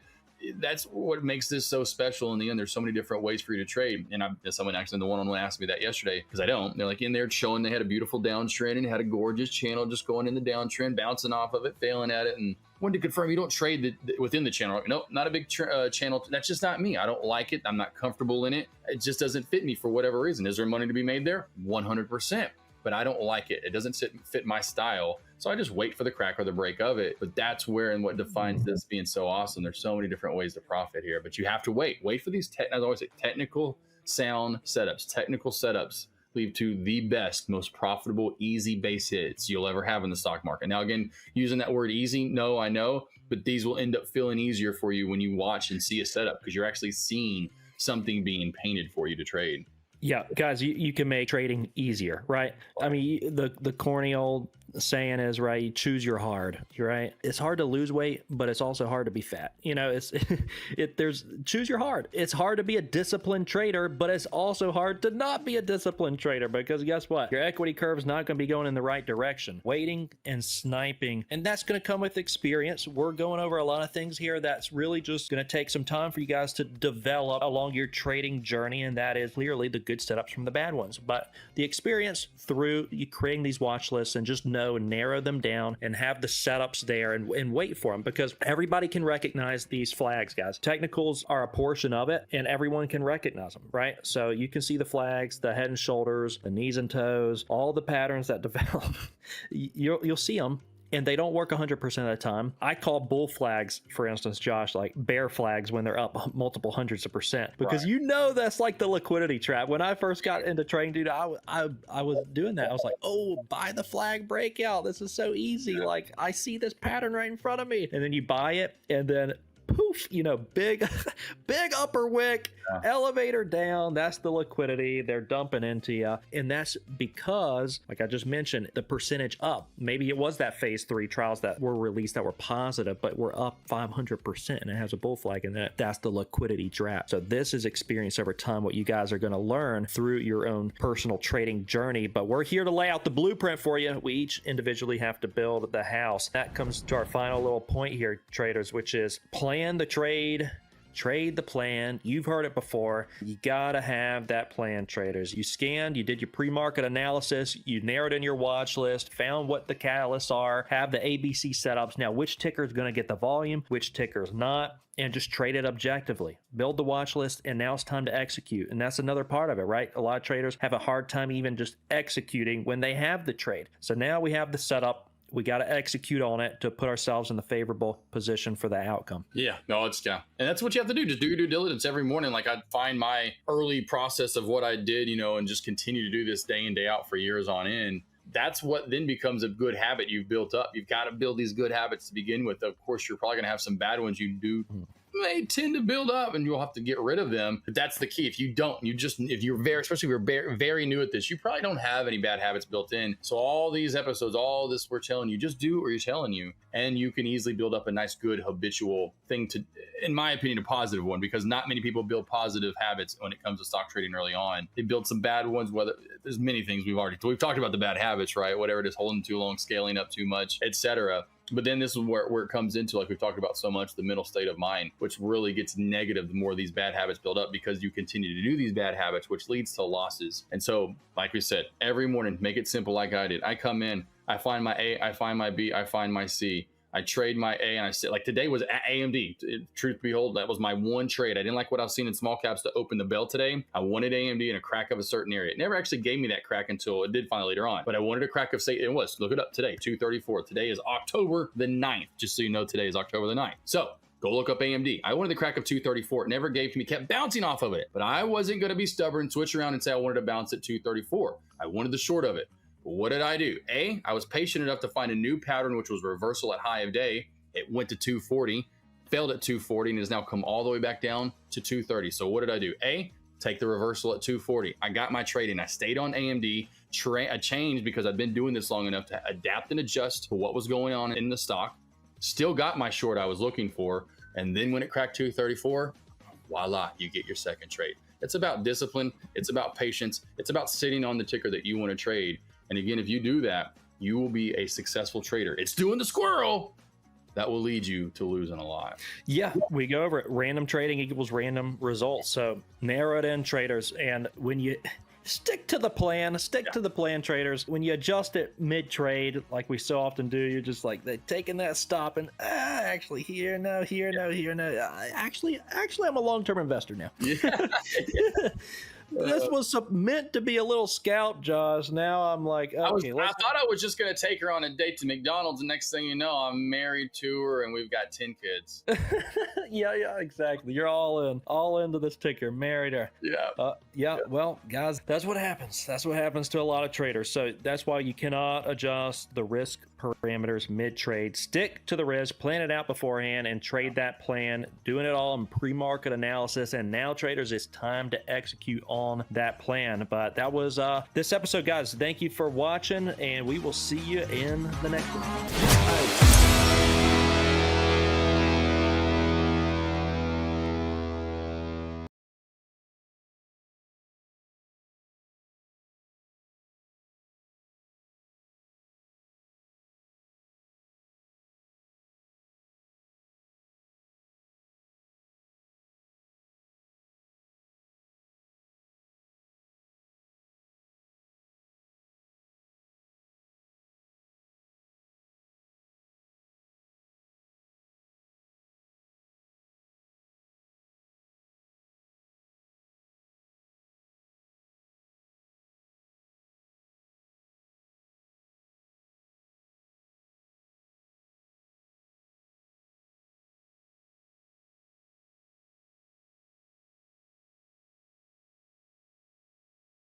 All right, traders, we are on episode 7, chart patterns and back testing. So part of the edge has got to be, you got to have a pattern recognition. You got to know what you're seeing. Plan the trade, trade the plan, but there's no plan if you don't know what you're seeing. There's a lot of different strategies. There's a lot of different patterns. So we're going to narrow.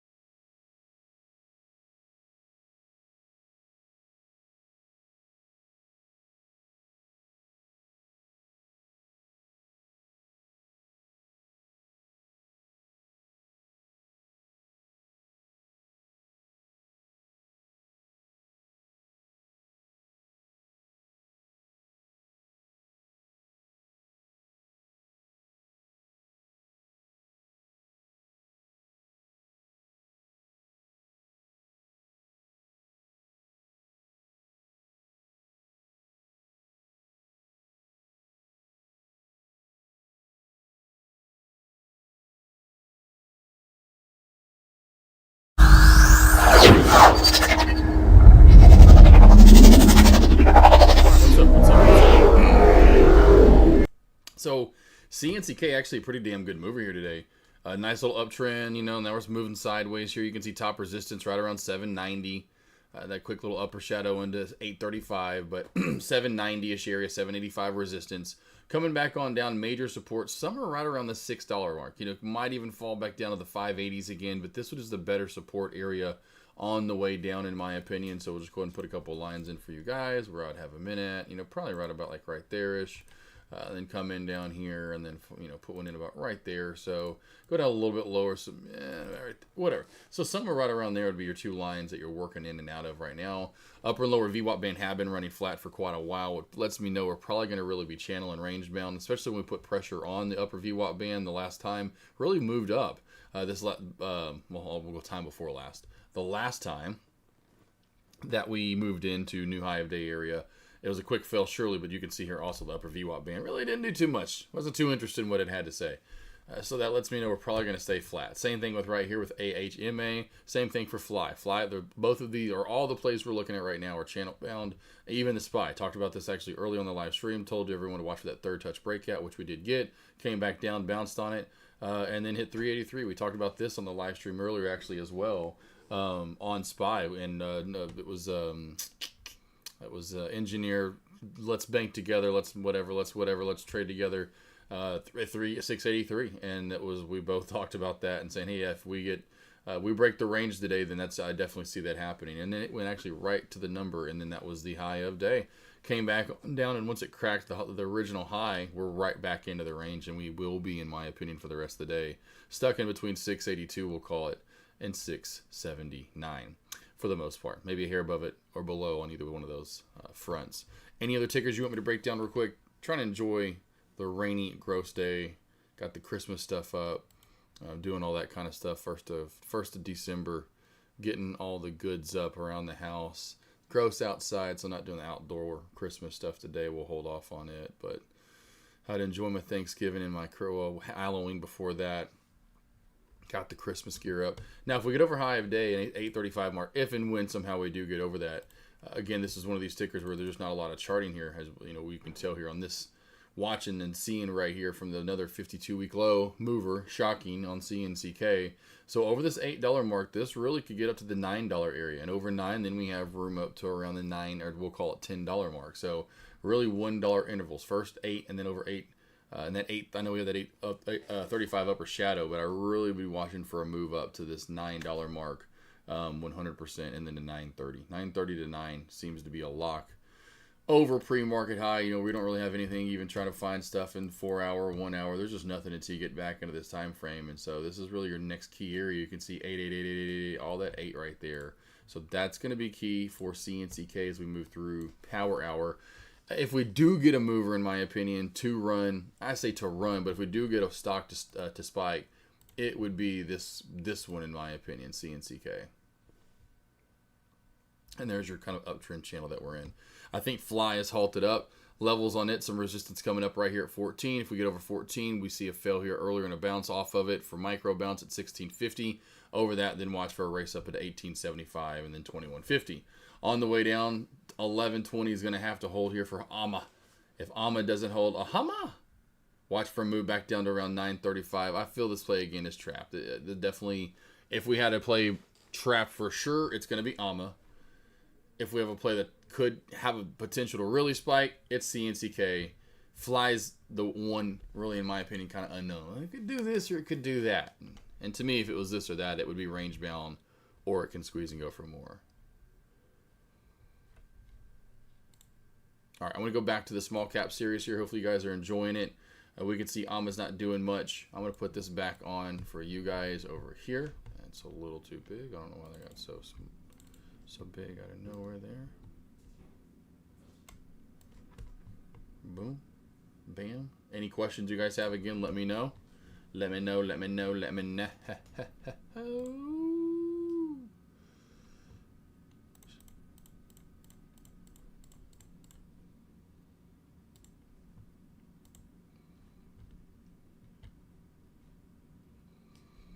Other than that, I think we're pretty good set in stone. CNCK, the one I didn't have up on the board, is really the only mover that kind of came up and out and about. And I'll see if we get something tomorrow in pre-market. Really didn't get anything today until close to the opening bell as far as, you know, pre-market movement and love. It was relatively slow for the most part. And then we finally, as we got closer to the bell, got some pretty good movement. Today, top gainer Fly, other than CNCK. So those are your top two gainers on the day. QTTB only up about 80% right now. Then we get back down to FTEL 50%, Kala 40%. Not bad. You know, we're definitely a jump in action right there for sure from what we were at. And don't forget to take advantage of the Cyber Monday. Of course, it was Black Friday, but now it's Cyber Monday sales here. So I'll go ahead and put this out there one more time. Kind of a little information, what you can get. It's really the more add-ons. I mean, the buy one, get one essentially is what this sale is.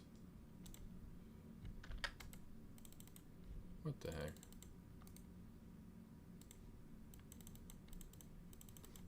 Boop, boop, boop. Oh, it's not pasting. Absolutely ridiculous.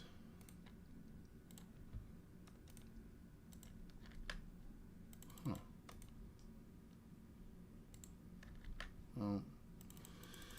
Well, I'll explain it, and we're gonna put the link out there. I was gonna have I'll copy and paste it, but here's the link again to my website.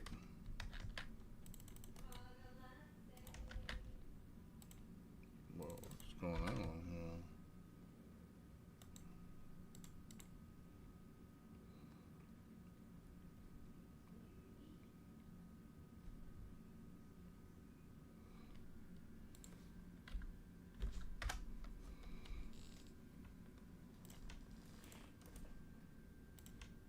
Boom. Okay. This better paste this time, or I'm going to smack someone sideways. Finally. I don't know what's going on there. All right. So, deal is right here on the website. Take advantage of this. The freebie sale, the buy one, get one, essentially, which would include, if you get the live stream for a month, you get the morning alerts for a month for free. And one free one-on-one. 6 months of the live stream, you get 3 months of the morning alerts and 3 one-on-ones. For the yearly live stream, you're going to get 6 months of the morning alerts and 6 one-on-ones with me. For the yearly live stream and morning alerts for $1,000, which is by far the best deal because you're saving 2 months here and 2 months here, so it's already saving $200. I'm going to throw in 23 one-on-ones for free, which so essentially half the time you get any of these packages. This one's the full time, so for 1 month of live stream you get 1 month of morning alerts and one-on-one, so you're covered for a month. This is covered for half the time, so you get 6 months of morning or 6 months of the morning stream. You're going to have 3 months, so half of that time with morning alerts, and then you'll have 3 one-on-ones. Same thing for this yearly live stream. You get 6 months of morning alerts. And this is also seemingly the half thing, too, where if you have this for a year, 52 weeks, this is 23 one-on-ones. Also, that's half the time with me. You can see me every week for half the time. 6 months straight, you have one-on-ones with me. Or to actually make it last the whole time, you see me every other week. And then boom, you have one-on-ones every other week with me for a year. The whole time you have the live stream and the one-on-one, or the live stream and the morning alerts, you have one-on-ones with me every other week. The whole time. Or every week for half the year. Whenever you want to do them.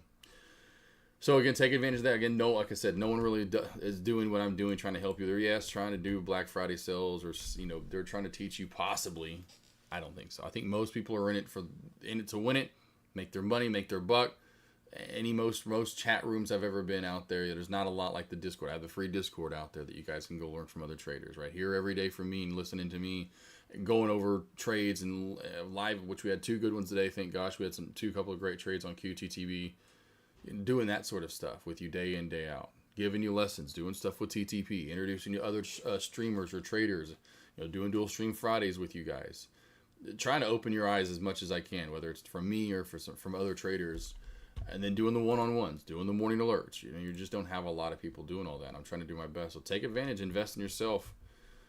Again, Black Friday, Cyber Monday sale, and then we'll do it again at Christmas this last time for this bang for your buck sort of thing where BOGO type of opportunity. And again, this doesn't have to start right now. Like, oh, this is, and I know most, yes, they're wanting to, if you're listening, but I know there are some people out there that can't trade really that much until certain times of the year, whether it's still summer or they got something going on right now. They're super freaking busy. Because I got a couple people that can't join the live stream, but they're wanting to join here in 2-3 months when they're finally when whatever opens back up, from jobs and such. Well, there you go. There's your example to where, well, hey, AK, yes, you could take advantage of the deal. Say, hey, Josh, I can't trade right now. I barely am trading. I kind of am, but I really don't want this to start till like February. Cool. Book it. Pay for it. See you in February. That's when I'll have it start. Just reach out to me ahead of time and say, hey, here's where I know I'm about to book this. I just want to make sure. Or, hey, I already did book this. I'm just letting you know I'm super excited. But guess what? Like you said, blah, blah, I can't start till March. I don't know when exactly, but I'm supposed to get out of this school at this time. And this is the schooling I've got to go to. And we're doing this. And I get out in March. That's when I want to start. I'm like, cool. We'll start in March. So take advantage of it, team. And again, like I said, it doesn't have to be right now. If you want to take advantage of it, but you can't start really taking advantage of the live stream morning alerts, the one-on-ones until a later date. I'm also offering that too for traders out there because I've got a lot of traders. I say a lot, but a few that are in that boat. And so I'm like, you know what? Do my best to help those guys out too, because that they probably would love to take part of the deal, but they just aren't going to get a chance to because of Too bad. I wish I could do this now. Well, if you can if you want to. Again, CNCK here. Levels up. We talked about that. Over 8. Watch for a move up to 9. Over 9 has, you know, pretty much the room to 10. And then this could be another one of those tickers that has that shot today, like QTTB did earlier. Alma did as well. Room to run. These tickers that we're looking at today, not a lot of charting back behind them. So these tickers have some room to run. So keep your eye on a potential spike here in power hour as well. What did SMX ever end up doing, by the way? What did SMX do today? Call is done. SMX. It had some halting, a little bit of fun earlier.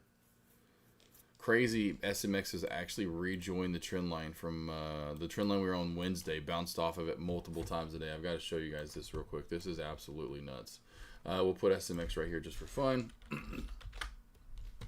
Check this out. I didn't put that line in today. You know where that line comes from? Right here on Wednesday of last week before it exploded off of it. It was just a trend line play. It was just, I mean, it was a nice, good, you know, big mover.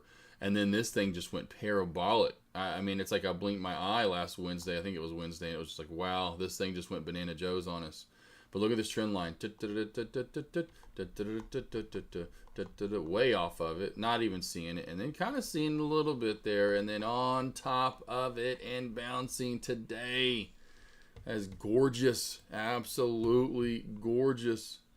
All right, team. I'll be back here. I'm about to run, get some air and get some stuff done. I got to run around now and get some stuff done. Didn't leave the house this weekend. It was gross on Saturday. It was nice on Sunday, yesterday. So we, you know, essentially, we just chilled, enjoyed the cooler weather. Today I need to get out and get some stuff done though. It sucks because it's like misty, rainy. 40 is what's crazy. It's 35 degrees. 35 degrees out. 35. It's chilly out. Might as well just be snowing. I wish it was. All right, I'll be back here in after hours. I think, again, in my opinion, if we have one play to move, and I'll type it out in a second, it's going to be CNCK. Narrow that down. We're going to really dive into a few different patterns here that we trade and that we see each and every single day. Josh, what do you think? Oh, man, all over, my friend. So, I'm sure we've hit up on this. Hopefully you guys have caught on this series, watched this a few times with us and realized how many times you rinse and repeat the same thing over and over and over. And that my thing at first was I pretty much was terrible at most setups, but bounce plays. And so I just attack bounce plays over and over and over. That is it. If you can't realize chart patterns and start breaking down charts and levels and where support and resistance is at, and slowly throughout time, understanding, building a plan like we've talked about, I know in previous lessons here, you got to have that. So if you can break down that all, which I've talked about forever in my not only streaming live to the one-on-ones, is the main thing. If you got to go in and break down charts at first and understand levels and where to trade essentially. And then once you understand levels and okay, I understand over here we go long, here we maybe possibly go short, but then you have to figure that out within yourself. Who are you as a trader? Do you go long? Do you go short at first? And then within that, going long and going short, which pattern, setup, style, strategy are you attacking within that? But it all comes with the charting and figuring out those patterns and then building a personal plan. Back testing over and over and over is the biggest thing for your journey.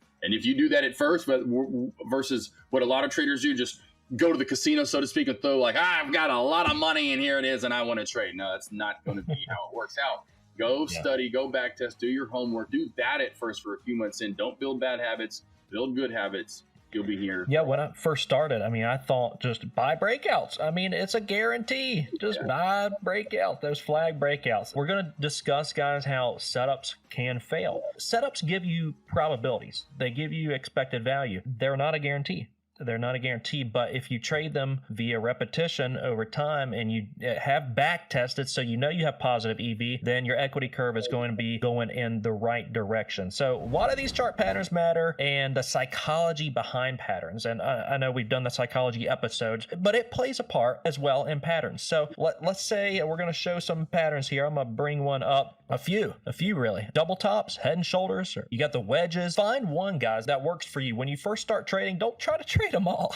Don't try to catch them all. And Pokemon, don't trade them all. Find one that works. For instance, the ascending triangle is a very easy one to understand. You have higher lows forming. You can buy on that low, and that's essentially the risk. So it's important to always have that predefined level, like the rising wedge up there. You have the clear line of risk. You buy off of that. You take some profits into the new high a day, and then set your stop, adjust the stop at break even, and let the rest leftovers continue to work for you. But the reason why the psychology matters here is because you got to understand where other traders are. So why is a double topping out again up there? It's because you have other longs up there that are looking to get out break even, essentially. That's why it creates a level of resistance. There are other traders trapped in it. That creates a barrier, a ceiling. So you're going to have not only maybe shorts coming in at that level, but also longs looking to get out, to profit take. And so that creates that double top, the psychology there of it for the next leg on down. The head and shoulders. I love trading head and shoulders. I mean, it works fairly consistently. The top being a very strong level of resistance. I like to get the right shoulder,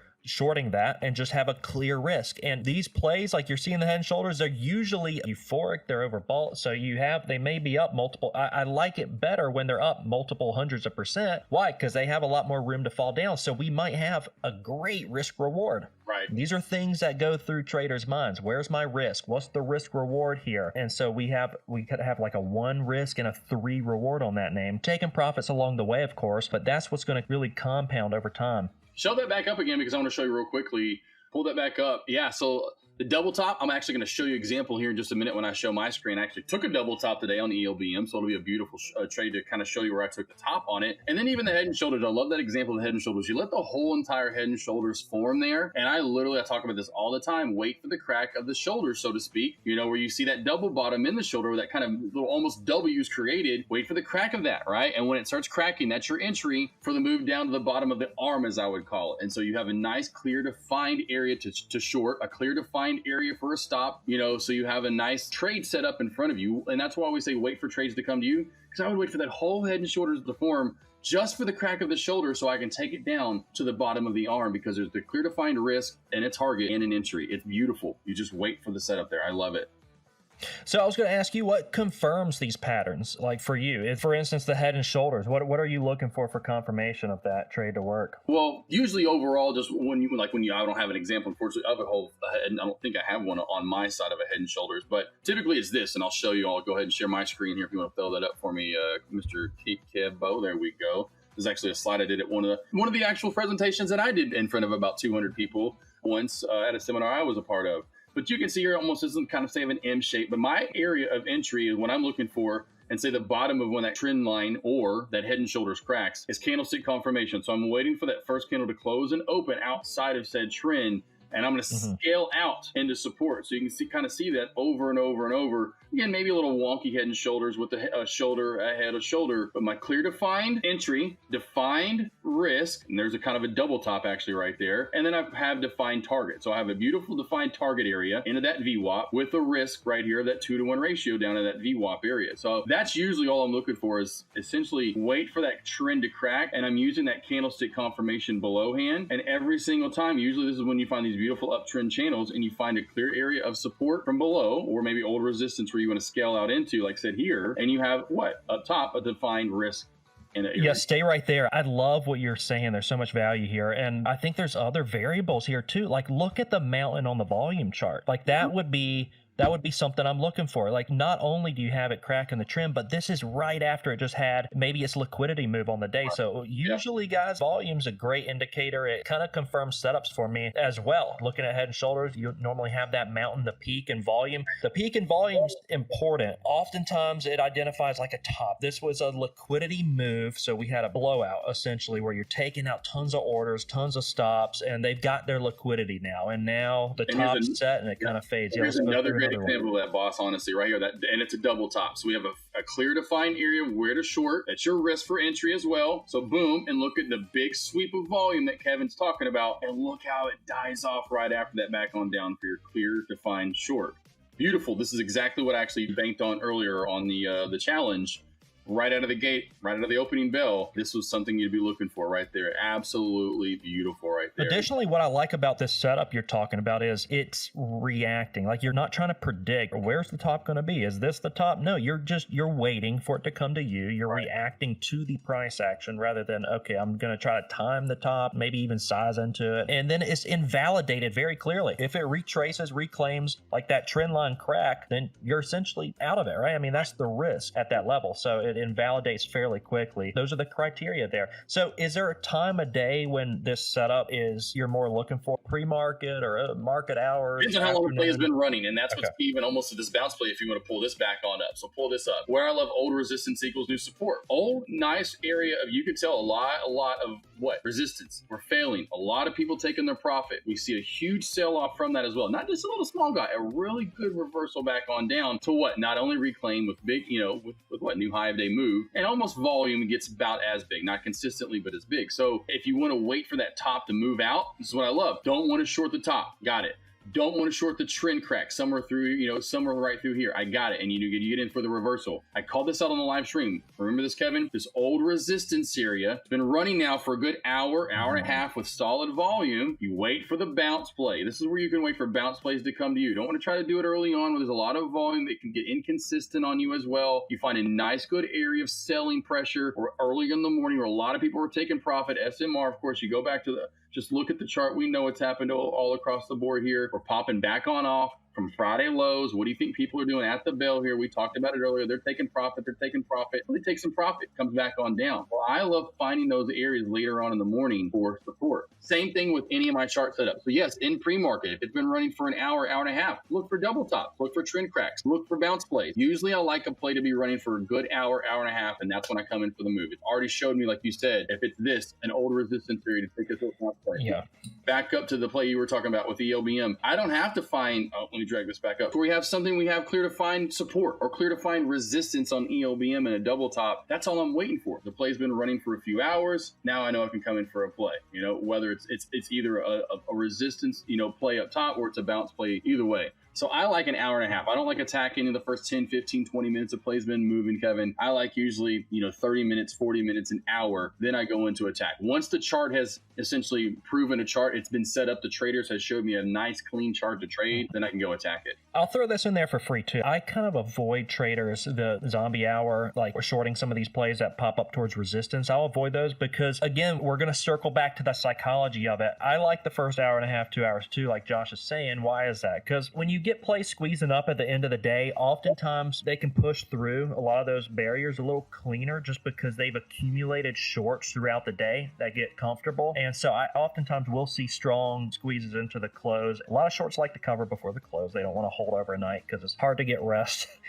When you're in a short position overnight. So you get those guys covering, you get the comfortable ones that were looking for the all-day fade. The end-of-day moves, have you seen that too, Josh? They just sometimes are just more difficult. So our edge presents itself more a little bit earlier on in the day, and that's my hangover setup too. I just wanted to touch on this briefly. The hangovers that I go for, I like to pretty much short these near the open. These are bullish day plays the day prior, and then they lose all their volume after hours pre-market, but they're still hanging over. That makes sense. They're hanging over. They're up a lot percentage-wise, and I like to short these against key levels. The previous high a day, the previous close, these technical areas of resistance. So it's very tight for maximum reward. I think you've heard us repeat that multiple times. It's something we're looking for. Traders, what are we? We're hunters of volatility. We're managers of risk. So we find this volatility, we find the setup, and then we stab at it and allow for maximum profit potential on these plays. And the hangovers oftentimes do fade a lot of the day. Right. For these setups you're referencing, Josh, what would be your profit target? What are some of your exit rules and on some of these setups?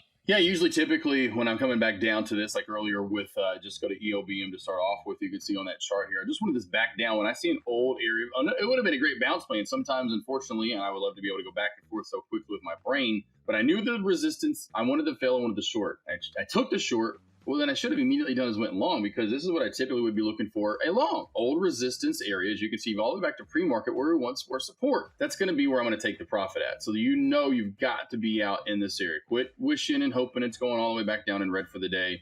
Yeah, few and far between do, and you'll see that from time to time. And yes, even the trend, we've talked about that. Go back to that lesson where trends change. We'll go back, and yes, you'll see plays where either this failed at 535 in pre-market and came all the way back down into the ones, or vice versa. Yes, failed here and came back into the ones. But we're not in that market condition now, as you can see today. We're in more of a bullish market right now. So you've got to find old resistance that equals new support. Vice versa. So if I'm taking a short and I want to scale out, it's into old resistance areas, typically most of the time, that can be new support.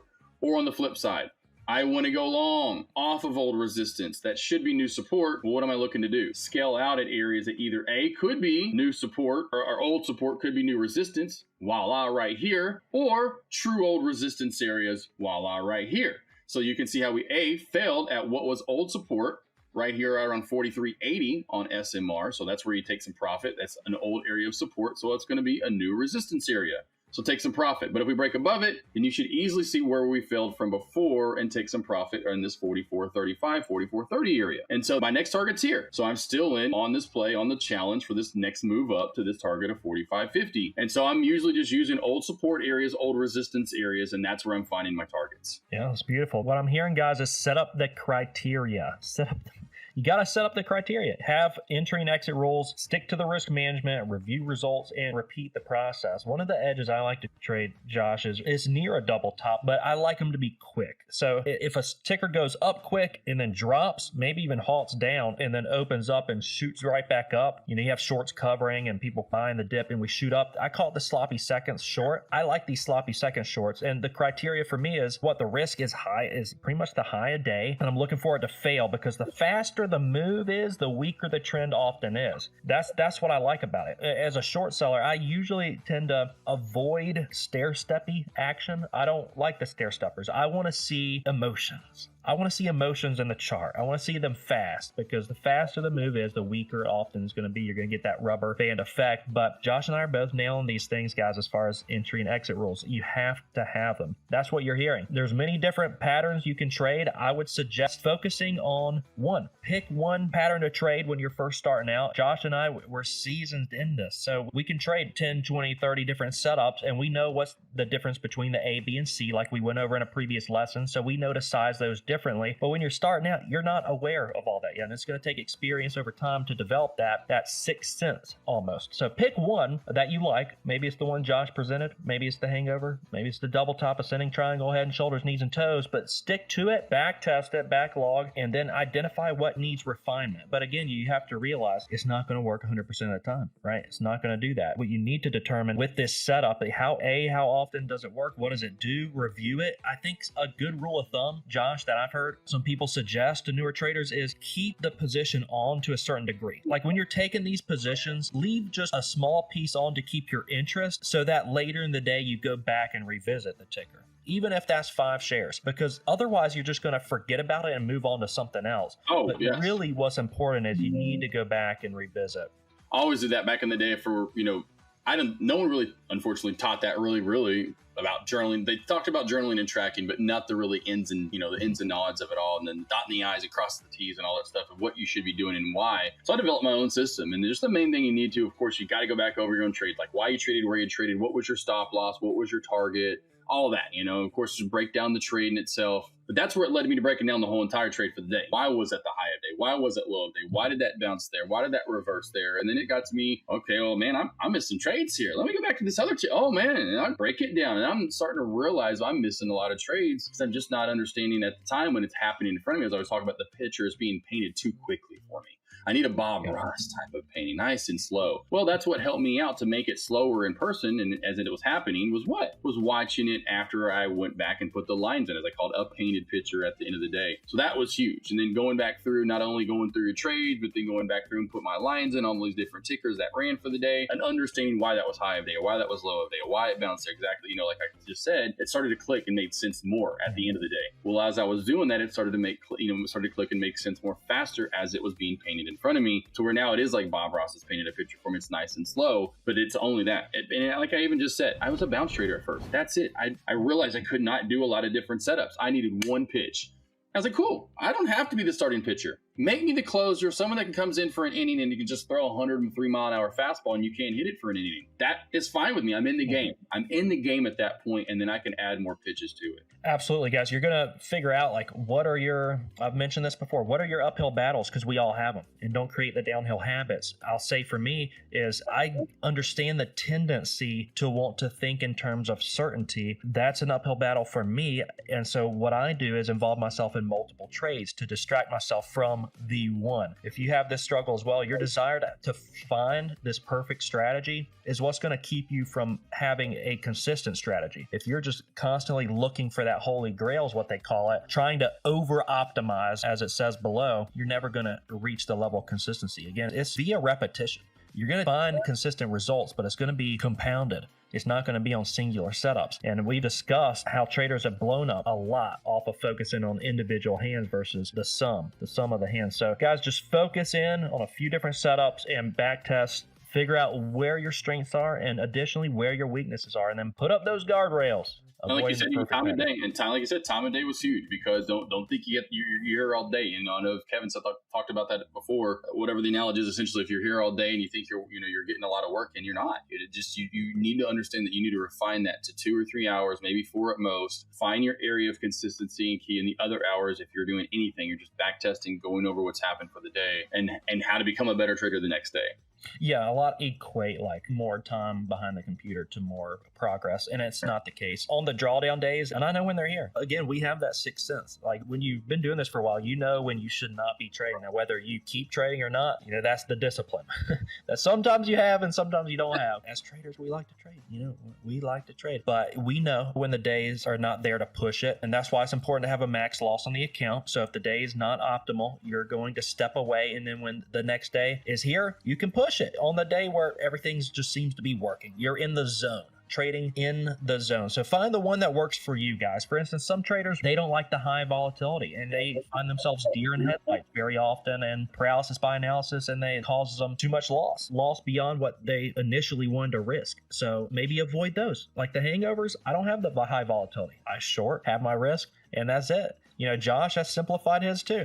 Trend crack, short, clear risk, good risk reward profit. When these tickers are up a lot, is essentially a hangover, intraday hangover. It's important just to define these things, guys, with these setups, because everybody can define setups. Everybody can see a bull flag. But what I've even also said, Josh, is bull flags oftentimes, for one, they work maybe a coin toss. It's like 50-50, but they oftentimes can be bearish when a ticker's up many hundreds of percent and you get a bull flag breaking out to new highs. That's oftentimes what I've seen as the liquidity sweep, upper shadow, shorts are coming in, people are profit taking, and it's done. So again, guys, there's criteria to this. It's not just, I see a bull flag, buy it. There's a lot to it. What's the time of day? What's the volume? Did we have that peak in volume on the day? What's the short interest on this ticker? Like maybe it could squeeze to new highs if it has a high short interest. So there's a lot of things to consider before, and the float is one of them we've gone over too. There's a lot to it, traders. There certainly is. Yep. No, and like you said, just that's the thing, which goes back to what we've talked about. The only way to be able to get all that and trade it and understand it as it's happening and unfolding in front of you, even with slower tickers, is just the repetition and understanding that it just takes 5 months, 7 months, 8 months, 9 months, 18 months of doing this, and you'll get it. That's why we're doing this, so you're understanding the right repetition to do. If you do what we're telling you to do, you'll get it